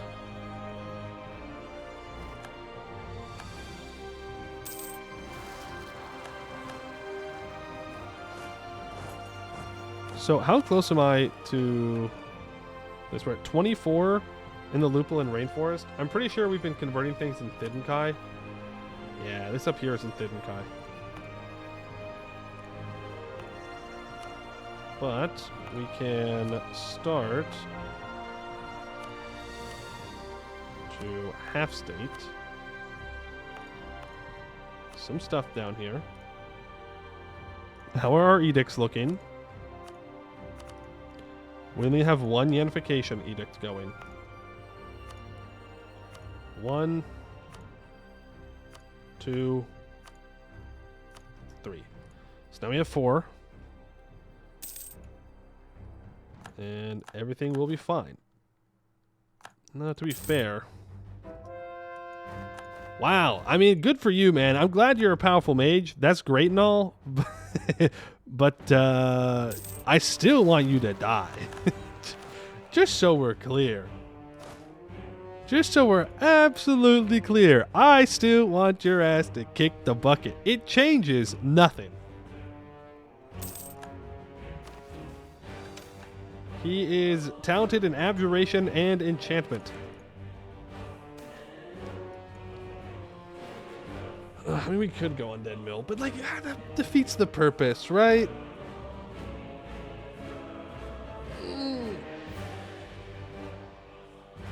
You underestimate his power. I don't think I do.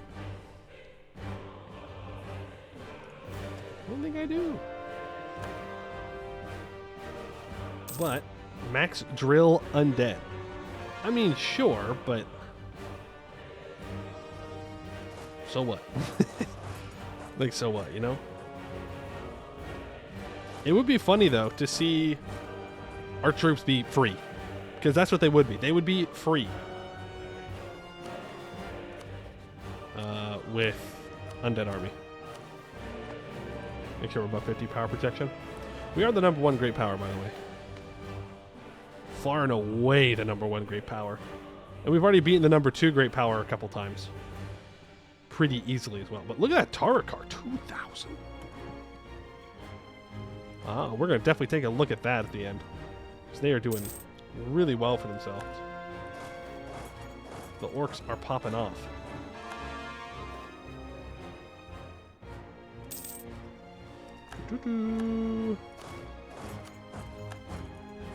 Okay. How much governing capacity do I have to play with? Not a whole bunch. That being said, this needs to be stated. Stated. Stated. Well, actually, it doesn't even matter if we go over our governing capacity at this point. Like, it's not the end of the world. We can do whatever.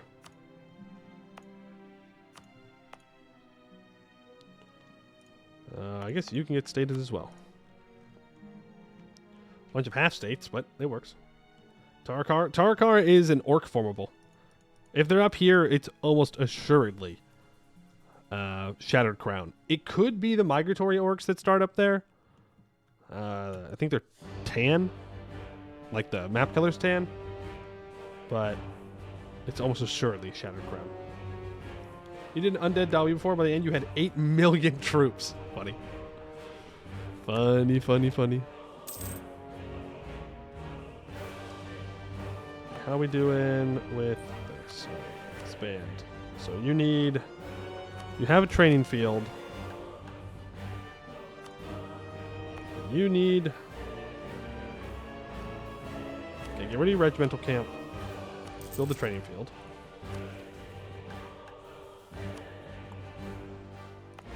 You need a ramparts, it looks like. You have a barracks, so let's build the ramparts. I'll do for that. So it's going to be 1, 2, 3, 4.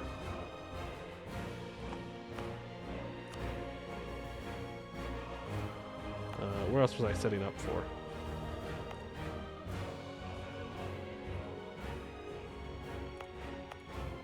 So here? Yeah. It's going to be 4. 1, 2, 3, 4. I was setting up here. 5. Where do I have ramparts? It's going to be easier this way. 3, 4. 1, 2, 3, 4, 5, 6. These are the provinces. You need a barracks. No? Wait, was that already done? It says I only have 2. Is that a different region? Frick! It is in a different region. God dang it. Okay, fine.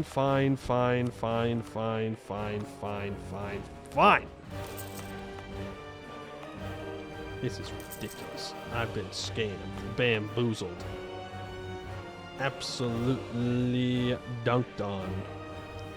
Encourage development. A little bit of tech, or dev is what I meant to say. Boom, boom. Build the training field first, then we'll build the ramparts. I was about to tear down a school for a fort, and that's pretty on point for American. Look, we have our priorities in Dahui, all right? We know what we're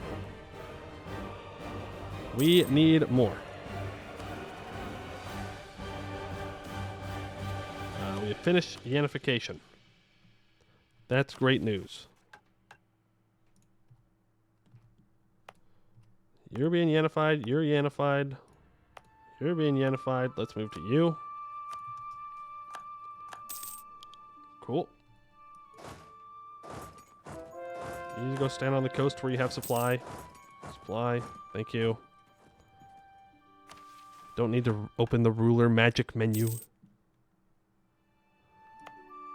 What I need is for these stupid things to be built.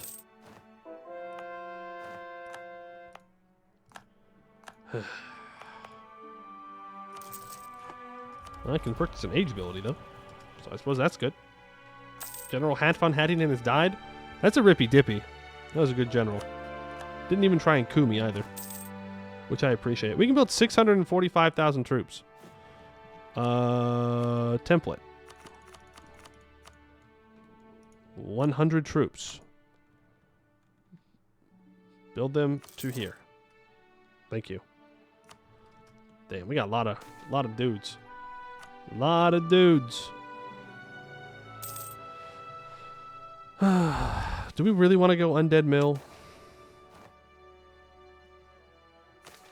It would be kind of funny. I'd have to get up to Renowned, though. We can try. Even if we don't do it until after we click the last mission, we can see what happens. See if we can get our force limit up to. We don't even have quantity ideas. Goblin Cartel Blackmailers. We'll start to tolerate the gobos. Why not? Oh, look at this way. Either he dies beforehand, you basically haven't lost anything, or you get the thing. Yeah, that's true. This is a good point. Cannot argue with your logic there. Okay, you have everything you need. Build a state house. That also is something that I should consider building. It's just state houses. It'll at least save us a little bit of admin or government capacity. Isn't Undead Mill terribly bad if you aren't a lich? Yeah. I mean, I don't know about terribly bad. It's still good.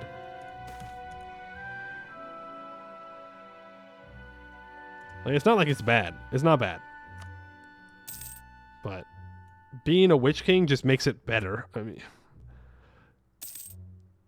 just way better. Because you get the extra discipline. Newborn daughter, a 244. Honestly, I'll take it. I will take a 244. And our consort's pretty good too at a 344. All of our generals are dying.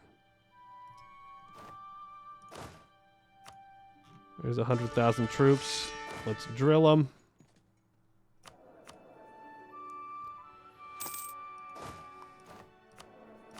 Force limit 645, which means we can go above that pretty easily.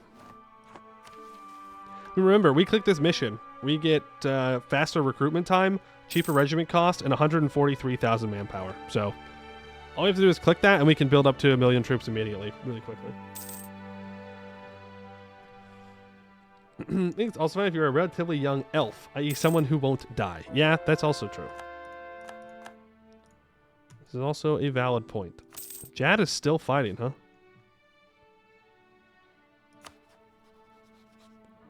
Wait, Van Renhard declared their own war? I thought they were just at war with Jad with Ayar Hashar.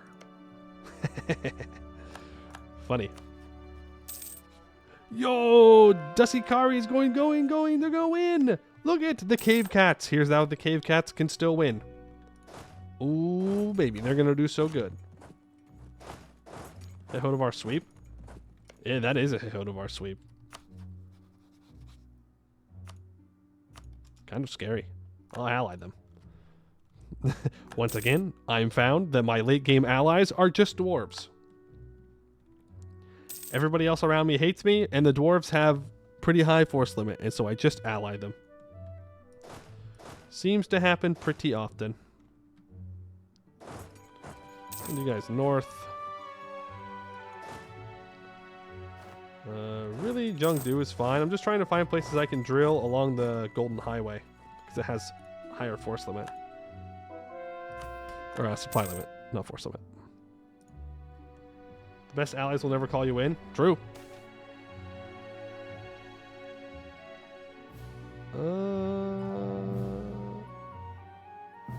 That's fine. Sure, if you want to give me 10 prestige for 3 provinces, I will accept that. I've got no problem giving out maps in this case. Now, if you could request more maps now that I've lost prestige, I'd appreciate it. You can drill. You can drill. We're already back up to 100% professionalism. We got a couple of events. We got that +1 professionalism event, and we have.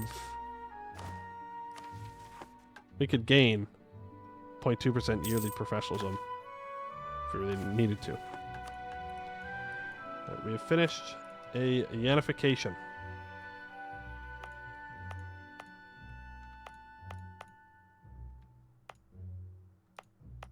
Did we just finish 3 Yanifications? Yes, we did. And we can complete it as well. Blood of Pirates. The Pinghoi pirates claim to have descended from a Zhujiat queen who absconded with a massive armada and established her own buccaneer kingdom in the south. Their silly royal pretensions aside, they are to be respected for having established a powerful Yan presence in the southern seas. Granting them mercantile and toll rights in every river of Lupalan will help bring their influence from their islands into the interior. We gain 15% national manpower, 15% manpower recovery speed, minus 25% cultural conversion cost, 15% governing capacity. Speaking of governing capacity, we can get 250 more. And we can core everything. Well, not everything, clearly. But we cored a lot more. That means we don't actually need this Yanification edict in the south. So let's turn it off. Let's focus on where we need it. Which is, you need a Yan policy. You need a Yan policy. This does not. This is a different area. You need Yan. You need Yan. 1, 2, 3, 4. Good. Now I need 1 province with a level 6 fort and a ramparts to have a barracks built. Do you have a barracks built? No, you don't. So once this state house is completed, then we will be good to go.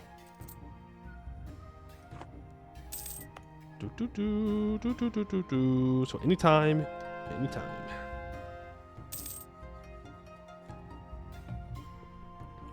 It has the training fields? You're right. You're right.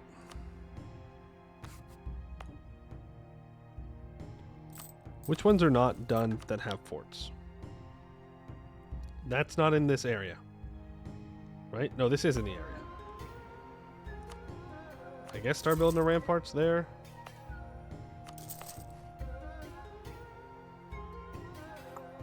Regimental camp. I guess we just have to wait for this to be done.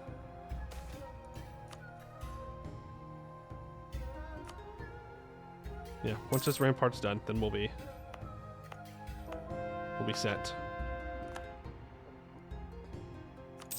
Get rid of the school, build a ramparts, just in case we need more.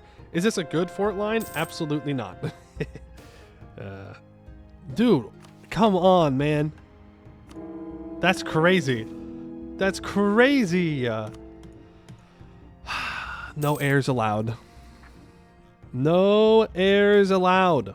I don't know if you guys have heard. It's actually illegal for us to have an heir. Mm-hmm. Yep. New law just passed.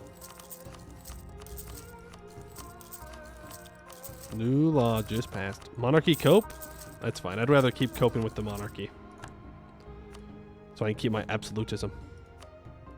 I'm an absolutism fiend. Not that we need it, but actually, it has been good to have. Acting superior to republics, and the minute they get a bad heir, they rage. Well, you can just keep disinheriting. And to be fair, what you should do is just choose States General every time. But we are locked into our tier 6, so we cannot. Well, as I said, you need to take States General, and then you're just better than a republic. Except maybe dwarves. Except maybe dwarven republics. Because that was kind of cracked. But to be fair, Anbennar unbalances a lot of things. Yeah, what's new? What's new? Manufacturing spawned inside, you know, this tiny fucking nation over here. Whatever. Look at that development. That's gross. It's gross that it's all yellow. That's because of holds. Mod exclamation point Anbennar will get you what you're looking for. I will not restore the temple complex. I don't care. I would like the rending to fire if we possibly could have that happen. That'd be great. Lizard folk homesteaders. We received a petition from a group of local administrators in Jianuxi who report that what began as a small lizard folk homestead several decades ago has grown into an independent settlement. Led by a charismatic Naga matriarch who has managed to attract a number of followers, the village maintains a boundary wall and only allows outsiders into a designated trading square. They generally prefer to remain aloof and secluded, largely speak their own language, and enforce territory disputes strictly. The peasantry are split. Many are content to trade with the settlement and praise the quality of their goods, but a large and vocal minority object to the presence of a community which claims surrounding land, albeit legally, and refuses access. There have been several small scuffles between locals and the lizard folk over pasture rights and the common use of water sources. The administrators who made the petition also point out the lack of legal oversight over the goings-on within the settlement. They urge you to at least force the settlement to open for traders and inspectors. The settlement can stay, but they cannot deny access to our officials. We cannot abide this foreign presence in our territory. Disperse the settlement. We gain 1,300 crowns. Or the status quo is fine.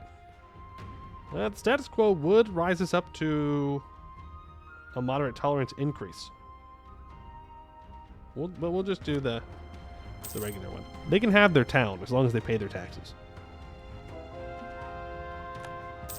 I really just want taxes. Now, would Dahui do that? No, Dahui would probably go in and execute every single one of them.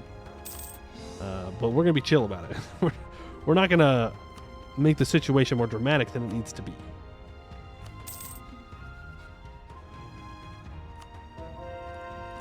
My name is Arakellen, and I do one thing. I ally Buvari. All I do is ally Buvari. That is all I want to do. I mindlessly click ally Buvari every single game. Every single time. No matter what. The first report. Curses. Not again. My friends exchanged wary looks as our ball descended the dark and claustrophobic spiral staircase. Losing the ball inside the High Temple was not an unusual event, but each instance proved to be a nerve-wracking ordeal, shrouded in the chilling darkness below. Despite our hesitance, we ventured into the foreboding High Temple to retrieve our lost ball. Deep within the dimly lit hall, we finally spotted the ball and hastily turned to leave. However, we already knew it was too late. An unsettling sensation crept up my spine, but before I could ponder it further, I rushed to catch up with my friends, climbing the stairs frantically. Just as I was about to escape the last of the shadows, a sharp pain shot through my ankle. I spun around in horror, only catching a fleeting glimpse of a malevolent grin retreating into the darkness. My heart pounded in my chest, and a primal fear overcame me. I let out a blood-curdling scream and sprinted up the stairs, not daring to look back. My breath was ragged as I raced straight home. Upon my arrival, panting and terrified, my mother brushed off my claims, dismissing them as childish imagination. My father scoffed, attributing the scratch to a stray animal. However, my grandmother, her eyes hollow and distant, whispered with eerie certainty, "They are coming, and our time is running out." The weight of her words sank deep into my soul, leaving me trembling with a sense of impending doom. Unsettling, right? Reports like these are coming in from all across the realm. It's crazy, though, to be a parent in a world with actual spirits and gods and demons and devils and monsters, and your kid tells you about this, you're like, you're being dramatic. I'm sure it was just an animal. It's like, what? Hello? What do you mean? Like, no, I'm pretty sure the kid's telling the truth. I can build 100 more troops. I don't know. It's always, parents are very dismissive in Anbennar, it seems. Very dismissive. Weirdly dismissive. It's one thing to tell a kid they're being weird in the real world when they say they've seen a monster. But, yeah. There's no American climate change? No, more like be America and saying that there's a bear outside. Do you want to know what happened to all the bears in America? Do you want to know what happened to wolves in America? There's a reason their population numbers aren't too hot.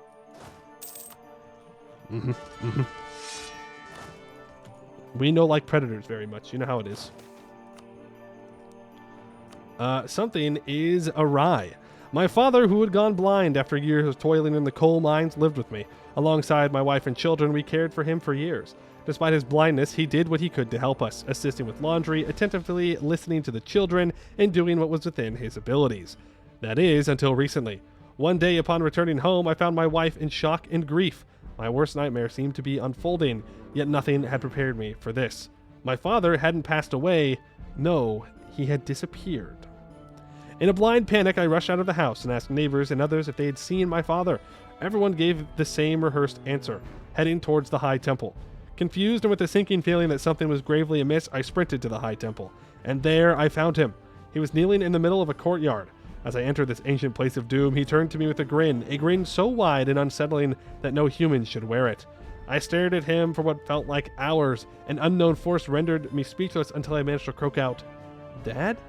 In response, he stretched his grin even further, his eyes turning black, and a transparent aura enveloped him. "Realms fall, rulers perish, and Hellas will rend like cloth in the wind," he exclaimed, his voice a cacophony of pent-up anger, vengeful desire, and lustful sadism, as if thousands were speaking at once. After this, he briefly regained his composure and collapsed to the ground like a puppet discarded by its puppeteer. I caught him, and as I attempted to carry him out of the High Temple, I felt as if thousands of eyes and voices were watching and whispering to me, indistinct but clear in their message. Something is awry, and this is just the beginning. We need to stay on the lookout. We should probably stop drilling. Should probably stop drilling. Not you. I'm still holding out hope that this guy's gonna die. I'm still a believer. He's gonna kick the bucket, I believe.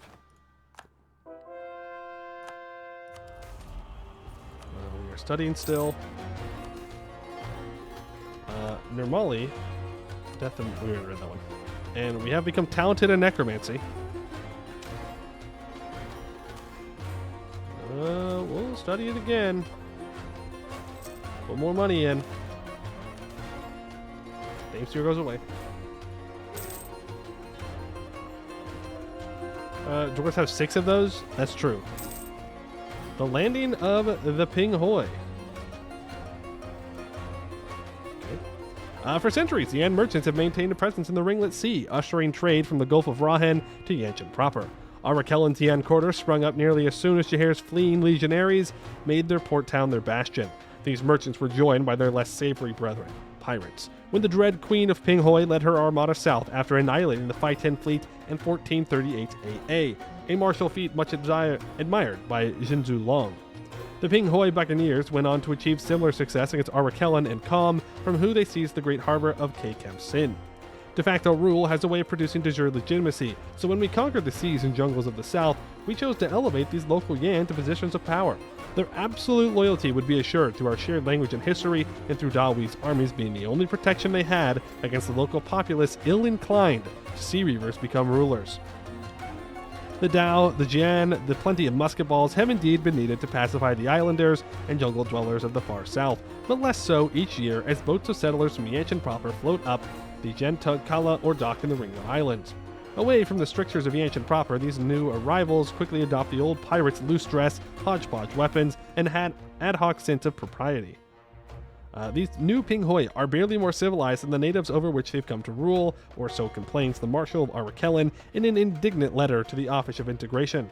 However, their efficacy in taming the interior and its inhabitants has been illustrated in the rapid decline in rebellions in the interior and booming trade from these districts. Great forests of teak have been clear-cut to make way for rice paddies, the timber floated downriver to our mills and workshops. Exotic animals have found their place in the homes and kitchens of aristocrats, colorful birds, terrifying snakes, and succulent arachnids. Even 5 of the exquisite women of Taga Patung arrive in the imperial harem, gifts from the local chieftain. Uncouth as they may be, these Pinghoi have been hard at work bringing Yanshen to the far south, and the far south to Yanshen.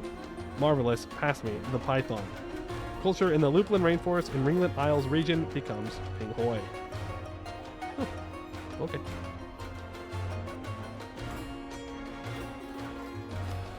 And we can complete Man the Forts. The Kuranyana is the great divider between Rahen and the rest of Hellas, crossable only at a few key points. As we prepare to launch our invasion across the river, we should be sure that the rear of our armies is safeguarded. For 25 years, we get 25% fort defense. And now we are waiting for, well, that, actually. That is exactly what we were waiting for. The rending of the realms. For millennia, the High Temple stood as enigmas constructed in a bygone era by a realm long faded from memory, their true purpose shrouded in mystery. Over the ages, philosophers wrestled with the meanings behind the intricate inscriptions, sages sought to untangle the prophecies they held, and the cursed dared to harness their power for their own ends. And with every endeavor, they cast yet another pebble onto the temples, each one adding to the countless others, slowly cracking its shell, for a single pebble accomplishes nothing. 2 achieve little, but thousands of pebbles make a difference. A scratch evolved into a crack, and a crack into a wound. While a lone wound may evoke little concern, enduring thousands of wounds is insurmountable, much like the fate of the High Temples. Already weakened, these temples crumbled swiftly, eroded by time's inexorable passage, both in a tangible and abstract sense. Even the most robust walls of the pristine temples succumbed to the torrent of thousands of spirits, suddenly reinvigorated after aeons of imprisonment. The High Temple shattered, a deluge of spirits countless in number flooded the streets as if a supernatural tide, rending lands and engulfing nations. From towering peaks to shadowed valleys, the landscape teems with spectral entities. A veritable invasion as spirits both minute and great converged, driven by a singular purpose, evading the confines of the High Temples and being free once more. And so Hellas descends into chaos and fear. Spirits inhabit every nook and cranny, some benign, though most seem to hold an inexorable aggression towards those that dared to suppress them for so many aeons. While the spirits reap what we have sowed, our people react in a multitude of ways, spawning doomsday cults prophesizing the end, or rallying against the state's paralysis due to the rending and demanding action. Yet the majority quiver within their homes, a deceptive sanctuary, as the rending affects everyone and reaches everywhere. May the ancestors guide us and guard us. We will take a hostile stance towards the spirits, restoring temples and warding spirit domains. The Empress Temple complex has gained devastation. Many temples will sustain serious damage. We get angered spirits for 2.5 in legitimacy reduction. Now, I do think we get a special, at least I've been told, we get a special event with these guys. So we'll see what happens here. Oh, we even got some spirit swarms up there and over here. Scammed. Actually scammed. Let's get our consort military command. What are the different attitudes? I think there's just hostile and helpful, right? There might be more. Might be wrong. But we don't want to suppress the spirits. No, no, no, no, no, no, no, no, no. Oh, Kurinyana returns. It began like a whisper, a mere change in the winds, but the signs were unmistakable. Something disastrous was afoot. At first, the river seemed only to slow, and then the languid current stilled entirely, and the unthinkable began. The mighty Kurinyana reversed. Its rushing currents flowed up, up, up the God's Wall, into the peaks in the heavens beyond. The whisper grew in intensity to a roar, and the unmistakable sound of raging water as the ground began to shake. Unrestrained animals fled uphill, paintings fell from walls, and urns shattered in homes as an ominous deep cracking could be heard from within the greatest likeness of the high gods anywhere in Hellas, as if the mountains themselves were breaking. Then all was calm. The shaking stopped, and the loud roaring of churning water quieted. The river had become completely still, as if frozen in time without flow. And then the God's Wall erupted, its 10,000-year visage shattered out into the air above the Shamakad plain, water and stone crashing to the ground below in a cacophony of destruction. The 1,000 carved deities of the God's Wall were swept away before the flood, and locals in Mordovad looked on in horror as a leviathan crested the waterfall, descending on them from above. A vast blue catfish, glowing in ethereal light, rode along the top of the flood, pouring out of the God's breach, propelling the torrent of devastation before them. The great spirit Kurinyana has returned to Rahen, and all would know he was here. Something is awry in Hellas. We lose 1 prestige. All provinces in this group will gain 30 devastation and lose 5 development. Yanhee's offered. I believe this is our special choice.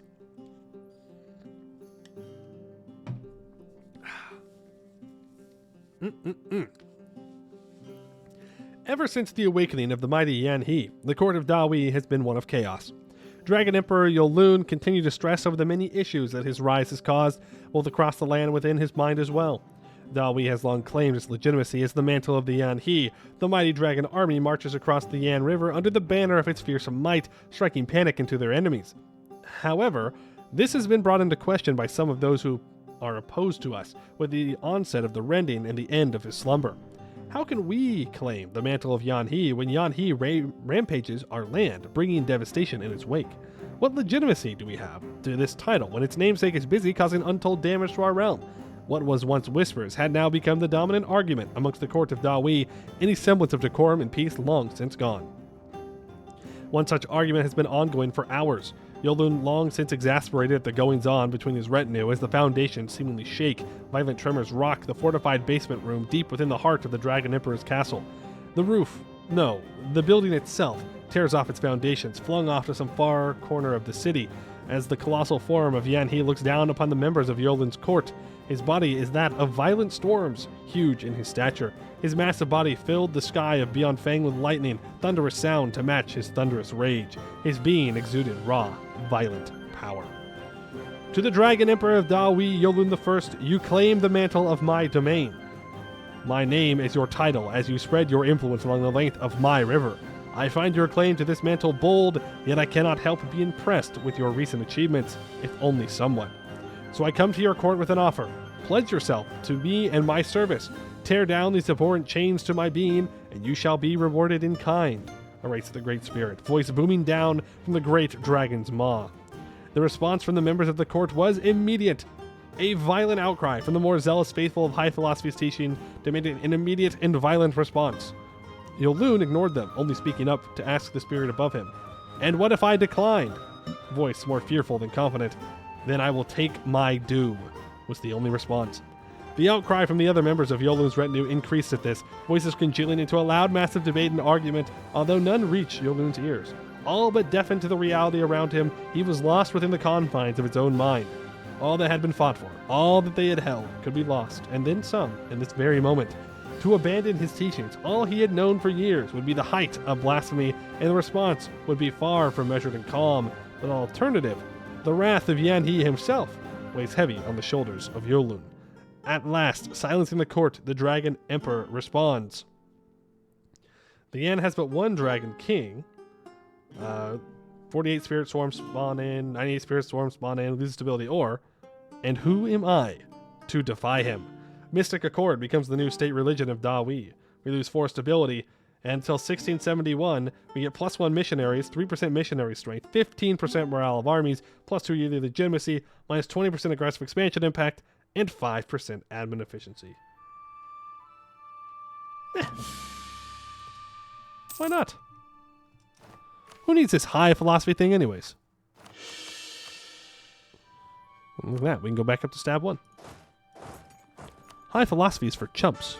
And we're not chumps. Alright, so we've now converted on over to Mystic Accord. Now, almost the entirety of our country is not Mystic Accord, but it does not matter because we have a very nice, what's it called? Government reform that makes it to where it doesn't matter if we have wrong religion provinces. It's kind of knew that this was going to happen. I don't know if there's anything else for Dahui, but you do have the option to swap religions when this happens, which is, pretty cool. Plus, when a giant spirit comes and says he's going to kill you if you don't, bend the knee, maybe just bend the knee. Might be easier that way.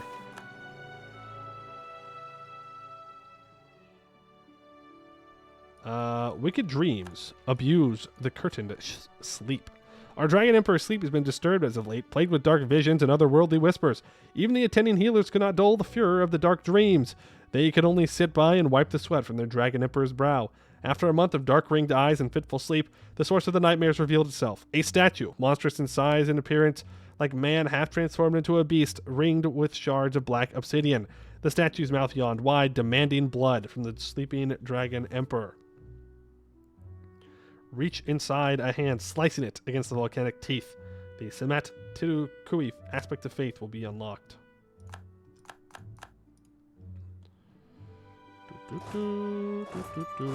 Meanwhile, we just have to keep cleaning up. Cleaning up messes. Dealing with all these rebels. It's going to put us into a lot of manpower deficit, for sure. But we don't really care. We can just slacken to get it back. Do want that court mage, though. We can go for the... can't upgrade the missionary strength guy.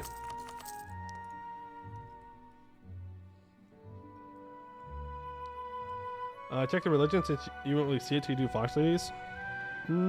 Maybe. Well, Mystic Accord gives you 15% stab cost and 5% goods produced. And +1 local missionary strength. So I guess it's easier to convert. And minus 0.1 monthly devastation. The ancient and spiritual faith that used to dominate Hellas before the rise of the righteous path, and is now only found in the place of its supposed origin, the Lupulin rainforest, plus small pockets of Bomden and the Ringlet Isles. The Mystic Accord, in its simplest terms, is the complete symbiotic union between people and the spirits scattered all across Hellas. Unlike the righteous path, which has evolved to separate man and spirit, the Mystic Accord holds on to the belief that humans and spirits are equal in terms of treatment. Many of the great spirits represent notable geographical locations or abstract features, such as the sky or the Lupulin rainforest. The followers of the Mystic Accord depend on these great spirits, split between the 4 pantheons, to protect and guide the people throughout their lives, and perform many rituals and offer thanks to them. And we have a bunch of faith powers that we can do here. And then you have a ritual. Is that she just going on the rending? That is a good question. Rending quest menu. Yan He, revered as the father of kings and often known by his awe-inspiring title, the Thrashing Dragon, stands as a monumental figure in the annals of Hellas. Legend speaks of him as the first warlord who steered mankind towards progress, laying the very foundations of the ancient cities of Samarkand and Yanshen. Every royal lineage in Yanshen once boasted of their bloodline tracing back to this magnificent spirit. Manifesting as a grand spectral dragon, his colossal form casts shadows over entire cities, an emblem of unparalleled might and majesty. To the Yan, he is not just a symbol, but the very embodiment of the state's strength and dominion. When you gaze upon the sky and imagine a force that commands the heavens and earth, know that Yan He, the one who truly rules, watches over it all. Oh. Interesting. Okay. So we have some stuff we got to do for him. So, complete the command. The command owns no provinces outside the surface spine or does not exist.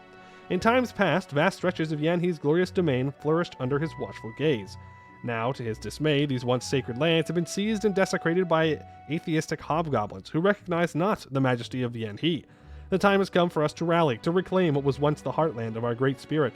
We shall drive these usurpers from Hellas and restore Yanhee's dominion, ensuring that his legacy remains untarnished and his lands ever under his divine rule. Most stable Anbennar country? Yeah. We only got a couple rebels. Complete the command. And we can complete the one who truly rules. We have a dwarven, kobold, human, haramari, elf, orcish, goblin, hobgoblin, and harpy population. Primary, major, or minor. And we add all of those to our capital. In the vast expanse of Yanhee's ambition, no race shall remain untouched by his dominion, for only when all races bow beneath his spectral wings can he truly lay claim to the title of the supreme ruler. Our path is clear. We must stretch the borders of our realm, ensuring that every race in all of Hellas is graced by Yanhee's magnificent rule. Only then will his insatiable hunger for true leadership be quenched and our destiny fulfilled. What spectral wings? That's a good question. It's a good question. You don't look like you got many wings. Maybe this hair, maybe that's like wings. I don't know. Centaurs not people confirmed. I guess they just don't start in Hellas, maybe. Boom. Appease or dominate.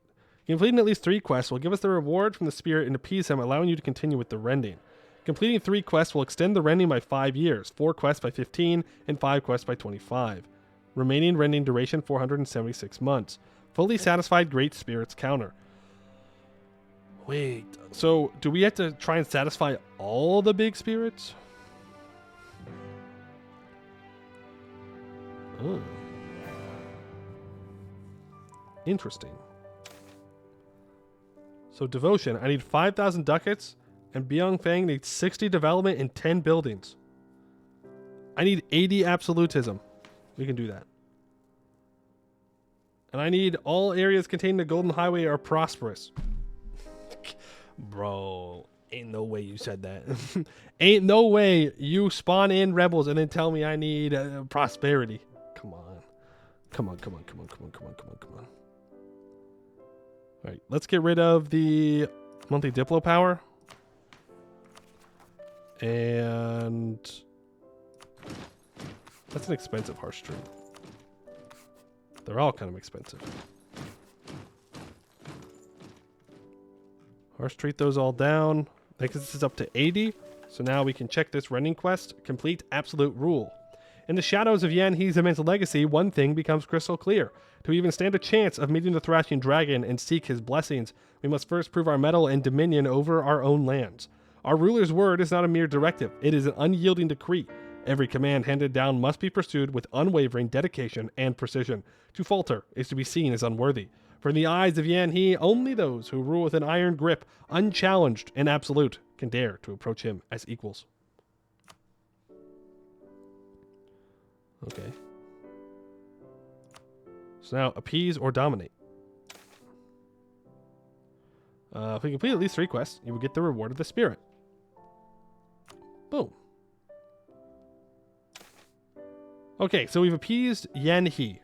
Oh, so you only have to do 3 of them. Or you can do more and get a longer extension. Gotcha. Okay, that's good to know for the future. Not much we can do about it right now. But for the future, that's good. And that counts as fixing the problem. Let's do Hokuma. Oh boy. The Demon of the Mists. That's terrifying. I love the art though. On what began as yet another ordinary day in the Demon Hills, a subtle shift was afoot. The sentries entrusted with watching over this foreboding terrain observed the fog thickening, an unusual occurrence that went largely unnoticed. As the guards stood watch, some half asleep, a profound event unfolded deep within a long-forgotten crypt, nestled at the heart of the temple, a place where Hokuma, the black mist of the Demon Hills, stirred from his aeonic slumber. Within the crypt, Hakuma manifested as an ominous inky mist, seething with long-held anger. He rent the crypt asunder, engulfing and extinguishing all life within the vicinity of the complex, showing no mercy to Oni or human alike. His form, suffused with an asphyxiating density, left no survivors in its wake. For eons, Hakuma had been harnessed by the Oni for his chi and spiritual powers, but that era had drawn to a close. Now Hakuma is free once more and consumed by an unrelenting desire for vengeance upon his captors. His wrath knows no bounds, sparing none in his wake. With the protective wards of the High Temple dissipated, Hakuma could finally exact his revenge upon those who had held him captive. He crushed, dismembered, and tore apart his tormentors bit by bit, employing his shapeless spirit in the same merciless manner that had been used against him. Kindness holds no place in his heart, only an insatiable thirst for retribution against those who had wronged him. All fall before the mist. Complete restore of his domain. The initial stride on the path to Hakuma's serenity lies... Wait. Oh, no. This is new. Hakuma, once the great spirit of the earth, now finds himself reduced to a mere shadow, his power drained away by the insidious left-hand path Onis over many centuries. Consumed by fury, he manifests as an enigmatic mist of deep black and a fiery red, a tangible reminder of the wrath that bubbles beneath. With an innate command over the very ground we tread upon, he can cause it to tremble and shake with his will.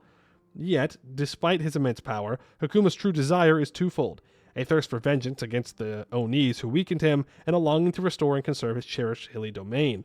It is these hills that he seeks solace, a place to recuperate and find peace at long last. Alright, the initial stride on the path to Hakuma's serenity lies in reclaiming the lands that he once ruled. It is in these sacred grounds that his essence is anchored, and in restoring them under his aegis is pivotal for his tranquility. Let us embark on this crucial journey, for in the restoration of his domain we shall find the key to Hakuma's peace. Right. And complete eradication of the left-hand path. All provinces in Hellas and Rahen are not left-hand path. You are welcome, Hakuma.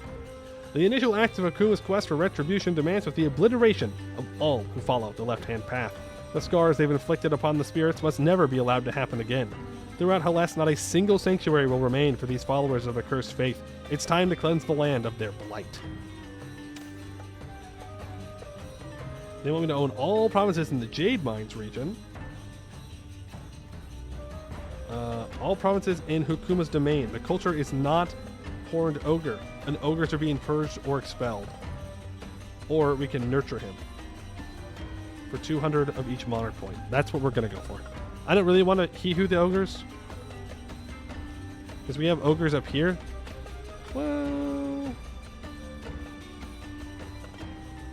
I guess they are oppressed.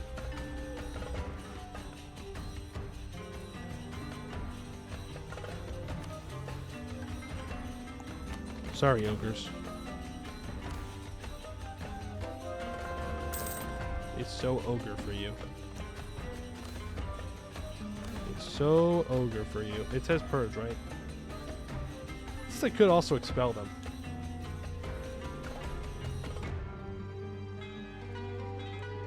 -1 to all stats is great with this ruler, though. That's a good point.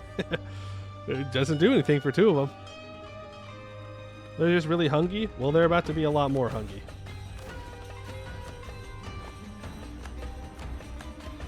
Right. And complete past grievances. The next phase of Hakuma's retribution is at hand. We are to drive out the accursed Onis, ensuring not a single ogre remains within Hakuma's sacred domain. The sight of their grotesque visages shall no longer plague him.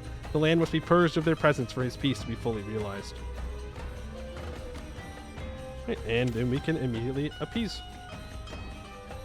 To the end of the game, we get 7.5 morale damage. And we appease next. I mean, we're just going. We haven't unpaused. We haven't unpaused since we started dealing with the spirits. Let's go for Huzine. Yep, it's Fox time. The Four Lords. Wait, no. Which one is the... Huzine. Yeah, it's the Fox one. That's definitely a Fox. The Four Lords awaken. Something is in the air, Yulun declared in his courtroom, a sense of unease palpable in the atmosphere. It was a foreboding energy, one that he could feel on his skin. The unsettling feeling was soon accompanied by reports from soldiers stationed at various garrisons across the region. They described clashes, spirits rising, and a growing conflict that had caught Yolan's attention. The reports revealed that 4 powerful spirits had materialized in their world, each of them vying for supremacy. An azure dragon, a vermilion bird, a white tiger, and a black tortoise were wreaking havoc in the 4 corners of the region. These spirits were amassing other spirits to their side, creating chaos as they clashed with one another. In the following days, the influx of reports only grew. What astonished Yolan the most was the sheer number of spirits being reported. He couldn't deny the truth of what was happening. As if to solidify this realization, a blue flame appeared beside him, hovering like a fist-sized specter. According to the reports, these 4 beings were seen gathering such flames or spirits, leaving Yolun to ponder their motivations. As a mortal ruler of a nation, Yolun had a duty to protect his people and restore order. With a deep breath, he accepted the challenge of quelling these unruly spirits, ready to confront the enigma that had arisen in his land. Right. The complete resurrection. Okay, let's read this. Huzian, the great fox of 999 tails, an entity of unpredictable nature and magical prowess. Her essence fractured into 999 distinct shards 6 millennia past, transforming each of her tails into a separate, lesser spirit that now freely roams the vast expanse of Hellas. Intrinsically linked with the realm of magic and the arcane, Huzain embodies the enigma and boundless potential that these forces represent. She is a testament to the infinite possibilities and the immeasurable power that magic holds. We were approached by the Fox Spirits to help them restore Huzain to her former glory. The 4th quest will be unlocked after completing the first 3 quests. Wow, this one's fancy.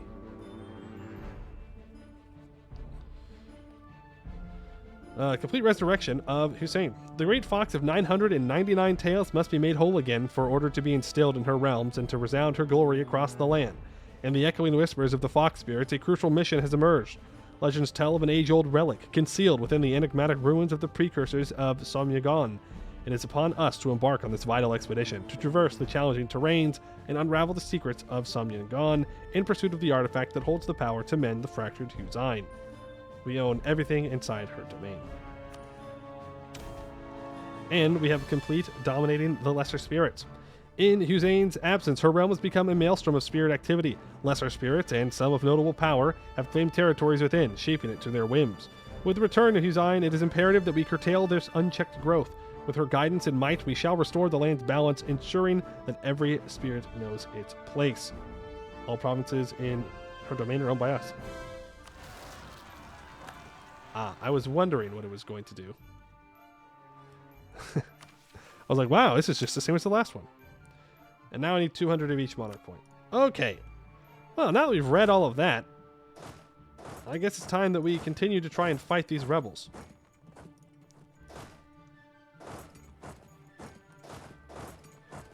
Oh boy, oh boy, oh boy, oh boy, oh boy. I love fighting rebels.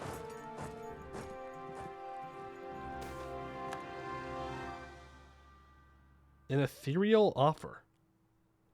Years of coexistence, if not harmony, with our spiritual brethren have culminated in an ominous exchange. With each passing day, more humans pass to the spiritual realm in an ominous exchange. I just read that again. Oops. Well, with each passing day, more humans pass the spiritual realm, never to return. And likewise, spirits inhabit our lands in greater numbers than ever before. Our spiritual patron has offered us a gift of power. A steady supply of ethereal souls to send into battle to achieve the spirit tide. No. I will not. Mostly because it reduces my army drill game by 200%, increases general cost. But it does give you minus 15% land maintenance, 50% land attrition, 25% siege ability, 20% movement speed, minus 10% fire damage received, plus 15% morale damage. This kind of is just like Undead Army, but a little different. I will not do that though. Not interested.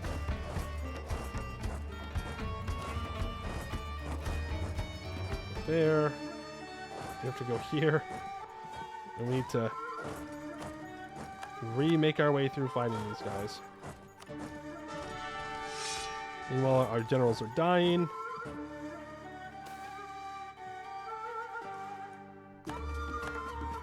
Okay, get rid of all of that.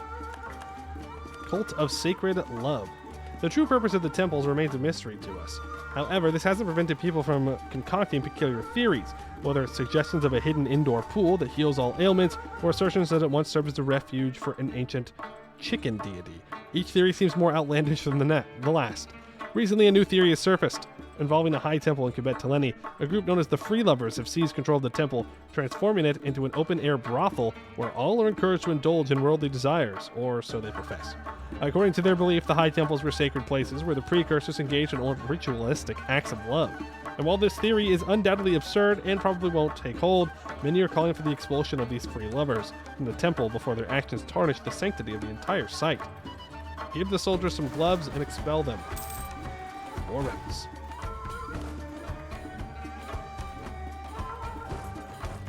More rebels.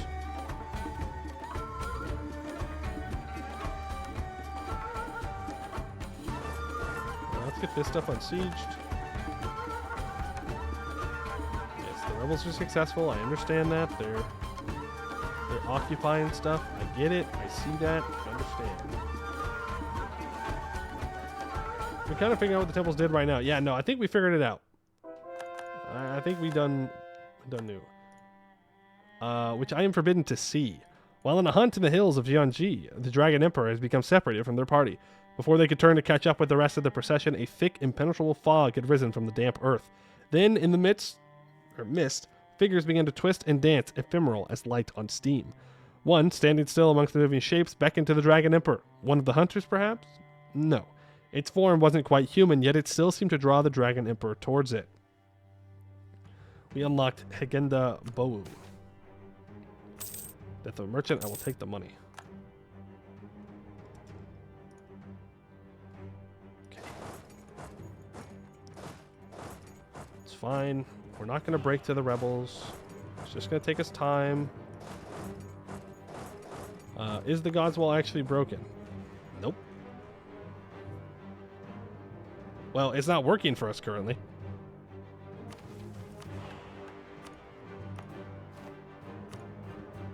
I need to convert it, but no, it's not broken.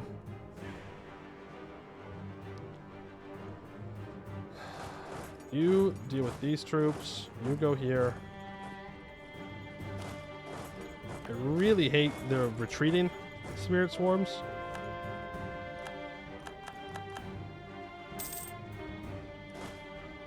You need to move up north to help out. Here we go. I need to let this stack recover their morale. They desperately need to do. Same thing with this stack. This is a 10 to 1. Let's keep trying to fight these 10 to 1s. Yeah, those 9,000 are actually running away. Boom, boom, boom. You can walk here. It's a 10 to 1. You will auto get wiped. Perfect. You can now do your thing. You need to have a recovery tick. It's fine. With all these, we'll be good. Spirits are almost taken care of. Which I don't know why they're rising up against us. You know? We're homies. We're homies, I thought. Is this the bomb region? Yes. This Becco can get Yanified. Do we have any other? No. The rest of the Yanification edicts. In a way. Yanification. Yanification. 1, 2, 3.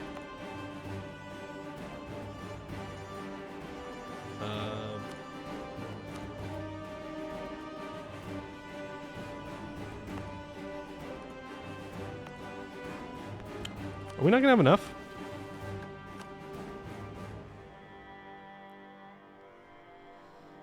I don't think so. I think they're gonna want us to go to war with Buvari again. And I gotta admit, nuh-uh. I'm good.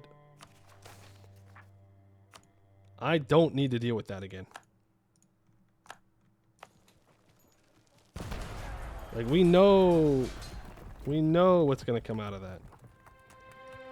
The liberation of Kirnadahim. With the province of Kirnadahim, or Heman, under our control, the temple complex may finally be destroyed beyond any possibility of repair. Alright, never again. It becomes a ruined temple complex. Never again. So as we're taking these temples, we're destroying them, because now we're homies with the spirits. And if you're homies with the spirits, you don't want to destroy them. Which, I mean, sure, I guess. But if these specific spirits were our homies, then they would not be sieging us down, is all I have to say. Okay. Seems pretty easy to me that if you want to be friends, you don't siege each other down. But what do I know? I've never interacted with the spirits before. Maybe I'm talking crazy over here. There, you need to move back to where you have supply. This stack needs to recover its morale desperately. Damn, does it need to recover its morale? Okay. Those spirits taken care of. Unsiege. Unsiege. Good. You can move back down south. These are just regular rebels over here. Send you to help out. High philosophy. High philosophy rebels have risen up. As they do. I suppose they're allowed to do that.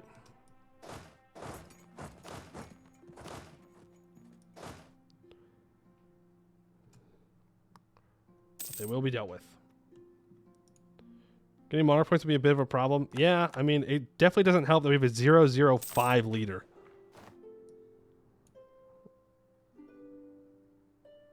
No stab loss on monarch death? +1 monarch diplo skill? No, political absolutism. You take that fight. You move back up here. Please prevent that siege.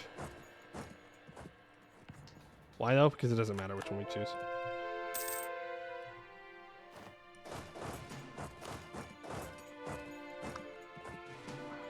Shoot, this is a level 2 fort. The stab loss would help. Yeah, well, I'm playing a monarchy, so you have to just embrace playing a monarchy, which includes stab loss on monarch death. It's that easy.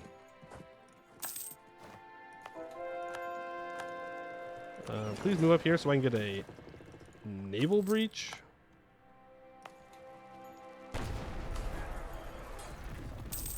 So we can free ourselves from this. Never again. We get rid of that temple. Okay. Oh, man. Rebels dealt with. Problem solved. My goodness.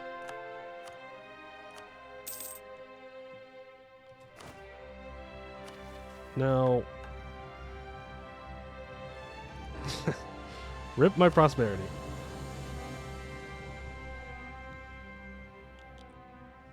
I don't know if we have enough.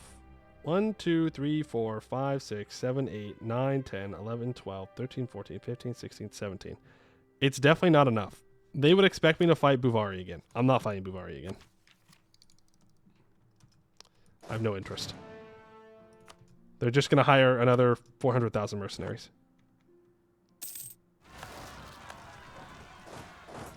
And I don't think we need to do that again. We did it.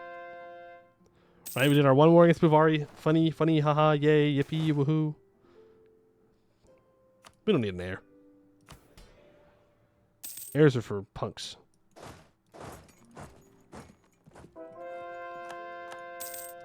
Okay, we have the points. Let's complete the quest. The identity of the Vulpine Lady.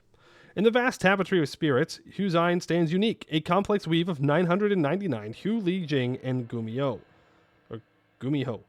Each strand holds power, wisdom, and charisma, but together they also bring a tumult of voices, beliefs, and desires. This grand entity, for all its might, grapples with an eternal inner turmoil. Thousands of perspectives, morals, and aspirations tangle within Hussein. For her to truly ascend to her potential, we must assist her to harmonize the chorus within. We can complete the 4 lords.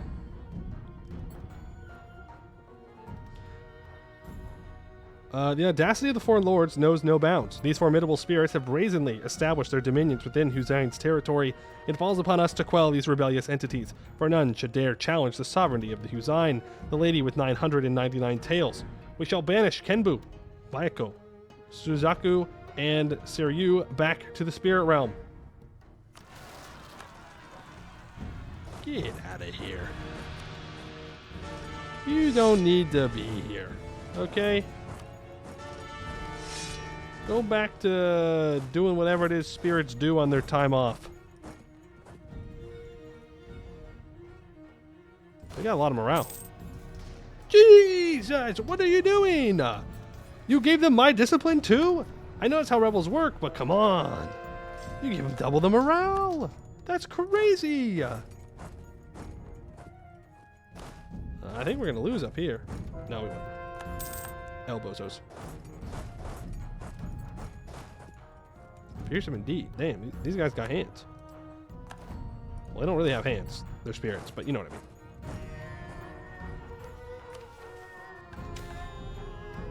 Okay, and we've completed her 4 quests. Appease or dominate. We have minus 2.5% all power cost now. Next up, let's go with Focao. We'll just go down the list. Peafowl abound. Peacocks were an unusual and rare sight in Dahui, typically favoring the tropical climates of the Ringlet Isles and southern Lupulin. However, a baffling occurrence has taken place overnight at the base of the Focao, as an inexplicable multitude of peafowl had appeared. A continuous stream of these elegant birds, both peacocks and peahens, now meandered up and down the mountainside. What made the situation even more peculiar was that all these birds seemed to bow, an act that can only be described as reverence directed towards one of the eastern peaks of the Focao Range. Dragon Emperor Yolun was confronted with a multitude of theories, ranging from unusual migration patterns to the outbreak of mysterious avian ailment. Yet among these speculations, one theory stood out distinctly. The regal peahen has awoken, declared an elderly man who claimed to reside in the very mountains in question. His words resonated with the conviction that bespoke honesty, far removed from the demeanor of a liar or braggart. The queen of all peafowl, Focao, has risen. Look to the skies. He pointed northward, and the assembled crowd was taken aback to witness a multicolored radiance emanating from the mountains. And she does not seem to be pleased with us. Let us pray we do not face her ire.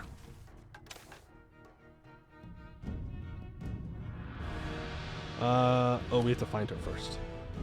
The Bejeweled Peacock. The Focao Range looms over much of Hellas, with its unending stories told in many books across the realm. The snowy tips can go lifetimes without being touched by the living, but the spirits have been drawn to the territories around them. The namesake of the mountains themselves has been seen around them too. The rumors have already been spreading at court. The fact that Focao himself has not allowed us to appease him, to obey his commands, could be a sign that the spirits disfavor us. Thus, it was decided an expedition into the mountains would be assembled. A significant amount of resources from the state would have to be diverted to this purpose, as a large group of pilgrims, nobility, and hired mercenaries would all desire to climb the mountains. The expedition would cost much. The faster we complete it, the less the costs will mount up. We lose 120 yearly tax income, minus 15% national tax, minus 15% national manpower. We lose 70,000 manpower.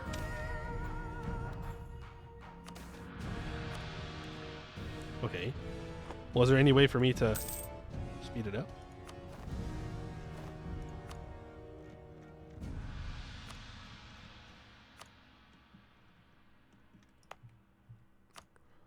I also need to get rid of all this devastation. All of it. We need these provinces to be prosperous. I do not appreciate all the devastation that Kurinyana has brought into my nation. I understand that insulting the giant catfish spirit, probably not a great idea. End of sentence. It's not a great idea, but I don't care. You need to be developed as well. Please and thank you. Get out of here. I want prosperity. We were all prosperous till these stupid spirits showed up. They showed up and they're ruining everything. Encourage development. Okay. 3. 1. I think this is the last little bit we need to do here. Boom, boom, boom. Okay. Devastation. Looks good. We'll start building it back up. You need to go deal with the rebels. I can select a spirit.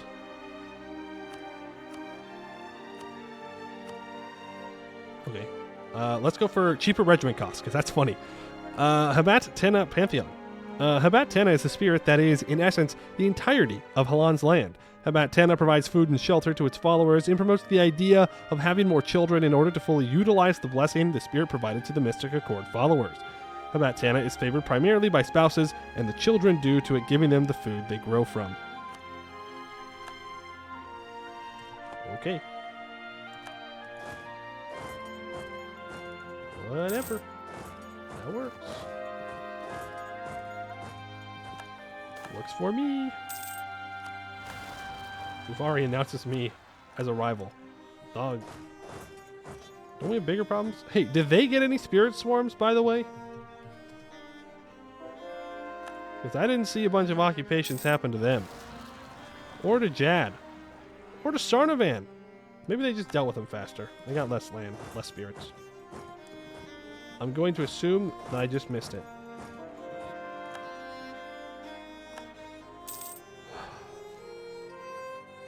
You know the Cascot Spirit Swarm are only 3 stacks? 3 stacks? What the? 3 stacks? I got scammed. Absolutely scammed.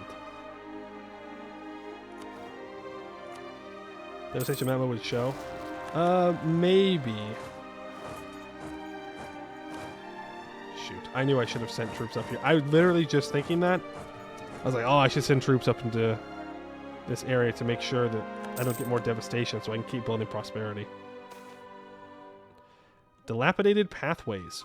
As we begin our ascent towards Lord Focal, the very mountains seem to respond to us. Paths appear where there were none before, and when we rest, it is as if the lands themselves shift beneath us. Wherever we tread, these beasts and spirits residing in his territory observe us, either hidden through shadows or in plain view. This is the first time that the paths have led us in one single direction. It seems as if we have a choice before us, to follow the stairs straight up the mountain or take the more rugged dirt path. Up the stairs. With no delay, straight to him. Nothing more important. Do I have anything that can increase my prosperity growth?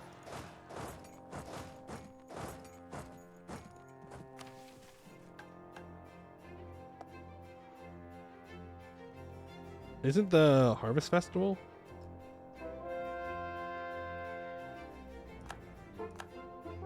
Unfortunately, this terrible ruler also hurts us when it comes to building prosperity.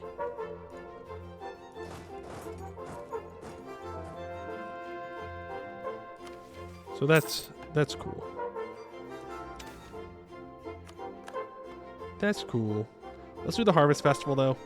It gives us an additional 0.1 for 5 years. Also gives us a stability. Why not? And then I guess we'll just click this button whenever we want. Because we can become a hegemon right now.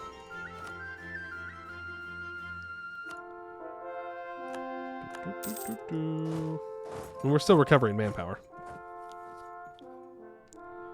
But it is going to be a little bit slower because we lost 15% because we're trying to find this bird, I guess. I don't know. Is bird spirit thing? Ancient ruins. Ruins in the Fokal Mountains are not an uncommon sight. They can range from long-forgotten remnants of Harimar's empire to more recently abandoned settlements. Our expedition has found itself walking along abandoned streets of a forgotten temple, overgrown ruins and fractured walls surrounding what might once have been a place of worship. With the sun rapidly setting, the road ahead seemed much harder than we thought, and parts of our party have already started to find places to set up camp. If we don't act quickly, this short break will end up our resting place for the entire night. If there was a reason this temple was abandoned, perhaps it is best that we press on, although that would surely exhaust the party. Press on. We go faster. We get to Fokal as soon as possible. No hesitation. No waiting.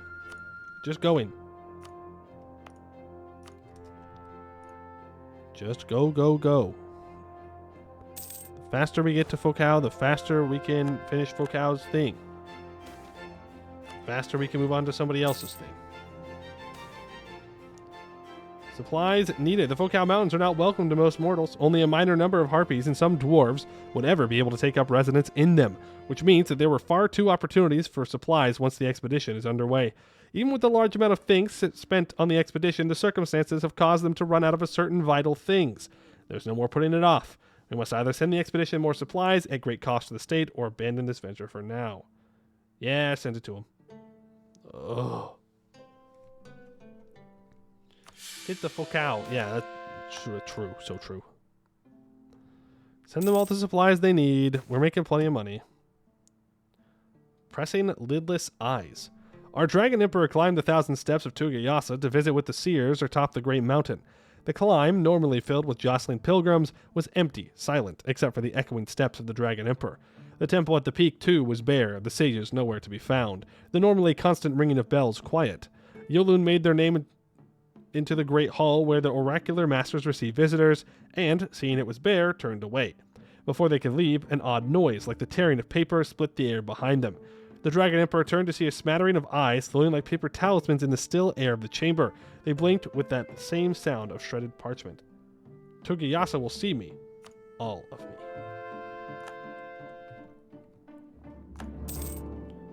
Now, are all of the temples in our land ruined? No, some of them are still fine. Why?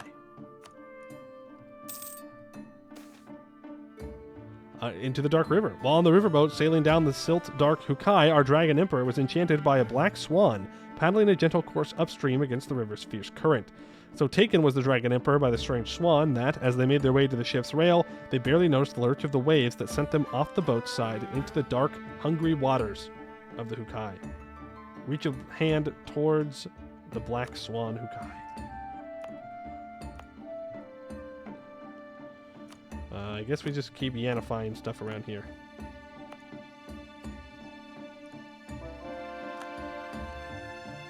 You're doing a lot of travel and a lot of spear thing. Yeah, our Emperor is teleporting around our entire country.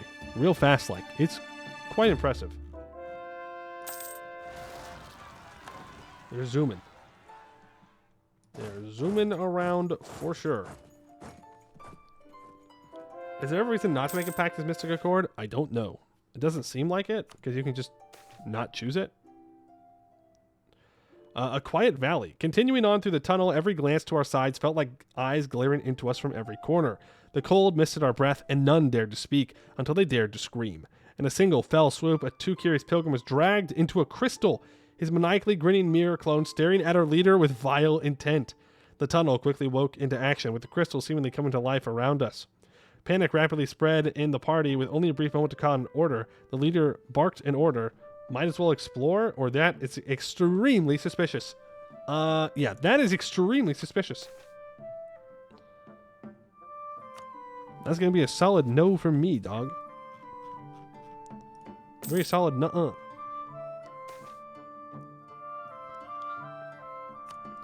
Take that prestige. You don't understand the events. You either get the faith aspect or you don't and get a debuff. What's the point? Yeah, I don't know. It's only a temporary debuff, I guess. But still, I'm not sure why you would. Not sure why you would go against it. To be honest. You can choose a second aspect of faith, though. Let's go for Samat Tidakui. For the manpower, faith, and true faith provinces. Well, we don't have many of those. Actually, we're getting there. Why not? A mysterious ancient spirit rarely worshipped by those in the Lupulin until recently during the coalition against Jayaraya. Either trapped within or taking the form of a monstrous statue, Simat Thidakui makes contracts with those who follow it, promising great rewards for faithful service in brutal acts. Dun dun dun. Dun dun dun.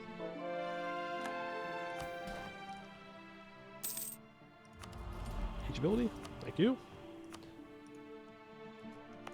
So how are we doing on that prosperity front? The fact that we have a 005 is so bad. It is so bad. We finished the unification in Semferong, though.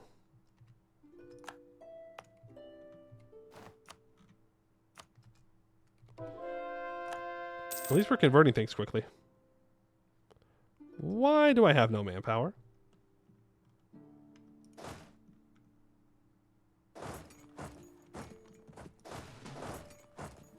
Wasn't I just at like oh, right, the event. Duh. Oh, the cube is here. They are cubing out. The Red Glades is alive. Well, that's interesting. Oh, Gwed's gonna go cube. Ooh, animated. Animated event. The jungle crouched, humped in silence. Traveling through the Lupulin jungle at the head of an army, our dragon emperor was waylaid by the sound of a distant rumbling step. Ordering the column to halt, they waited with apprehension as the noise approached. Then, emerging with gentle care from the jungle wall came the shape of an enormous monitor lizard. Its reptilian gaze seemed to see only the dragon emperor, still atop their oddly calm horse. With the same slow movement, it reached forth a clawed foot, extending a single long digit towards the dragon emperor's forehead. Lupulin, maker of kings, blesses me this day. Sure. Welcome to the club, Lupulin. Turn all these edicts off. We don't need them. Man, I should have clicked that mission earlier. But I wanted to hold on to it for the memes. That's what I get for trying to do the memes.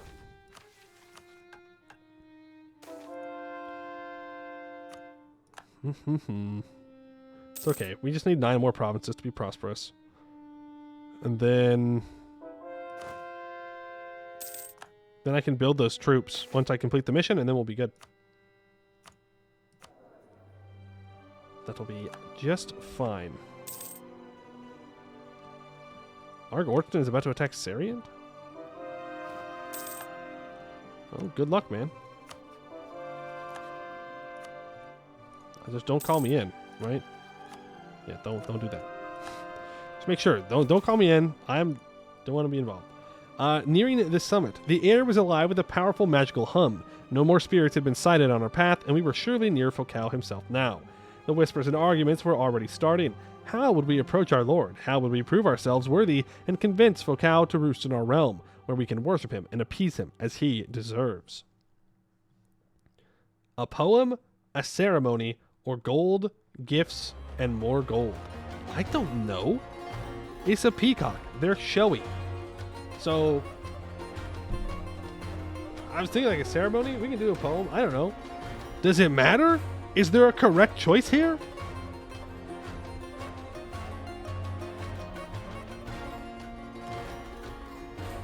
I'm gonna go with my gut. I'm gonna click ceremony. Go with my gut. Ceremony seems like a good choice. Because if you give them gifts of gold, then maybe they think you're trying to show off more than them. Oh my god, a 035? What the? Also, we have not gotten a single, not a single magical study event. Okay, game. All right. Yeah, no, I see how it is. Okay. Never mind. We got one single one. I just had to bring it up. I just had to say something about it. And then it's like, oh, actually, streamer, no, you're wrong. You got one. Whatever.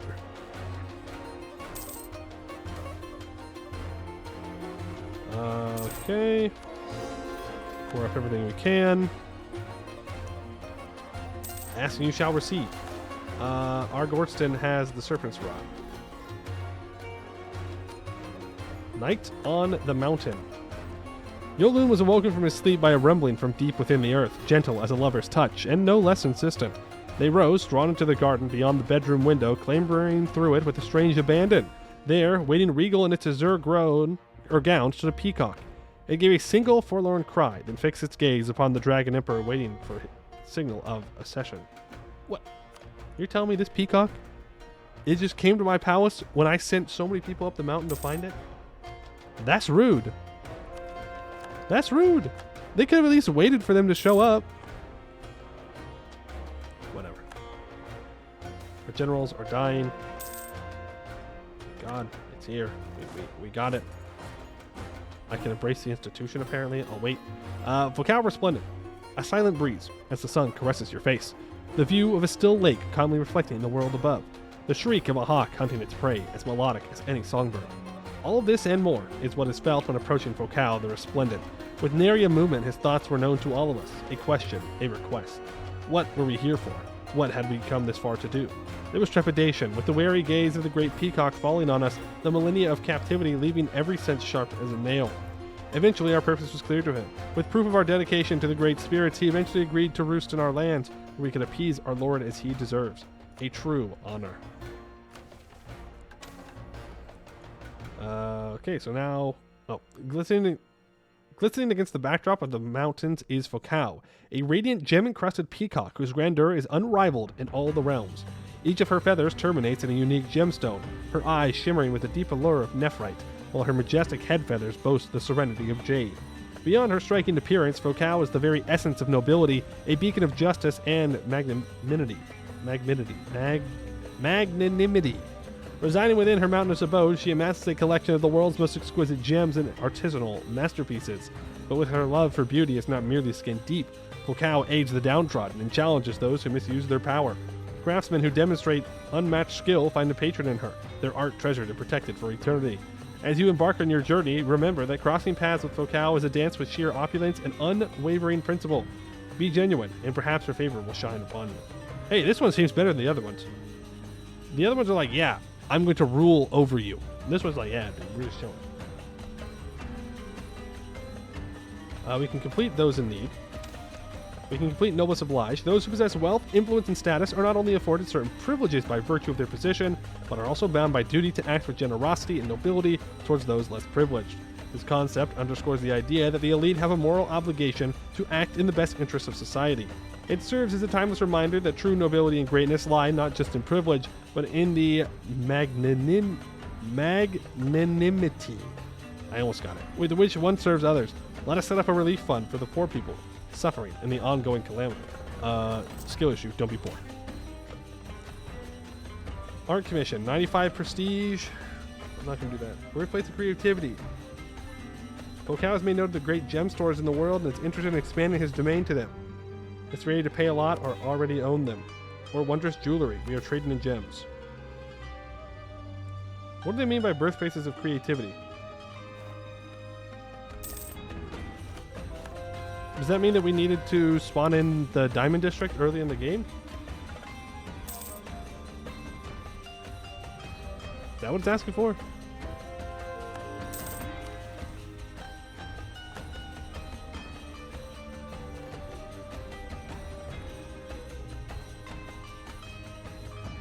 Or maybe that's only if you're like Kudekai or something? I think we have to give out patronage of the arts and patronage of the magical arts. Man.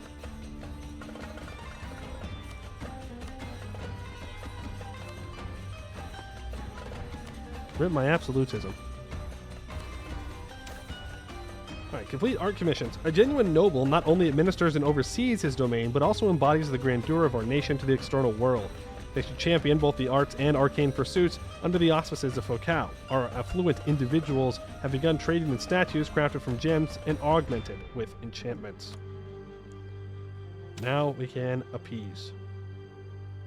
Plus 2.5 Diplo rep and 10% nobility loyalty. Let's do Tugayasa first. I am laid bare. During a routine afternoon tour of the capital city, Yolun began to sense that something was amiss. As he moved through the city with his guard, an eerie feeling of being watched lingered, although he could discern no shadow or silhouette amongst the bustling citizens and vigilant guards. Despite this unsettling sensation, Yolun continued his tour, inspecting the city diligently. Everything appeared normal on the surface, and the market stalls were vibrant, the barracks attracted more recruits, and the people went about their daily lives. However, as he passed by a temple, he couldn't help but notice its doors were firmly shut, and the entire facade was covered in paper talismans adorned with unblinking eyes. Perplexed, Yolun initially dismissed it as a prank by mischievous children and continued on his way. As he made his way back to the palace, he began to see these paper talismans there as well. Initially, they adorned the edges of the entrance gate in an orderly fashion. However, they multiplied rapidly, spreading to rooftops, random spots on the palace walls, and even the shoulders of his guards. Feeling increasingly distressed, Yolun hastened his return to the palace. Inside, he found his advisors in the entire courtroom in a state of alarm. The paper talismans covered every available surface. No one could ascertain who had placed them or how it had been done. Even individuals who had momentarily turned away from the crowd found themselves adorned with these enigmatic symbols. Suddenly, Yolun felt a searing heat on his forehead, and a gentle touch revealed a paper talisman affixed there. It was then that a local temple priest burst into the room shouting, "Tugayasa is awake!" Regrettably, it was too late, as the courtroom became inundated with the eyes of the awakened Great Spirit. Its gaze burns. An enigmatic being, nearly shapeless and ever watchful, is aware of almost everything happening across the world. The old sages described it as an unseen force perceiving all kinds of happenings. Even when banished to the other side, its influence managed to pierce the veil, unlike even the other great spirits.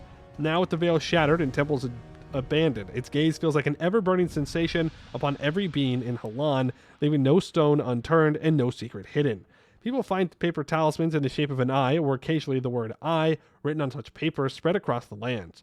It is now up to the Dragon Emperor to handle this inquisitive being, to discern the unknown and uncover the wisdom of the past. Perhaps then we might finally understand Tugayasa, and it might enlighten us with its abundant wisdom.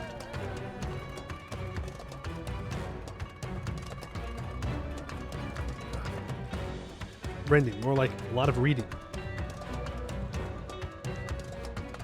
Emulate the Oracle King. I lose 6 of each monarch point.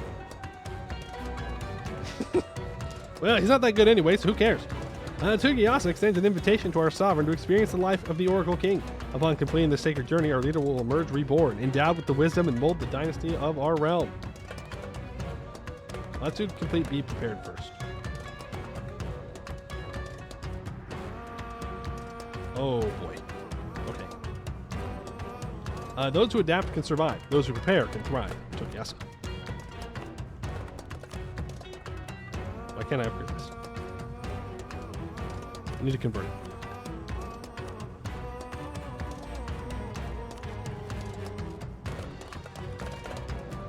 Enforce religious unity.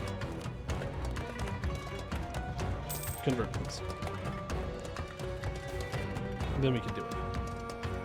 Come in under the shadow of this red rock. The Demon Hills are treacherous, wont to shift and rupture at the slightest trespass.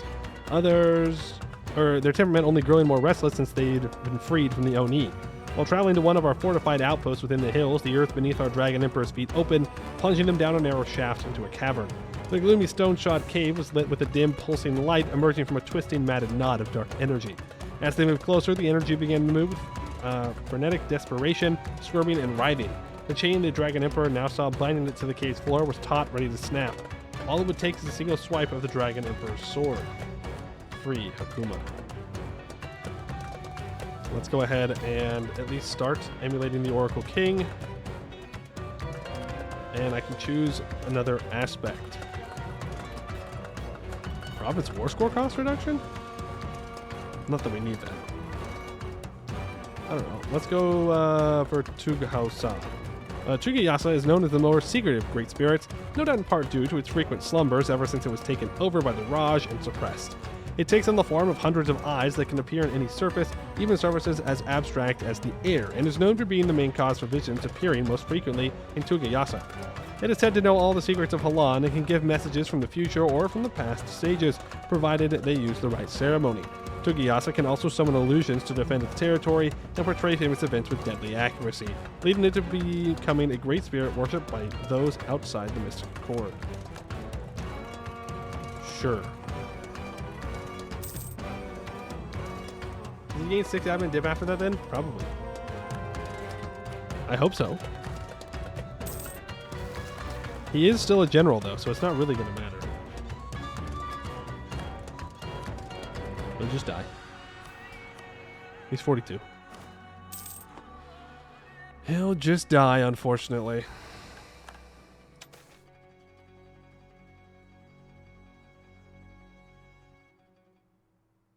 He's casted Foresight at least once.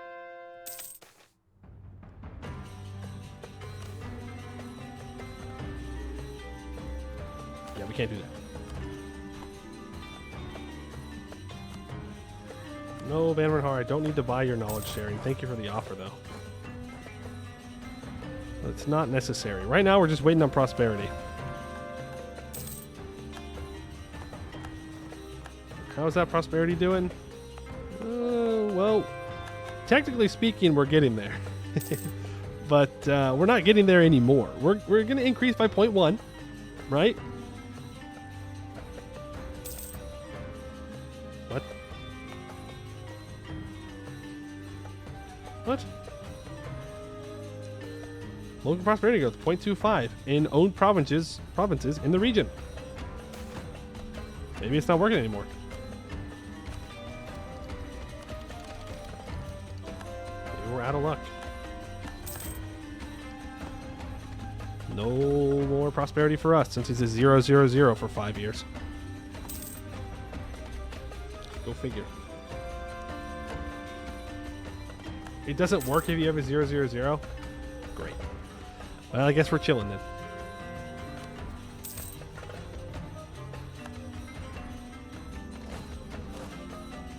Are in fact chilling. Can I get rid of these rebels, please? I don't like them being here. Just leave me alone. I've done nothing to upset any rebels of any kind for any reason, for anything. We have not been at war anytime recently. We are appeasing the spirits. I'm not doing nothing. We're fine. Leave me alone. So let me speed 5. Please and thank you. We finished the unification in Nagon.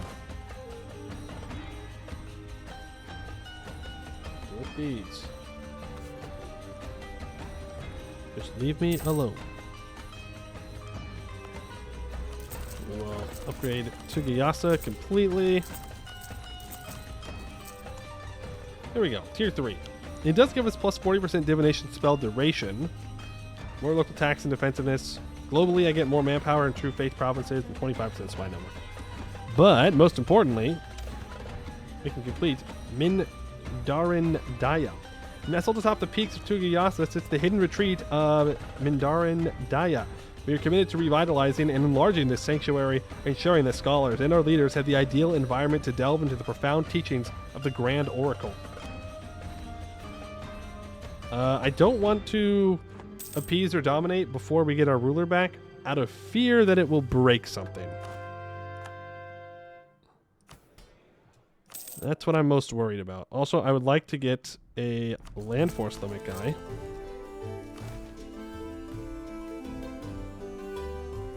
Which means I can build another 100 troops. Quantity ideas. Who needs quantity ideas? Quantity ideas are for losers. We need to build troops. The unification is being completed. I mean, it's great the unification is being completed. Don't get me wrong.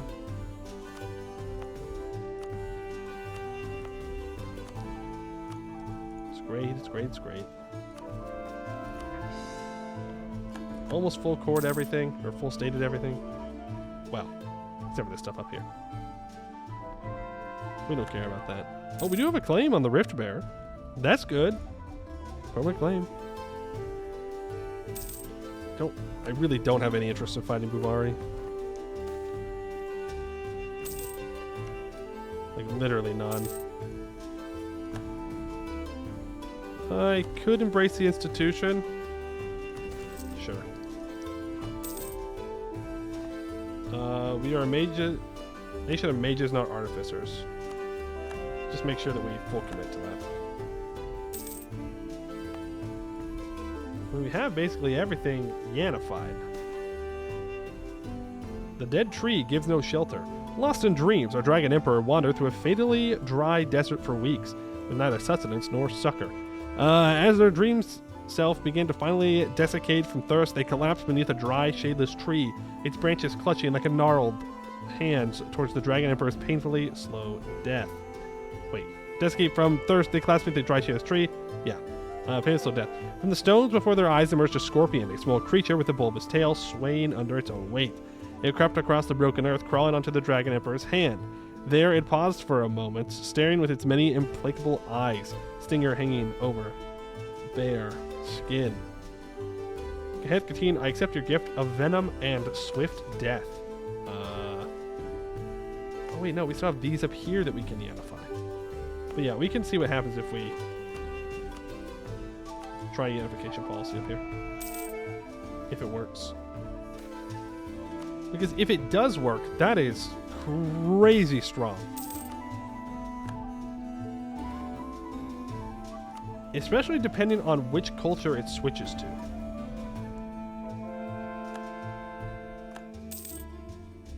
Because that could be your... You can do a lot of faith or culture conversion like that. And you don't even have to convert anything manually. Though you can. You don't have to do it everywhere. But I mean, just making everything into an accepted culture is just really strong. Centralization yields benefits. That's great. You know what I could benefit from? Getting my ruler back. I never thought I'd miss a 005. But I do. I miss him. You know? You don't know what you have till you lose it. I'm sorry, Yolan, that I dunked on you for being an absolutely trash, terrible ruler. I'd rather have a trash, terrible ruler than a 000. I judged too quickly. We should almost be at the 5 years that we need to get our guy back, though. Let's see, 35. I doubt he's going to accept a threat in war.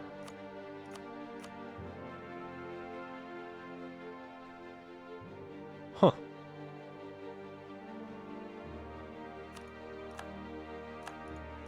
Huh. Sure. I'll take that. Why not? I mean, it's not going to get us where we need to go for the number of provinces, but... Land force limit plus 10% for 6 years? Why is it 6 years? Wait. It gets us up to 969. Nice, first of all. Second of all, another 100 troops. Does that how long it'll take? Yeah, I said 5 years. We'll give us our boy back in 5 years. So it's said, at least. I don't know. I mean, I guess the Great Spirit could have been lying. It's like, no, you'll never see him again. Which, in that case, can you just kill him so I can have the next one? Please? This 344 is much better. How long is the rending? Right now, it's going to last for a while. Every time we're completing these missions, we're extending the rending.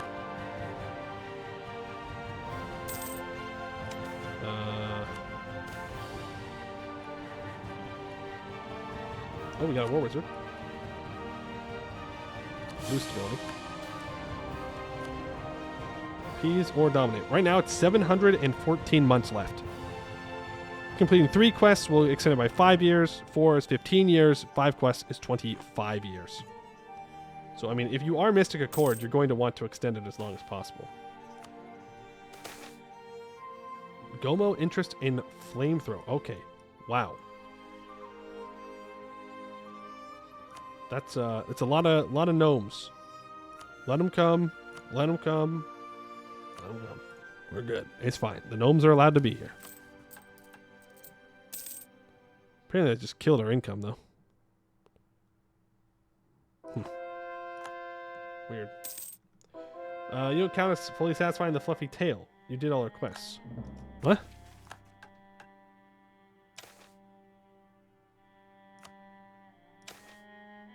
What do you mean? No, we did. We did. We're good. Yeah, just not everybody has 5 quests. Yeah. Guess some of them are a bit shorter. Jad and their ever lowering cycle of death. Can I convince you to break your alliance with Buvari? No. Technically not. I can't get a claim on him either.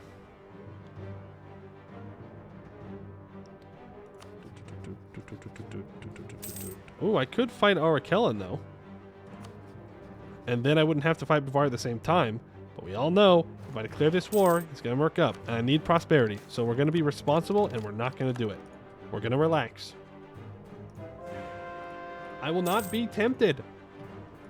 Foul demon of Buvari. No way. We're chilling. Sure, the gnomes can be here. I need about 50 more troops. Yeah, I know it's going to take me over my force limit. I'm well aware of what it's going to do.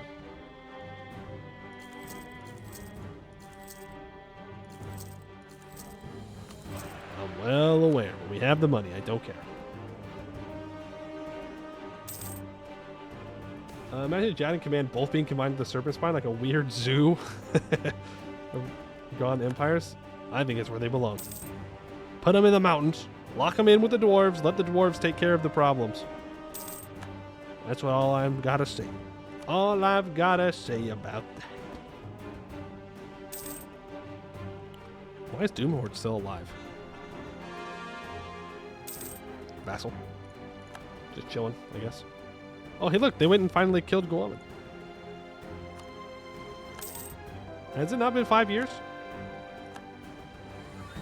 Am I going crazy? Ah, there it is. Life of the Oracle King. At long last, our Dragon Emperor has returned. For 5 long years, they have lived among the oracles and studied under the great spirit of Tugayasa, meditating and contemplating upon the world. They return to us now reborn, saying that the path ahead is clear. They have glimpsed upon the very fabric of which this world is built, and now know how to bend it to our will.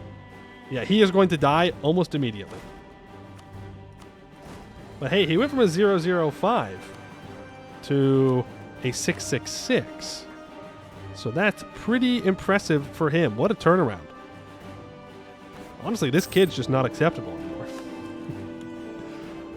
Now we require more. By the waters of Telebi sat down and wept. Sitting on the banks of the gentle Telebi in contemplation, our Dragon Emperor was all at once overcome by a deep and resonant emotion, somewhere between joy and mourning. Tears began to stream down their face and taste sweet upon parched lips, like the waters of the river itself. Through blurred eyes, they looked out over the wide water, where a furrow was being wrought upon its surface by a slowly approaching turtle. Reaching the banks, it scooped itself from the river and onto the sandy bank, staring with golden eyes at our Dragon Emperor. Oh, gentle Telebi, wash the tears from my cheeks. Okay. Now we can go ahead and appease or dominate. Boom, appease. I'm scared to do any of these other ones because we don't own all of their land.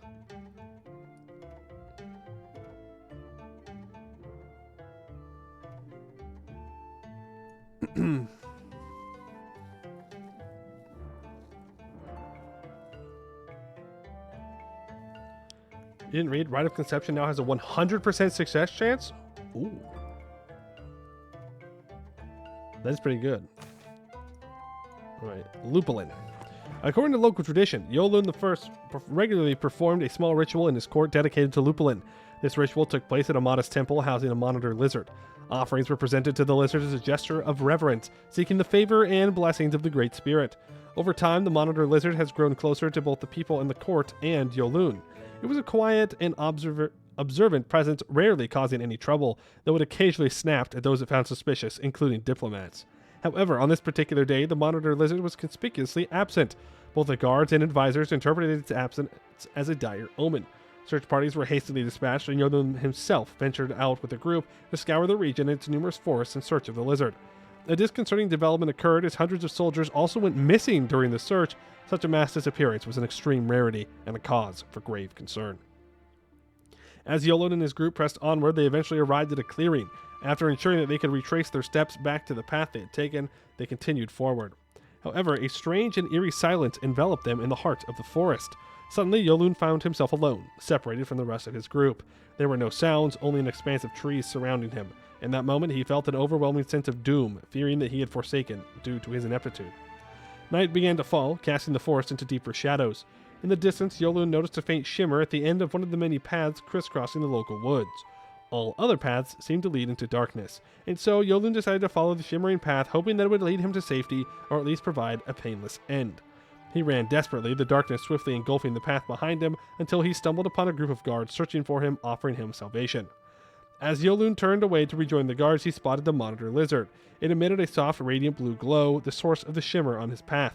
The lizard appeared slightly injured, and Yolun sensed that a calamity was impending, one that Lupulin would need all the help it could get to overcome. Let's get you patched up now.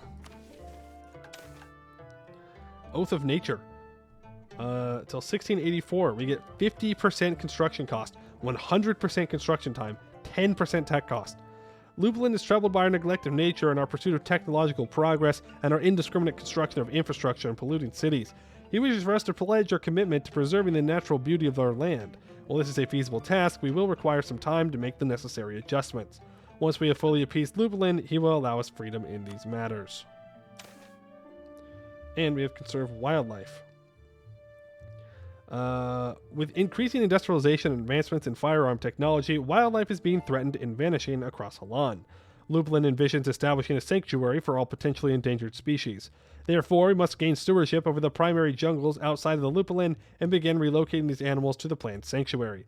In gratitude for this effort, Lupulin will bestow blessing upon the land.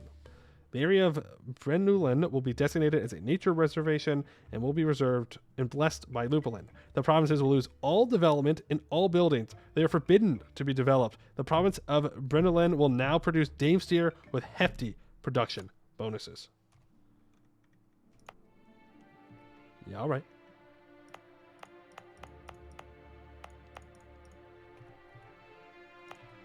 As long as I get to convert people that live there, I don't care.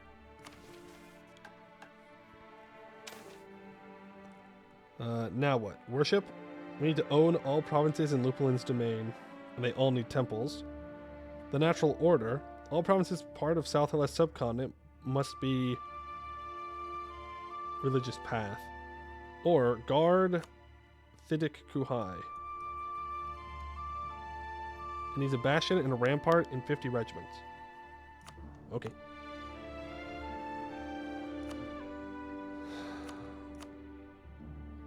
Build a star fort. Going to expand infrastructure, even though it's more expensive and it's going to take forever. Now that I've thought about it, oof, that's rough. But most importantly, we can become the military hegemon. Yippee! Plus 1 monthly military power, minus 10% province war score cost, minus 0.1 monthly war exhaustion. As it grows, we get minus 3 national unrest, minus 20% land attrition, 10% movement speed. At maximum power, we get 20% siege ability. We are military hegemon. Kill Arakellen? It's just not worth the effort. We're almost done with our mission tree, and that's where we'll end it off. We will have to save all the spirits for another run, such as the Fox ladies eventually, one day, perhaps. if it's ever completed.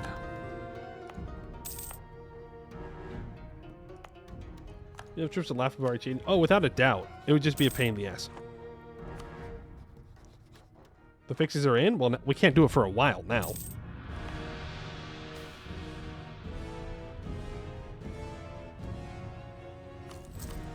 Spirit Tide CB?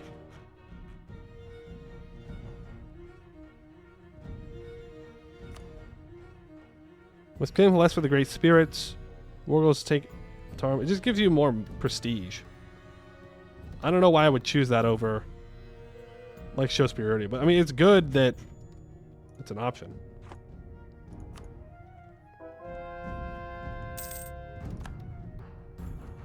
But let's read the one thing. I just don't want to fight Buvari. But though the forts of the bomb could not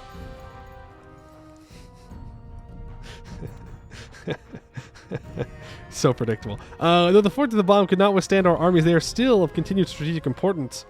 We have established permanent garrisons to rebuild and maintain them, and we should now encourage our soldiers stationed there to take native women for wives so that we have not be seen as foreign conqueror, but as a beloved patriarch. Yeah, go figure. We get a 666, dies within like 2 years. Risen from ruins. From old Bianfeng to the docks of Tianlu, merchants, soldiers, and common folk seeking to escape the crowded cities of Dahui proper flow upstream to where the Yanhe meets the Nadalavan. Since wresting control of Sarlavan from the command, the old capital has served as a focal point in our efforts to renew Shamakad. Day by day, paper lanterns and signs in Yan script adorn the utilitarian hobgoblin architecture, and tenements sprout up where slave quarters once stood. Gain 3 development in Sarlavan. We gain minus 25% regiment cost, minus 15% recruitment time, and 177,000 manpower for 10 years. And now I need 2 more generals. And our force limit, by the way, is currently 969. Nice. And we can complete an army of millions.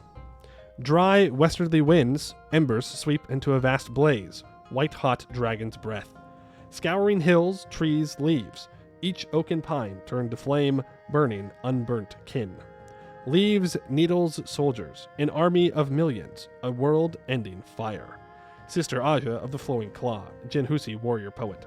Our hegemonic might is unbreakable. Each land we add to our dominion, each new people kowtowing before the dragon throne. Each step of our marching armies, all confirm our destiny to rule Hales. The conquest of Rahen, which we're definitely not doing, by the way. We are not conquering Rahen. Over a millennium and a half ago, a Raheni conqueror leapt out from the west and tore through Yanshen with the vicious fangs and furious claws. 1,000 years later, another western tyrant crossed the Kuranyana into our lands and burned them with pitiless phoenix fire. In the centuries since, we have rebuilt Yanshen and unified its people into the most glorious and radiant realm in all the epochs of the world. We have marched north into the brutal steppe, where the thunder of our cannons drowned out the stampede of the terror birds. We have marched south into the fetid jungles, where cascades of our musket balls drenched the savages and pirates. This time for the west to feel the buffeting winds of the storm cloud, and the cleansing flame of the dragon has come. Storm, storm, storm.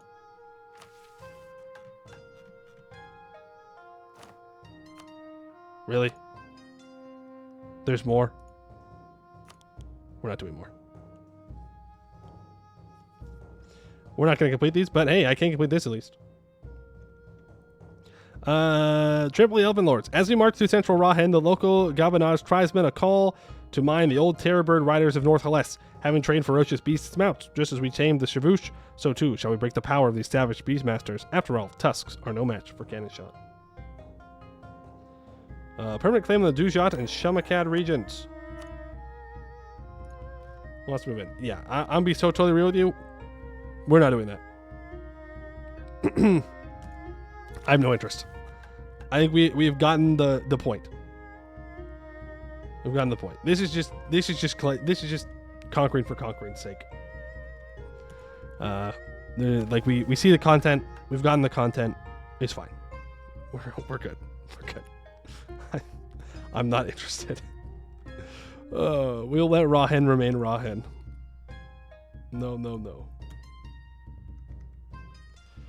Tyro for conquest. Well, I mean, that's EU4 in general. Does it add any more Yanification missions? Yes.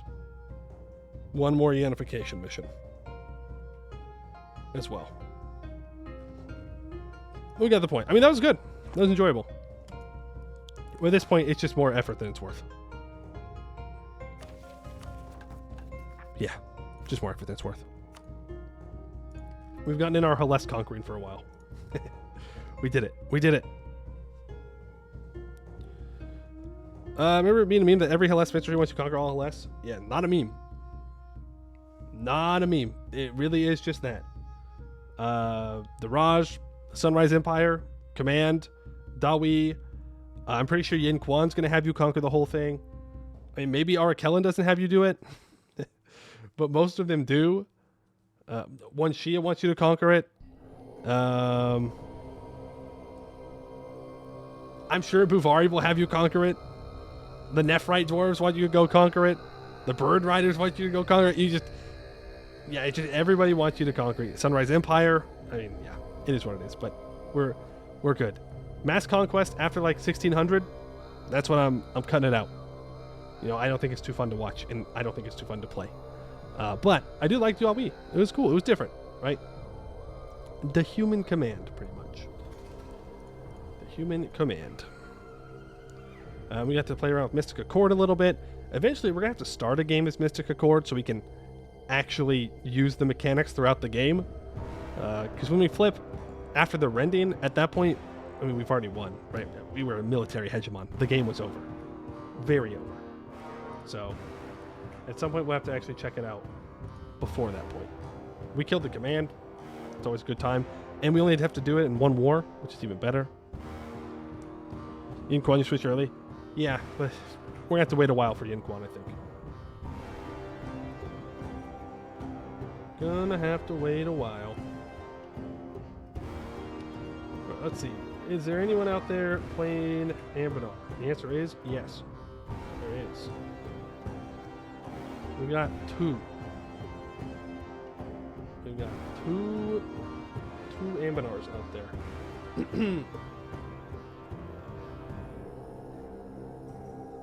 You know, we got someone playing dwarves. We like dwarves, right? We like dwarves. Send half of us to each, obviously.